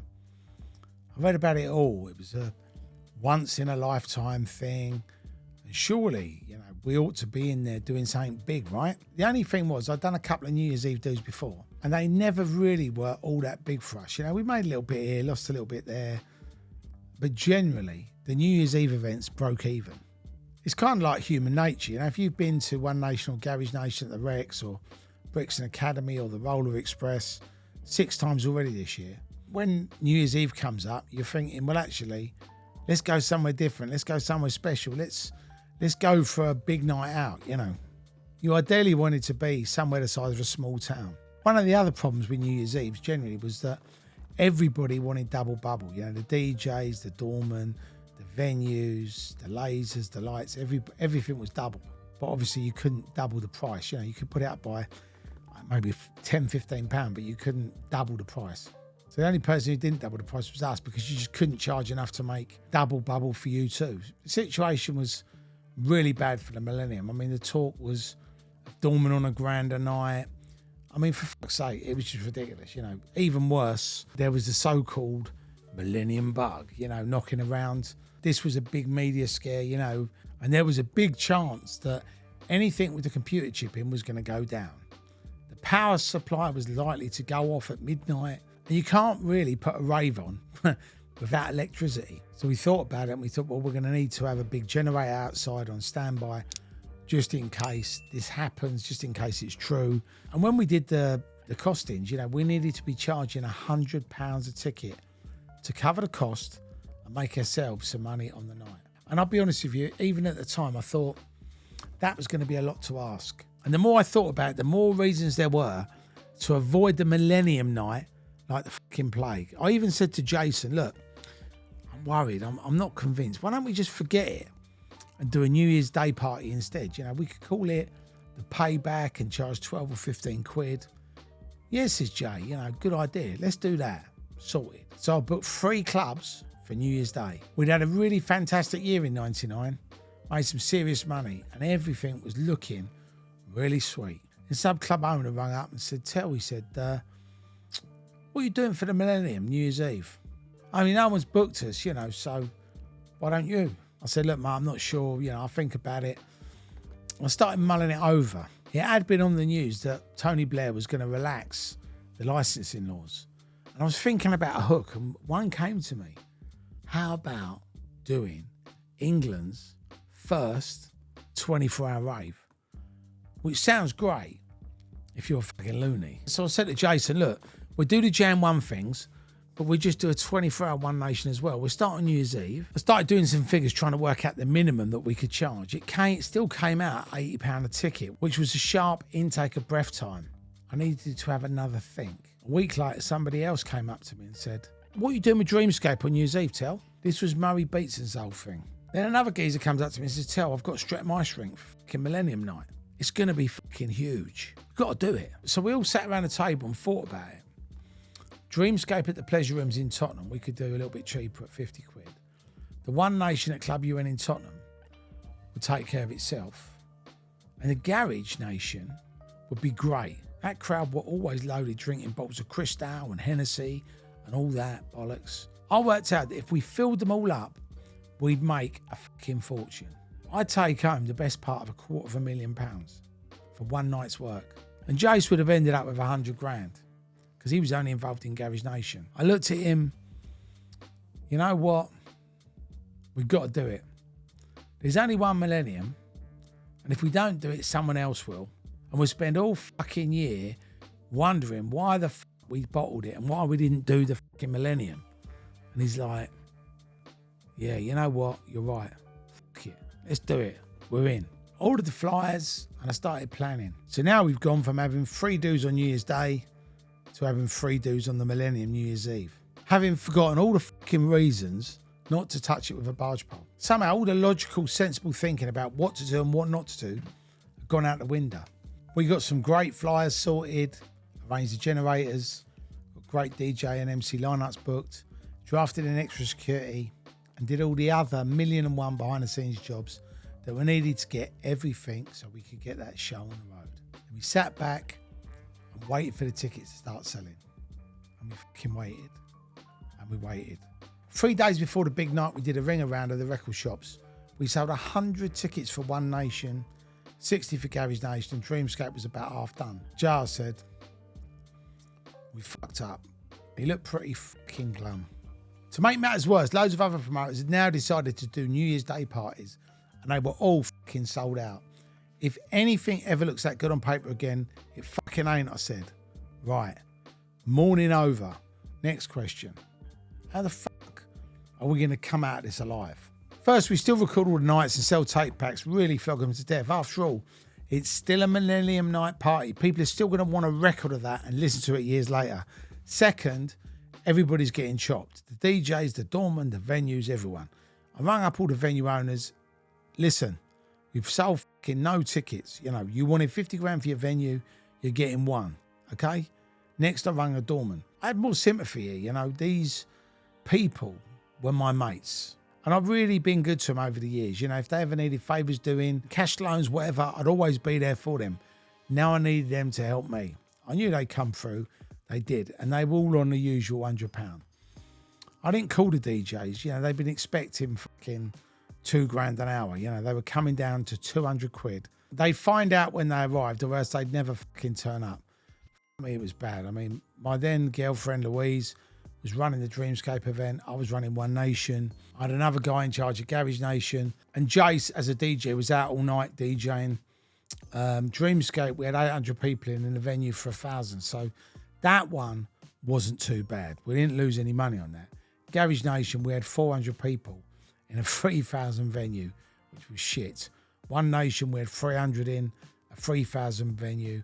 Total shit. I mean, they both look fucking terrible. The atmosphere went from awful to fucking non-existent. We closed Garage Nation down halfway through and told everyone to get over to One Nation. We put them on a guest list, which did make a bit of a difference. You know, a few more bodies in, but no one really had a great night. And if you were there, sorry. We overreached ourselves. You know, we got too ambitious, too greedy. The only good thing you could say is that everyone was quiet. So it wasn't a total slap in the face for us, our brands and their promotional expertise. People had stayed in or gone down the pub, basically. True to form, every single fucking DJ who came in the club, their first question was, where's my money? I said, well, you know, you're not going to be getting all of your fucking money that you wanted. Cue the moaning. I said, look, come here. Look at that. I showed them a few fucking people dancing around in a fucking empty room. How the fuck can I give you your money? If you don't like it, fuck off. You'll never fucking play for me again. I still moan like cunts, although most accepted it with bad grace. One or two gave it a really big one, and guess what? I never used them ever again. Actually, whilst I'm on the fucking subject, DJs, a lot of them did get a little bit wanky once they got halfway famous. You know, not all of them. Take JK or Slipmat or Groove Rider, Fabio, for example. They're all fucking brilliant geezers. Massively popular DJs, and neither of these guys turned into fucking J-Lo as soon as they got a few fans. I could say the same for about 20 other DJs and MCs, and unfortunately all the other fuckers were just cunts, and it was all about them and what they could get, you know. If you think about how many were in circulation, that's a lot of cunts. In the early days, right at the beginning, they'd be getting £50 or £100 an hour, which isn't bad when you consider what a teacher's average hourly rate is. 10 years on is about a third of that. Now, talk about fucking inflation. Tell me if this isn't fucking ridiculous. After a few years, some of the boys were asking for more like 1,000 to 1,500 an hour. I mean, how does that work? Now, some of them are on like 20 grands and 50 grands. It was all just like made up as they went along, you know. Once they started demanding more money, you had to pay. Otherwise, you couldn't book them, you know. They could basically hold you at ransom, and they knew it. Instead of doing 20 bookings a week, they do 5 and put their price up. When they realised people would still pay, the DJs thought, fuck it, I still do 20 at the same higher rate. And it got worse. After they put all their prices up, then they started wanting money for the tapes that we sold as well. I mean, we were doing them a favour by selling the tapes in the first place, because it was a promotional tool for all concerned, as we always had an advert for our next event on the back of the pack. They were a really good safety net. As I've said, if we didn't have a good night, maybe lost 5 grand or something, the tapes would make that money back and allow us to carry on. There were a few, like Goldie and Adam F, who got really arsey about being recorded. I mean, for fuck's sake, they were paid a couple of grand an hour. For that kind of dough, I'll run a fucking tape, thanks, especially while you're standing there drinking my fucking champagne all night. I told them if it was a fucking problem, fuck off and don't come back. Goldie was all right about it in the end, but this Adam F geezer took it too far. He actually phoned my mum and had a go at her one day, and And when I heard my mum say, don't speak to me like that, I grabbed the receiver off him. I will smash your fucking face in for that, you little... This is how it is. I taped you out as well. If you don't like it, fuck you. I won't book you again. He said fine. I said fine. And I put his name on the flyer just to piss him off. We're like good mates now, though. So that was just a minor blip in the road. Another DJ was Mickey Finn, the only DJ I ever come very close to having a fight with. This idiot didn't want to be recorded unless there was more money up front. Out of all the difficult ones I remember, he was top of the list. There were so many other DJs bigger than him, and he was acting like he was like some sort of superstar. It started getting childish, and a scrap was inevitable. It was all like petty attitudes and childish sulking with, I won't play for you anymore if you ever questioned them. A few of them tried that approach, so I told them to fuck off, like with Adam F. I'd always put their name on the flyer just to rattle their cage and wait for them to say something, so I could show them what a bad attitude really sounded like. It never happened. They'd always fucking come running back. As the gangs and muggers began to cotton on a bit, they realised that the DJs got paid in cash for their work. That meant that some of them got spun on their way home and even had their houses turned over when they was in bed. If they finished work at whatever o'clock in the morning, it's not like they're going to be able to go to the bank to make a deposit, so they have the cash on them in their house. I know a few were stopped in their car and more than a few were robbed at home. A lot of the DJs started buying these like metal cages to fix to their front door at home for protection in their windows. I mean, what sort of a fucking way is that to live your life? One night at a One Nation do at Brixton Academy, I had this guy called MC Navigator who wanted to argue over the money he was owed. Naturally, he had two others with him. I really couldn't be fucking bothered with this prick, He was getting fuck all out of me. But I didn't want to do anything to spoil my night, certainly not with a prick like him. The trouble had started with him after he double booked himself with us and someone else. We booked him way ahead. The flyers had been printed and distributed, and his name was on them. Then he phoned to say he wouldn't be doing their show because he got a better offer for more money. I told him I'd get someone else to fill his slot. It was no big deal to me. This sort of shit was happening quite a lot. So I was getting used to having to replace all these fucking whingy little tosspots at the drop of a hat. I'm sure he was expecting me to beg him to do the gig and offer him more money. Oh please, MC Navigator. Oh, the event is ruined if you don't come and perform, Everybody's going to be so let down by you. Yeah, right. Bye-bye. On the night, his other booking got cancelled. So he just thought he'd turn up and do his set for us like it was the most normal thing in the world. I let him do it, and afterwards he demanded twice the agreed fee. Well, you can guess where this is going, right? I told him to piss off. His mates started crowding in, and it developed into a bit of a standoff with me, Felix and Jeremy Bailey staring the c***s down. Their bottle went. I turned to walk away, and one of them, some twat, called himself Daddy Freddy, called after me. You're lucky I don't have to make a call, mate. Not very subtly, he was hinting they could have me whacked. I turned around, walked up to him, I said, mate, whatever fucking calls you want, you fucking cunt. But the best call you can make will be to the fucking hospital. I said, don't tell me how fucking lucky I am. If you want to call it on then, mate, fucking let's call it on. This div collapsed like a burst balloon, and the three of them navigated a sharp exit. I was surprised, to be honest, I didn't fucking just chin the geezer. Maybe I was growing up. Maybe I was becoming sensible. And Max was on the scene now. Her influence was definitely calming me down and improving my attitude. Anyway, that's enough cunty DJ and MC stories. Where was I? Oh, Millennium night. Worst night of my promoting life by a long way. In the morning, me and Jace hugged each other, and I drove home in my car, just reflecting on what had happened. Got a call that afternoon, and Jason was actually still outside the venue. His car had broken down, and he had to wait 8 fucking hours for the AA. Talk about a nightmare.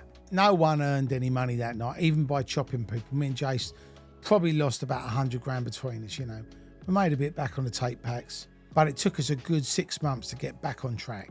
I was really gutted, sick as a pig. I couldn't believe I'd been that fucking stupid. The New Year's Day parties that everyone else ran went down massive. If I'd have struck with my original gut feeling, I'd have had 100k more in the bank, not less. So it was a 200 grand mistake.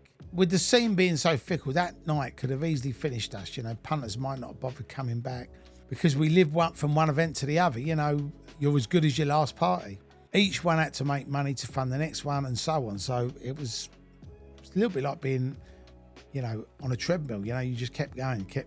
The main thing that I got from that night, I found out who my true friends were. Those people know who they are, yeah? They were prepared to go home empty-handed and left their families behind to stand by me. When you're in a shit like that, your friends will be with you and with you forever. One who wasn't going to be with me forever was Louise. January the 4th, I'm moping around the house feeling like shit. She suddenly says, I really want to go shopping to the sales. I was like, you what? Are you fucking stupid? What the fuck makes you think I want to go and spend money after this? Are you fucking insane? And that was the end of that relationship. I realised this woman had no fucking sense of reality, you know? All she wanted to do was go out, get off her head, fuck about and spend money. I mean, you can't blame her, right? But, you know, you have to be a little bit sensitive around someone who's just lost a lot of money. A few days later, we had the crying, the bitch and the wardrobe. And that was it.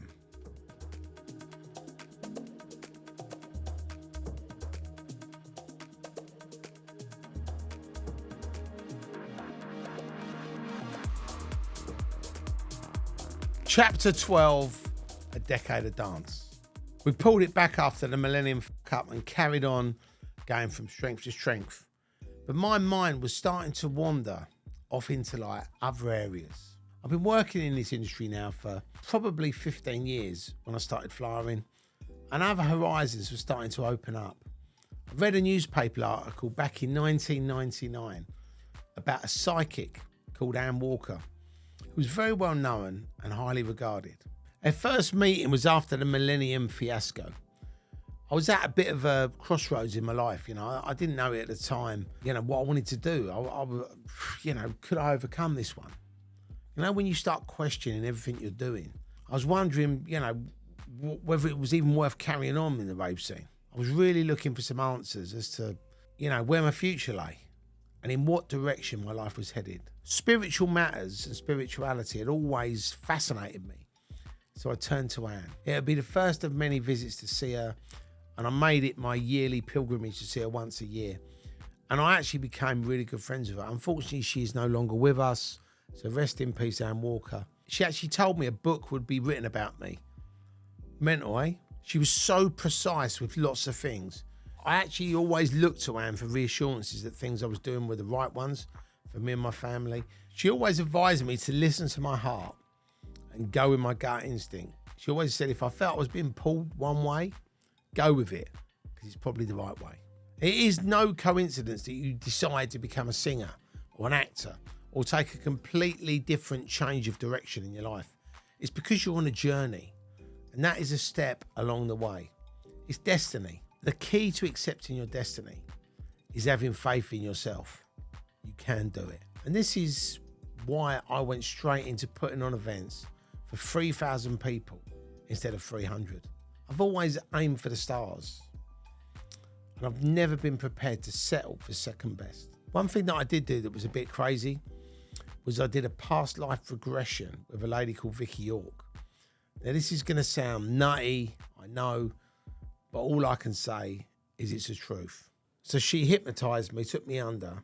I found myself back in America. It was around the time of the Great Depression, and I was part of a mafia crime family, and she took me through these various stages of my life. I was married to a woman who was spookily like my wife Max, who tried to get me out of my life for crime. She ended up being murdered, and I retaliated by having all her killers executed.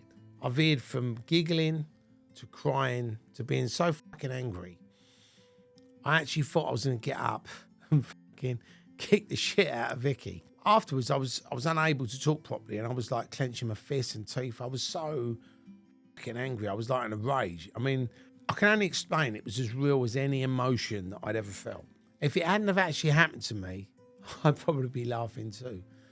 But it was the most surreal experience ever. And afterwards, it actually left me mentally drained. And I was wiping away real tears when she brought me out of the you know, I say she hypnotised me. It was sort of like a deep sleep. But since then, Vicky has done a few more sessions with me. And in one of these sessions, I was able to somehow ask God a question. And the question I asked was whether I'd been right to have my wife's killers murdered. And the answer was no, because he hadn't brought her back. Vicky asked me how I felt about my wife. And I told her, well, you know, I'd always loved her, and when she was killed, it felt like my heart had been ripped out, and that was a real emotion.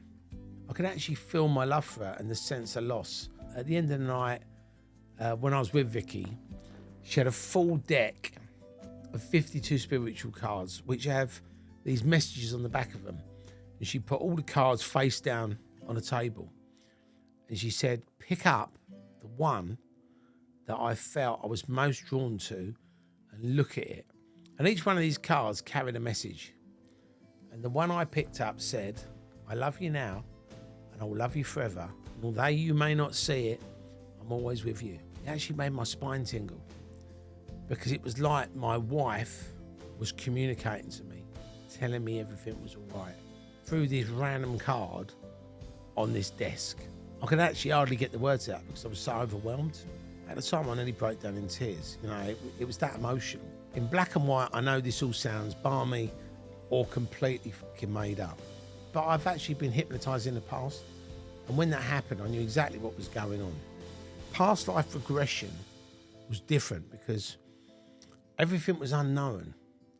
You know, I had the session recorded, so I know it happened. I can hear the anger in my voice and the despair of what was going on. My voice also changed as I became younger. All I can say is, have a go at it yourself and then see what happens. See if it helps you, because it actually helped me.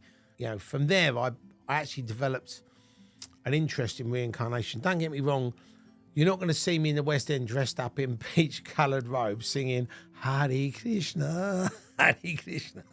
I won't be doing that. But I definitely feel that we do keep coming back to live on Earth until we grow to go on to the next place, wherever the that is. I'd never been a massive church goer, but this newfound spiritual side really started to affect me. That and the guns.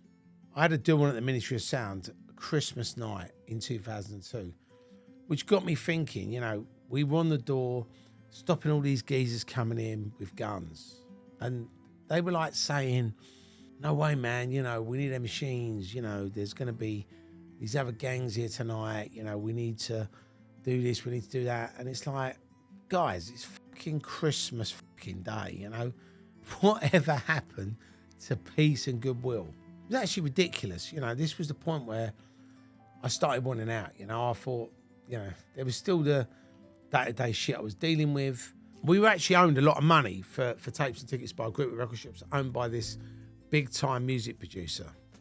And he thought no one would fuck around with him. The unpaid invoices started mounting up.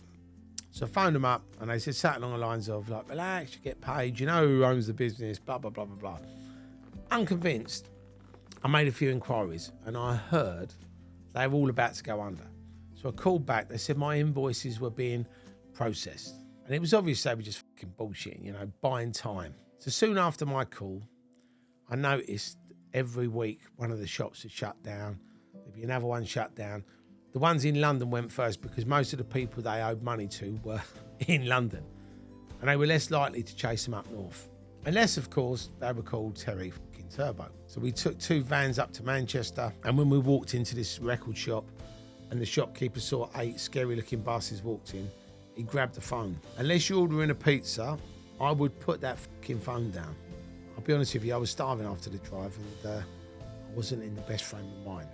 You've taken a fucking liberty with me. Now I'm going to take what you fucking owe me. He called the fucking police. Yeah. Clean the shop out. Turntables, speakers, tape packs, merchandise, records, T-shirts, the money out the till.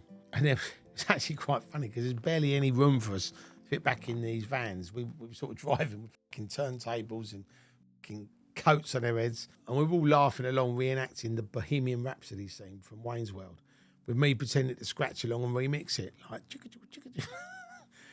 Everything was above board, though, because they owed us money. We left a receipt with a list of everything we took, which appeared to come to the $6,000 they owed me. All the gear was sold on and turned into cash. Then a few days later, the guy phones me and he said something along the lines like, I'd taken a fucking liberty walking off with his gear because he was going to pay me. And I was like, let me stop you right there. You're fucking lying, right? You are you think you can go around fucking people around just because of who you are? You can't. I've got the money back now. So, we're done. No one fucking robs me. And then he starts going along you don't know who I am, and you don't know who I'm connected with, and blah, blah, blah, blah, blah, and who I know. And he did half know some gangsters. It turned out his plan was to go to them and tell them what I'd done. So I actually said to him, I said, ring them up, tell them how much you tried to rob from me and what I did to get it back. And then let me know if they want to fucking get involved. Because I knew for a fact that no one's going to fucking back this up, especially after the way he's behaved. So I never heard of Dickie Bird, and that was the end of that one. We've actually started doing a lot of these big events at Brixton Academy. I mean, it's scary enough in the daytime, Brixton, gloomy and intimidated, and you are smack bang in the middle of all the worst no-go areas in London, with other cesspits up the road like Streatham and the Elephant and Castle just down the road. Obviously now these areas are gentrified and they're all very nice, but back then it was like being in the hood. And all these venues, especially the Brixton Academy, it actually backs on to some of the most horrible council estates imaginable. Rabbit warrens of nastiness filled with druggies and criminals. We had to generalise and assume that anyone from there was potentially one of those cats who was mugging my punters as they're coming out of the train station or the tube or selling drugs to them. I'm from a council estate myself, and I've always hated being labelled, but it was because I knew what went on that I could label them. Everyone from that council estate knew when One Nation had an event on, they knew there was going to be 5,000 kids from outside the area, not streetwise to Brixton, coming to town. And they'd all have money in their pockets. It was a one-night opportunity to smash and grab into the early hours. 5,000 kids with anything up to 100 quid each on them. It was open season. These were the kids that we were protecting. They travelled from all over to get to our events, so the least we could do was offer them a safe night out.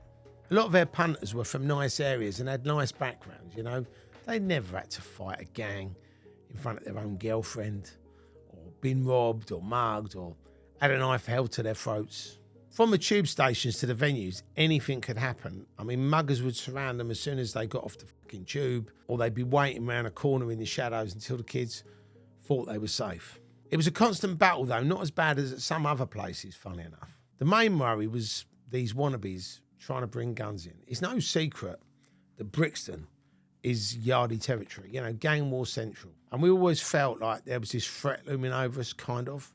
We could smash them up, we could bash them up, but then we'd have to answer to the guns of Brixton. The place at the time had a really bad reputation, and it still has to this day, even though it's been gentrified. If there's a gang from Brixton, people generally brick it, just like they do with guys from places like Moss Side in Manchester. The Brixton Academy is a massive venue, and despite the best efforts of the house security, there was no way anybody could keep all the guns out. So I had to assume everybody was carrying. I couldn't let my guard down at any point. We'd have fencing up and guard dogs on patrol because there were so many doorways around the back and so many places for people to hide. There had to be this constant security presence in case anyone was watching, ready to rush the doors when we were outnumbered. This was the one venue that would always insist on their own people in the cash box. I also made sure my mum was in there with them, even though her contact with the money and tickets was limited. At least she was there making sure everything was working as it should be. She had a bit of a suspicious mind, and I was always wary when leaving any venue in case I got jumped by a gang. There was always a lot of money being taken each night, anywhere up to 40,000 in cash. To cut down the risk, I used to make sure I used to pay everybody with this money. The venue got weighed in with the notes, the door team did, the DJs did, the sound and light people, everyone. It meant that I'd shifted almost all of the cash away from myself come the end of the evening. Only problem is the fuckwits didn't know that, so you never knew if someone was planning to try to take it off you or just have a go. We'd always be parked around the back of the club for each event and always left together, always in a convoy. I'd have a couple of the heavy duty guys with me just in case, and I'd only relax when I knew everyone was at home safe. Even then it was hard to chill, with all that adrenaline pumping through your veins. It was crazy because all I was trying to do was earn a living, that's all. It was a job, me doing my job meant that other people had jobs and I paid them well, If anything happened to me, jobs were on the line. To liven the night up and to have a laugh at the troublemakers' expense, I'd always tell the lads that they get a bonus for the most cuts they knocked out in a night. It didn't mean they'd just start hitting people for the sake of it. It made them more determined to stop the aggro in 2 seconds rather than 10 seconds. Seeing a mugger absolutely shit themselves to be confronted by someone bigger, harder and scarier than them always made my night. Bagley's Film Studios was a crazy venue, and the one good thing about that venue, their doormen were all psychos, and surprise, surprise, we all got on really well with them. They were one of the few venue security teams who were always up for a ruck 24/7. Anytime there was any trouble, we'd all just join forces and break heads open. You know, it was so much better having a team of people who were bang up for it, rather than a few part-timers who were only on the door because they happened to be big lumps and they used to go to the gym. It was a great venue, Bagley's. You went up this like old cobbled street near King's Cross Station and down this hill, and there was nothing else around, so once you were there for the night. I actually think that's why there wasn't constant trouble, just a few people fucking around every now and then. We always had like a perimeter fence with doormen who vetted everyone coming. Then there was a queue with doormen at intervals, and the cash box was round the corner with a doorman at each side. And the other corner had metal detectors with more doormen. We'd personally always have 5 blokes on the front line, the main gate, and the cobble back out the back was like a no man's land. A firm of at least 20 blokes taunted the boys one night and ended up getting chased right to the top. As soon as the doorman walked back to the gate, they went back down after him again, shouting a good fight, but not having the balls to actually bring it on. This time though, the gang had got tooled up and they started to walk towards the doorman, looking as menacing as possible. When you've served in the army and you've killed people for your country, as a few of my lads had, a 25-year-old hoodie with a club or a broken bottle or a knife isn't that scary. No one backed down as they approached, and what the gang didn't know was Mark had just took delivery of some new American police batons that evening, and he'd already sold them to a security firm. They were really pretty. They were these extended polished steel and sounded like a double-barrel shotgun when you extended them. On the count of 3, the batons came out, clack, clack. Charge! I don't think they intended to use them as soon as they did, but a few notches appeared on those batons that night. It was actually a bit like a scene from Braveheart. On one evening, we had some geezers outside trying to sell tickets one night. Now, selling tickets outside is not that unusual, but selling stolen ones is. They were actually stood at the top serving up drugs and selling knockoff tickets down this side street. We knew they were stolen because the shops would pass on the numbers of the tickets that had been stolen from the shop. So anyone coming in with them would get stopped. The kids who were bringing them in were obviously not the thieves. You know, we still let them in, and they told us where they bought them from. Dumb and Dumber up the road. So we walked around the corner and we see Dumb and Dumber stood there. So me and Gary went to have a little word with them. Where'd you get your tickets from, boys? And they started acting so fucking odd. And he brandished his rolled up edition of Yesterday's Guardian with a grin. Well, no, they were never going to tell us, were they? I mean, a fucking rolled up newspaper, you ask. That's right, a rolled up newspaper with a scaffold pole with concrete inside it. One last chance, said Gary. The guy just grinned, so Gary decided to hit him straight over the fucking nut with the newspaper. The other one, Dumb, just fucking ran for it as soon as he saw Dumber hit the deck. We took his coat off him, rifled through the pockets for the tickets. And while we were there, we took his money and his car keys, and John come walking around the corner to see if everything was okay. He was actually too big to run anywhere, so I chucked him the keys and told him to find out which car belonged to Dumber. By the time John found the car and drove it around the front, the old Bill were there with us, and Alan, the manager of Bagley's. They told us Dumber's side of the story, and we discredited him, saying he was in possession of stolen tickets which we could prove, and that he had attacked us when questioned. Any injury he had was bought through self-defence. They bought it, asked for his coat back, and that was when he discovered his car keys were missing. Exactly when we saw John pull up in his car. The old Bill were torn, and they wanted to know why a 30-stone man was driving this kid's car. I said we wanted rid of him, so we just brought the car round to fucking make him leave quicker. When John squeezed himself out the car, Alan went over to the police to smooth it out properly. He took a photo of the kid and told him it would be kept behind the desk in the cash box and he'd never be allowed back in. Gary's Guardian became very famous, almost as famous as his manners. But that's his nature, you know. He's a top geezer. And he used to always patrol the queues outside the rave to keep any trouble down and to talk to people. We always saw that Gary had a great presence. He would always stop and he would talk to people, and he could stop anything that kicked off or persuade everyone not to start simply by his size. You know, he became a bit of an icon. Everyone loved him, everyone knew him, and his trusty newspaper.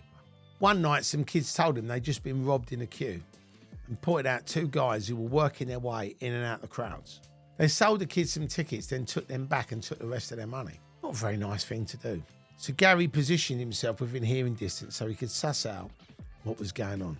The main seller was a traveller and being aggressive to everyone he spoke to. Gentlemen, what are you doing? Asked Gary. Fuck off, you black. No one's talking to you.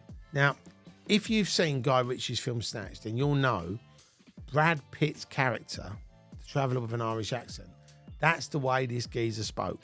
Pardon me, said Gary. Now, I'm actually stood there at this point, just in case there was a few of them and Gary, needed any backup. Not that he would ever need my backup. He would have just done 4 or 5 guys on his own. No problem. The way this geezer went on was bang out of order. He was being racist. And I really wanted to jump in, but I knew Gary had it all under control. Hearing someone talk to your mate like that makes you want to fucking break their head open. The gooner was a tough geezer though, as this bloke would soon find out. He turned to Gary. No, I won't fucking pardon you. You wanker, you this, you that. Go and fuck off like I told you earlier. Now, some people are brave and some people are just fucking stupid. This guy was fucking stupid. He actually squared right up to Gary, losing a good few inches in height, and give it all his sort of wide boy traveller talk. Then he threatened to knock him out unless he fucked off. Inside, I was like screaming. I was just like, fucking do him, Gary. Do him. Make this cunt suffer. And Gary was just standing there, unfazed by it all. And I'm thinking, what is going on? The CCTV camera was what was going on. Throughout that confrontation, Gary had one eye on the camera as it swept round and was waiting until he was out of frame before making his move. He could actually see me in his peripheral vision, and he knew what he was going to do. As soon as that camera was at the right point, Gary grabbed his newspaper and cracked this racist bogmouth fucker so hard round the head. He went down like a sack of shit and claret started leaking from his empty skull. I didn't want to stop it there. I was dying to jump in and bash his mate up. But Big Brother was back on the move and Gary was back on patrol like it never happened. I think he just fell over, officer. People just stepped over him and his claret. I always like to have a bit of a laugh. And I leaned over and looked at the guy's Sparko on the floor. And I said, I bet you won't call him a black again. Everybody within earshot started laughing. The police eventually arrived and it turned out that of all the hundreds of people in that queue, no one saw anything. We had a lot of ticket problems everywhere. We used people on the fringes of our group of mates to keep eyes out for us. We put up with them selling tickets as long as they'd tell us if they bought any stolen ones. Books of tickets regularly went missing from shops all the time, so they'd be doing us a favour. We would always tell them which numbers to look out for. And sure enough, the time came when one of them bought some knockoff tickets and used one of the firm's radios to tell the lads what the sellers looked like. It was a good setup. The amount of stolen tickets we recovered and people we smashed up as a result of our snitch was amazing. There was one funny night at Bagley's Film Studios. I was sat in the cash box with my mum and she was doing her thing and I was writing down all the wages books because we used to do fill them all out for the DJs and the MCs to sign. It always used to give me the It was just like so irritating. These punters come up to the counter and started arguing and haggling over the price. And my mum said, this is how much it is, pay it or don't come in.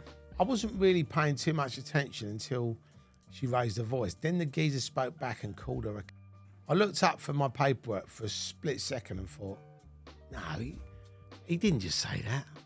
I must be hearing things. Back to work. And then I heard him say it again.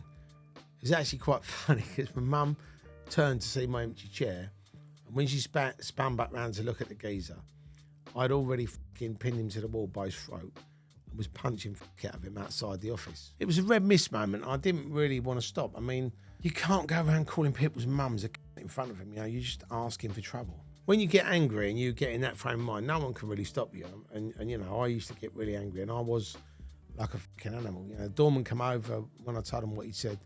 They actually laid into the fellow as well. My mum was not happy. Terry said, I was quite capable of dealing with this myself. Everything was under control. Give me my coat, I'm going home. Do you know what? I always used to laugh because when anything really bad happened, my mum would always be like, that's it, I've had enough. I'm going home. But things like that, fun as they were, helped to solidify that's in my head. You know, how much longer did I want to be doing this? When would our luck run out? You know, I started running clubs to make money out of something that I absolutely loved. And at times, particularly in the early days, it was the best job in the world. The real downside to all the great people I was meeting was that I encountered some really nasty bastards and the sort of evil people you think just exist in films. The whole rave scene was changing, you know.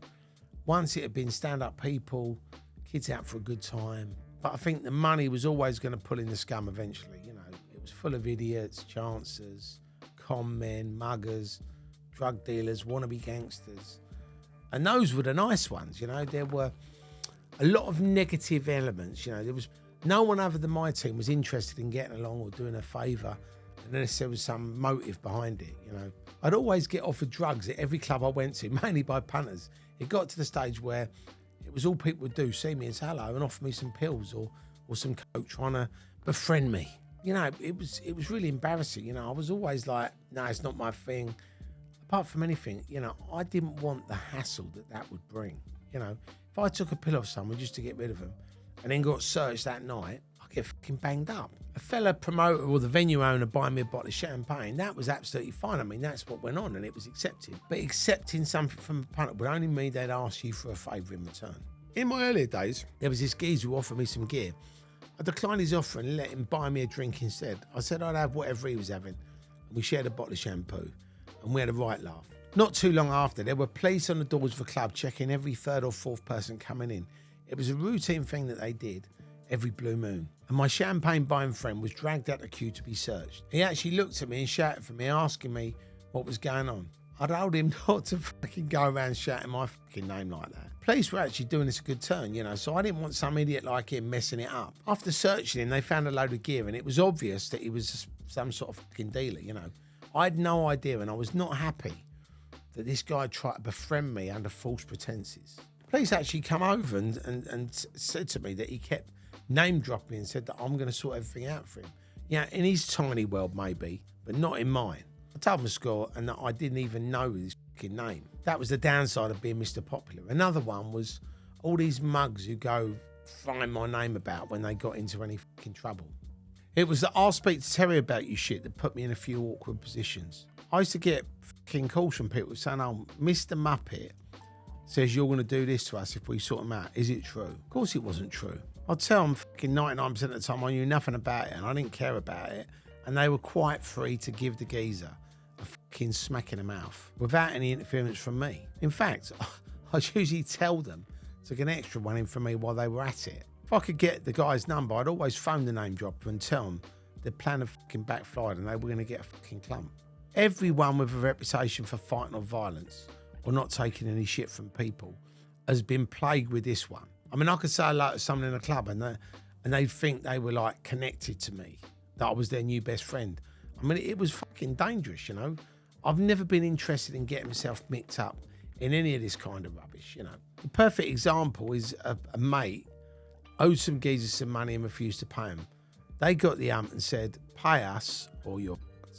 And he actually said that I would smash him up if they laid a finger on him. So by knowing me, he thought he could get out of basically paying someone money that he owed and then bring me in and all my security team as his fucking heavy mob. When the geezers phoned me to confirm my intentions, I literally said, mate, you can do whatever you fucking want to that guy. I don't even fucking know him, you know what I mean? I would never, ever get involved in beating people up as favours to people or getting involved in people's arguments. You know, if they're so desperate, they can pay someone else to fucking do it, not use me or my security team's name. I mean, I think it's offensive for anyone who's a so-called mate to do something like that to you. I mean, a real mate of mine just wouldn't have ever done that. Maybe I sound a bit like an old fogey, you know, going on about how much better it was in the old days, but those old days are not that far away. You know, the thing that gets me, how the violence has progressed and fucked it all up. And, you know, it's getting worse. First, it was idiots settling scores. Then it was guys on the door. I could see that before long, promoters were going to start getting targeted. Sadly, I was right. Just as we was finishing writing this book, Peter Adewole, the guy who used to run and promote La Cosa Nostra, was basically murdered while he was out flying. That could have been me. That could have been any promoter at that time.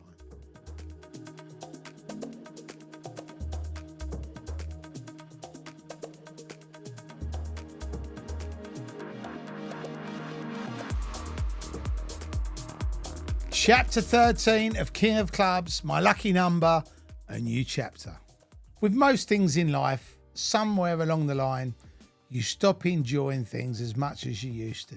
I've had the wildest and best experiences in my 20s when I was connected to the rave scene. I'd actually go out on a limb and I would say that I probably did more in those years than some people do in a lifetime. But I knew it couldn't last forever, even though I wanted it to. I mean, how many mad for it ravers do you see in their 30s? Very few. You know, most of them are settled down, you know, focusing on their jobs, their families, they've got mortgages, they've got responsibilities, they've become sensible. And the ones who haven't, I salute you. Promoting now is much the same. Yes, you get women throwing themselves at you. Yes, it's great when your job is to be out all night partying, listening to your favourite music, drinking and having fun. And yes, the money's good. The problem for me was this. First, I'd settled down with Maxine. She had her son Alfie recently, so I had no interest in going out and being around girls and drinking and going out late. And secondly, you know, I'd gone off the music, you know. I knew I'd change when I find myself thinking like, what the fuck is this shit I'm listening to, you know? It actually got on my tits. I wasn't, you know, a 20-year-old raver anymore. And I just didn't feel that, I didn't identify with it anymore. A magazine interviewed me towards the end of my career and asked me about my favourite music. And I started telling them I liked Frank Sinatra and Luther Vandross. The writer interrupted me. No, your favourite rave music. Rave music, I said. And I thought for a minute. Do you know what I said? I fucking don't like it anymore. I think it's shit. You know, the tape packs were a good source of income. They just become painful for me. You know, I had to listen to each one all the way through before it went out to make sure it was properly recorded and it sounded the bollocks. Early on, I'd actually loved that. You know, I'd have them on in the car. I'd be driving around from the record shops. It wasn't a chore, you know, it was fun. Now, I was finding it like painstakingly hard to listen to it all. It was taking me a week to get through one set of 8 tapes. Literally, it was just a load of noise, banging sounds with some geezer shouting and screaming rubbish over the top of it. And I don't know, maybe I'll become an old man at 30, but you know, it definitely turned me into a grumpy old man, for fuck's sake. Worst of all, I didn't know if it was any good. I mean, in terms of whether the kids would like it. And you can't promote something if you're not into it. You've got to be passionate about it. You've got to love it. You've got to breathe it. You've got to eat, sleep. You've got to just absorb yourself in that scene. And if you're not, it soon shows. And what about the money, you ask? Well, that wasn't as good as it had been either. At the peak, you know, I could be earning 300 grand a year plus, you know, not bad for a lad from the old Dean who'd never made it higher than a lobby host working in McDonald's. But I think the main problem with the rave scene is the peak was gone. And I was looking at the scene and it looked to me like it was just about to go on a major downturn. You know, I've already mentioned Ibiza and Ayia Napa, where any old promoter was turning up and running clubs. Most of the nights weren't very good, but the punters were like all pilled up, pissed, and I don't think they really cared. You know, it was just, they were in Ibiza, they was in Ayia Napa, they was going out, whatever's on, they're going to. You know, the loyalty to the brands, I think, changed. I've also mentioned the DJs, you know, at first, the DJs were just grateful for the break I was giving them, you know. They'd all, you know, have sort of shitty day jobs and could be a hero for an hour at one of their raves, you know. A lot of these bedroom DJs, you know, they didn't have any track records, you know, they didn't really have a big following and no bargaining tools, but that started to change. So as they become more and more popular, more and more events happen, they got more and more bookings. Because most of them were like arrogant little shits to begin with, the tiniest amount of recognition just took their egos higher and higher and higher. And they quickly got caught up in the scene and all the hype and all that went with it, you know. They thought they were something they weren't, you know. I think, you know, when you become famous, and you're not used to being famous and you're from nothing, you know, you can either be grounded or you can get carried away. And unfortunately, a few of them got carried away. You know, they started demanding more and more money and were more and more unreliable each week. You know, as the scene grew, there were more promoters putting on all these events, you know, all the time. So DJs and MCs could literally pick and choose where they wanted to play. And play is what they did. You know, they played the promoters off against each other, agreeing to do one gig and then double booking themselves to hold out for the most money and let people down. There seemed to be no honour, and being dropped in the shit was something we all came to expect. A lot of them began turning up 5-10 minutes late and wanting to leave 5-10 minutes early, and would start throwing their toys out the pram when I said I'd deduct some money from their fees. It wasn't just them, you know, everyone wanted more dough. The venue owners wanted to double their fees. The sound system people wanted to double their fees. The printers kept moaning about paper. You know, they wanted to charge us more. The lighting costs went up. The laser companies were already expensive, then they started putting their prices up. Even the doormen were in on it, you know. And the problem is, as a promoter, you couldn't charge any more money for your tickets than it was. So, you know, no one would pay it. So I was getting squeezed big time. It had never really been about the money for me. I liked having it and I liked spending it. But I was at my happiest when I had that real passion for raving. But I couldn't do it for nothing. When you combined everything that was going on, I think that contributed to killing the passion. And the problem is, when that goes, you got to call it a day. In the beginning, I was giving clubbers what I knew they wanted from my own experiences. It worked. I was always bang on.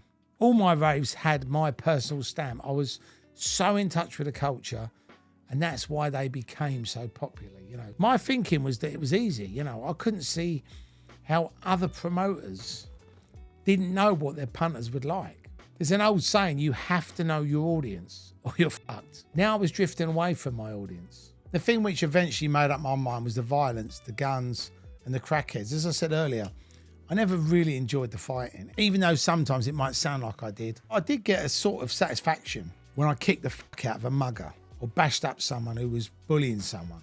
But it was only really a means to an end, you know, the end being the safety and the well-being of all my punters at our events. Given the choice, I'd have rather stayed at home with a glass of claret than spill the stuff all over a dance floor in Dalston. When I was a young kid raving in my 20s, the worst you get was a hug off a bloke and a shag off a woman, you know. No one really sold moody drugs, and shooting and stabbings were unheard of.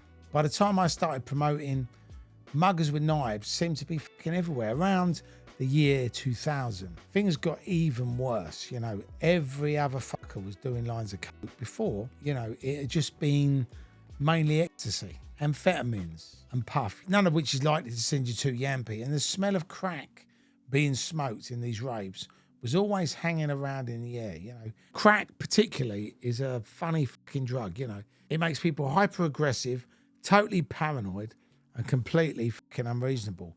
That's a nasty combination when the cunt in question's got a 9mm stuffed down the back of his fucking pants. I've never really been frightened of anybody, but I have no desire to be fucking shot dead by a 17-year-old toe reg because he's off his face on fucking crack. In his mind, he wants to get into my club for free, and I've said no. I've talked about the times we used to kick the fuck out of anybody who threatened us with guns.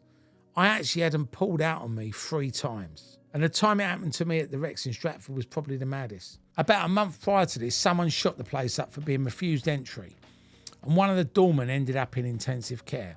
He was wearing a bulletproof vest at the time, but still ended up with a bullet in his collarbone. Another rogue bullet from this shooter hit the girl who was in the cash box in the arm. Any other time, that could have been my mum in there, you know, which was a massive wake-up call in itself. Anyway, 3 big, bad, tough black geezers wanted to come into the Rex that night, and they refused to be searched. Okay, well, if that's what you want, then you're not coming in. I'd refuse to let my best mates in without being searched. So a few scumbags weren't going to just stroll in and bring in whatever they wanted into my rave. I mean, the rules were pretty simple. You know, we were on edge because of the shooting a few weeks before, especially wary of any threats from people being knocked back.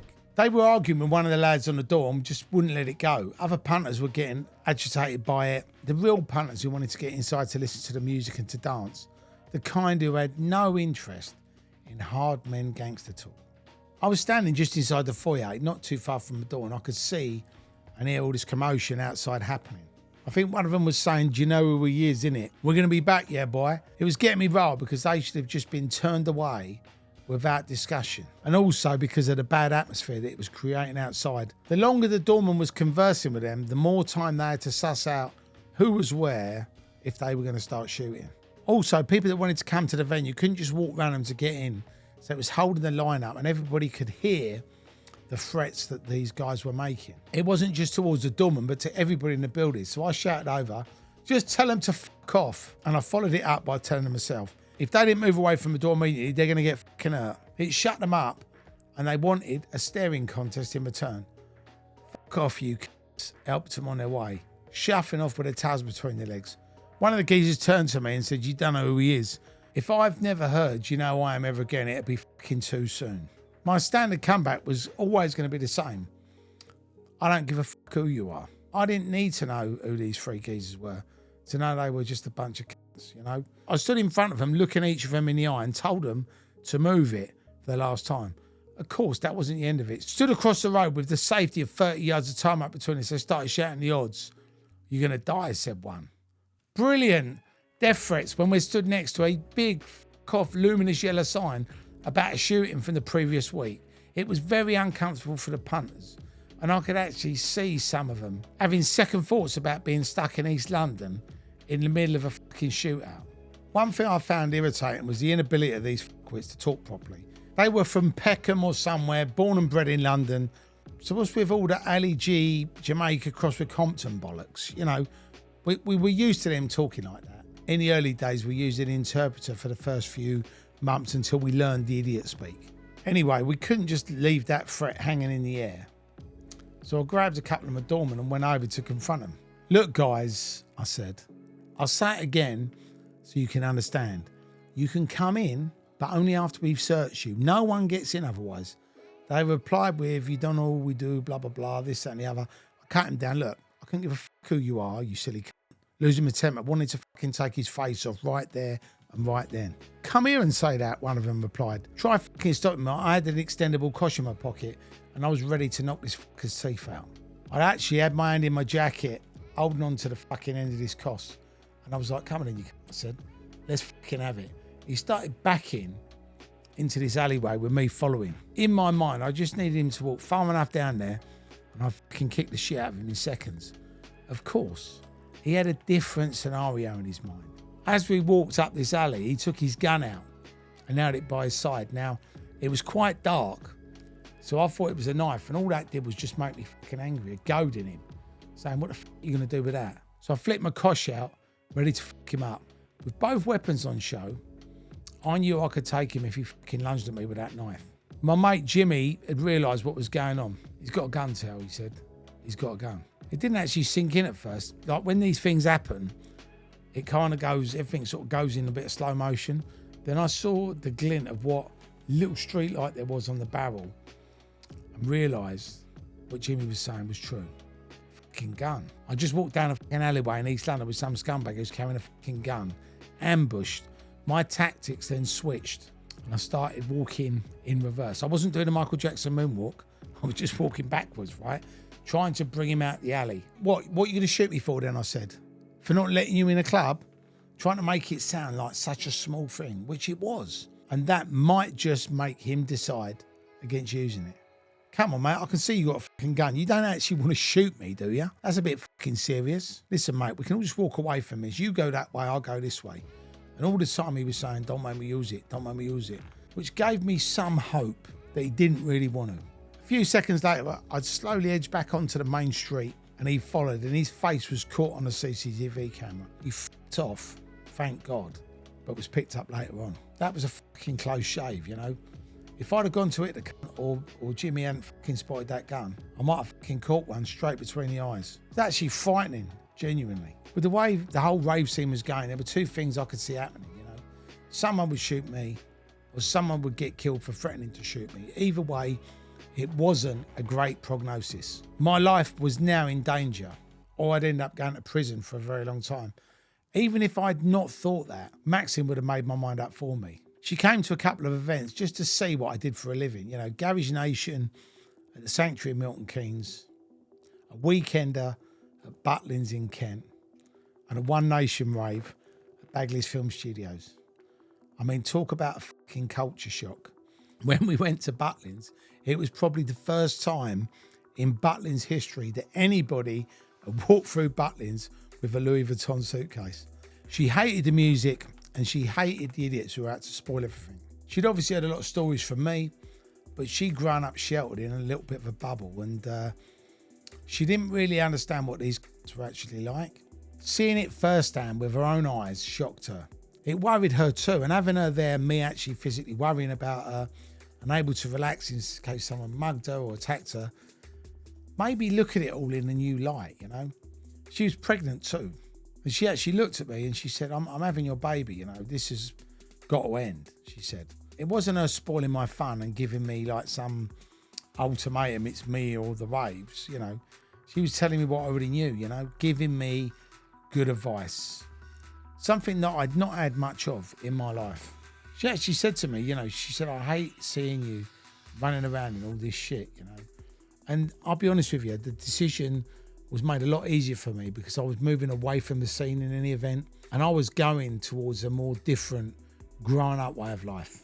Towards the end of 2002, I put the word out that I was open to offers for One Nation and Garage Nation. Spoke to quite a few people who were on their level, and they were all interested. You know, one was from this fucking prick who thought he'd laid down the law to me. I'm making you this one offer, he said, naming a figure. But this is the only offer I'm making. I'm not getting into some fucking Dutch auction. If you get a better offer, don't come back asking me to go higher, because I won't. I did get a better offer from Mike and Grant, who ran a business called Slamming Vinyl, and they had also just bought United Dance off my old mate Chris Brown. The deal was concluded really quickly. I got a nice fat check, and they got the UK's best club promotion business. That prick who said he wasn't going to get involved in a Dutch auction found me back a week or two later. You fucking sold it, he said. Why don't you come back to me and see if I'd offer you more than them? I mean, what a fucking I must arrange a game of high stakes poker with him one of these days. My last One Nation event was in February 2003. And funny enough, it was the one where MC Navigator and his two mates navigated themselves the fuck out of the Brixton Academy after the row about his fees. I was so glad to be leaving these pricks fucking behind. But to be honest, it was an emotional night, you know, a really good sold out party with 5,000 people there. And I got a camera crew to record that night for posterity. I was giving up something I loved, you know. I was walking out on a 15-year relationship with dance music, with raves, with the scene, which was not an easy thing to do, you know. It was a massive risk to leave that all behind to pursue something else. And I didn't even know what I was going to do, but, you know, it was a decision I made and I stood by it. I was called up on stage to, you know, say my goodbyes.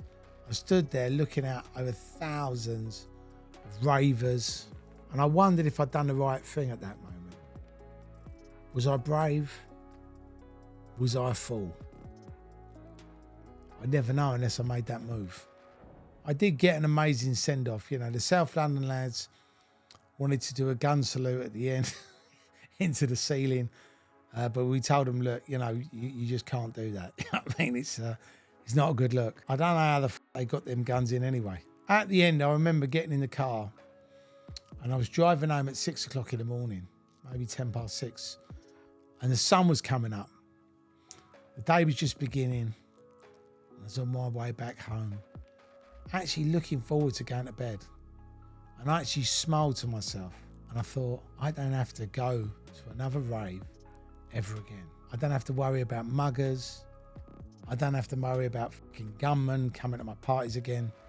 I don't have to listen to this fucking music anymore at 150 decibels. I don't have to listen to people telling me, you know, they're the next big thing, shouting some rubbish in my ear. Or have to smile politely as I take demo tapes of crap from useless DJs or Mickey Mouse MCs, or deal with all the egos and all the attitudes. I also don't have to wear a bulletproof vest to work anymore. I don't have to worry about aggravation from the taxman and the VAT people. I'd got out just in time before the frustration and the dislike of a scene that I once loved turned to hatred. It was like the world was being lifted from my shoulders. For the first time in a decade, I could actually relax. You know, we went out for dinner that night and it felt like I was reclaiming my life. Of course, me being me, there's loads I miss about the scene too, you know. Terry Turbo was one nation. You know, I put my heart and my soul into each event. And I lost something special when I sold it all on. Mainly, I'd say I miss the satisfaction you get when you're there at midnight. Everyone's in. The party's in full swing. There's no trouble. And everyone's having a great time. You stand up on that stage, you look out the crowd and you think, F me, I've created this. I miss a lot of the people as well, you know. There was so many great friends, you know, clubbers. I miss so many of them. They were all great. And even to the present day, I'll get reunited with people who said I used to come to raves in the 90s. And anybody who's watching or listening to this episode and this series of content, I want to thank you for everything. You know, thank you for coming. Thank you for supporting. Thank you for enjoying. I miss a few of the DJs and the MCs. I miss a few of the venue owners. And of course, I still miss the team. You know, we're all still in touch. They're all doing different things now, running their own business, doing doors, chilling, retired. Some of them are dead, but none of them have worked anywhere like it since. And I'm glad I was able to create that kind of unity. The scrapes we've been in gave us a unique bond. You know, we'd have done anything for each other. A lot of people say, oh, you know, I take a bullet for you and all this shit. I know 100% they'd have taken a bullet for me.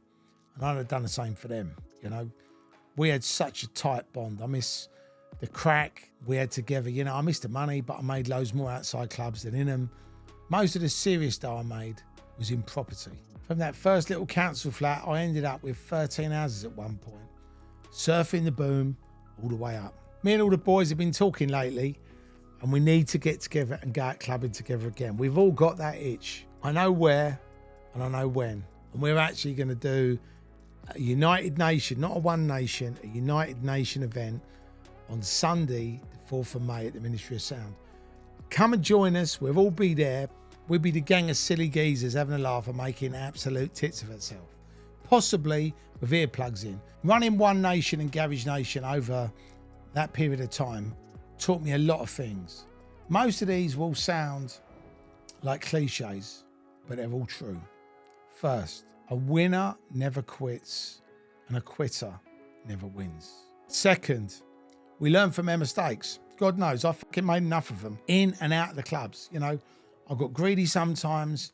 I listened to my wallet and not my fucking head. Third, there's no such thing as a get-rich-quick scheme. If you want something in life, you have to graft for it. I lost a lot of money in the stock market making that mistake and invested in harebrained fucking schemes and ideas. But the one thing that I did do, I used to put £6,000 a year away in a PEP, which I think now they're called ISAs, right? But back then they were called PEPs. And I bet I was the only rave promoter on the planet who actually did this. And literally after 4 years, the guy come to me and said, oh, you know that 24,000 you've invested in PEPs is worth 36,000 now. Well, that's a nice little earner. Tax-free too. And that got me interested, you know. A mate of mine suggested an investment in Europe. I put 20 grand in. 6 months later, it was like worth 40. And I thought, fuck me, this is easy. So I piled in. I was sticking money into fucking tech stocks, the Pacific Rim, high risk this, high risk that, low risk this, low risk that. I mean, I banged another fucking 80 grand in and literally just forgot about it.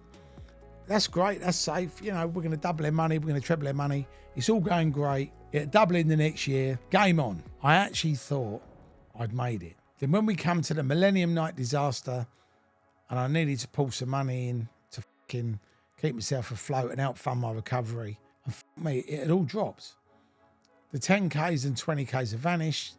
The 80K was now worth 40. I took a really cold fucking bath. I mean, I've done a fortune on cars too, but that's different. I used to change my car every year and wave goodbye to between 5 and 15K every time on depreciation. But at the time, I love cars and I just love the smell of a new car best of all. They were really my main vices, you know, cars. A lot of people ask me what I'd have done if I hadn't got into promoting. The truth is, I'm not sure. Probably something to do with sales. I'm a people person, you know. I could have probably done really well at that, you know. The older you get, the more you realise what the real priorities are in life. I still like living in a nice house and driving a nice car. And I love clothes, you know. I love nice clothes. I love shoes. I love trainers. But the fact is, I reckon I'd have been just as happy settled down with Max in my 20s, with a couple of kids, in a semi-detached house, and a company Mondeo. A real family and love is what makes you happy. Stability and people around you that you love. You know, you can't buy that in any shop in the world. Of course, a lot of my mates from the council estate that I was at school with drifted into crime. You know, I know enough naughty people to have been able to find myself a job of some description in that line of work if I wanted to. But it just wasn't for me. There's an old saying, don't do the crime if you can't do the time. And to be honest, that was a motto that I always understood. When I was promoting, people always used to say to me, you must be knocking out the gear, Terry, all those ravers, and you're not hooking them up. You're not supplying them their ease. Come on, mate. Yeah, and go to prison for 15 years. What do you feel? I am a fucking moron. I've seen and known too many criminals, and I know it's a mug's game. So much for what I would have done. What about what I am doing? Well, believe it or not, I'm acting now. I got the bug when I appeared on this reality show called Britain's Angriest Men. And there was me and these two other geezers, both of whom needed help more than anything. Basically, they just went around fucking talking themselves into a battering. One of them sat there surrounded by his Argus Garden furniture, talking about fighting, beating people up when he had road rage. In the programme, I took the cameras around with me to acting and singing classes and to the raves. Of course, at the raves, you know, I was getting angry and they just picked all the bits out they wanted to. So it made it look like I was angry all the time. As a result, I had no auditions for a year. People weren't interested in hiring Angry Terry in case I lost my rag on a film set. It was another learning experience. I changed my agent and I changed my name. I now act under the name Terry Stone because Terry Turbo sounded a little bit like a pantomime villain. Eventually auditions did come in, thankfully. I've been on the bill, my family, and I was lucky enough to be the geezer who beat Alfie Moon up in EastEnders. I've also had starring roles in feature films. The ones that stand out, One Man and His Dog, that was my first movie with Bobby George. I was in Hell to Pay with Dave Courtney and Billy Murray. I was in the BAFTA-nominated Rolling in the Nines. I've been in Once Upon a Time in London, the Rise of the Foot Soldier franchise. I've actually, for the past 21 years, been acting. But acting is the hardest game I've ever done in my life, you know. With most things, you work, you advertise, something happens. With acting, everything takes a little bit longer, you know. People think Orlando Bloom came out of drama school and went, you know, straight to Hollywood. You know, that was bollocks. He's been acting since 1992. You know, he was bloke number 2 who walks on and walks off in Casualty with no dialogue. And that's the way you have to work, you know. I still audition now, but I'm in it for the long haul. 95% of all actors are unemployed. So the one thing that you need to do when you're acting is you have to be optimistic. I mean, I got great reviews for my performances in Rolling with the Nines and Rise of the Foot Soldier. And I've already done more in my career than most people have done in a lifetime career of acting. It's totally different from putting on raves and raving, but I'm a different person to the guy I was 25 years ago. So that's only right. I hope you've all enjoyed listening and watching to the King of Clubs, you know, and I hope you got as much as I did from such an amazing scene.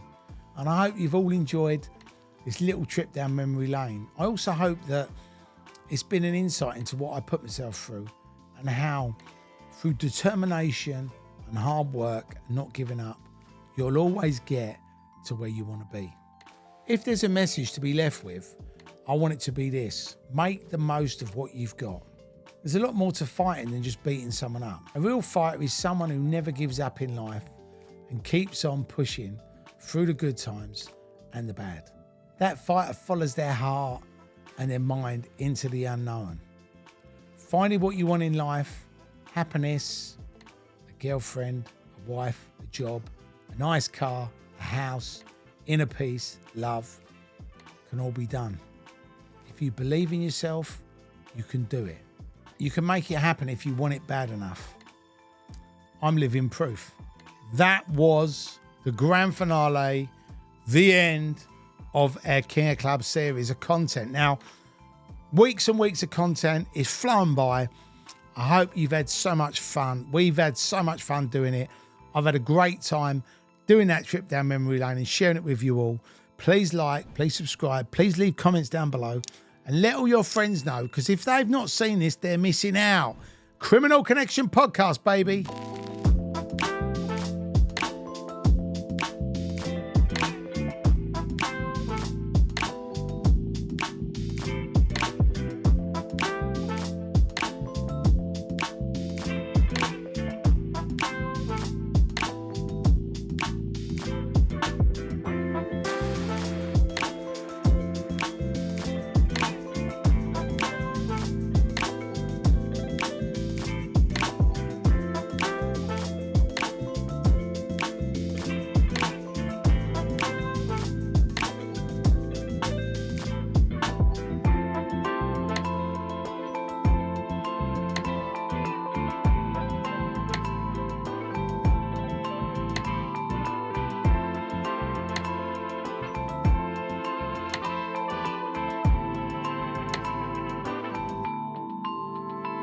Yeah.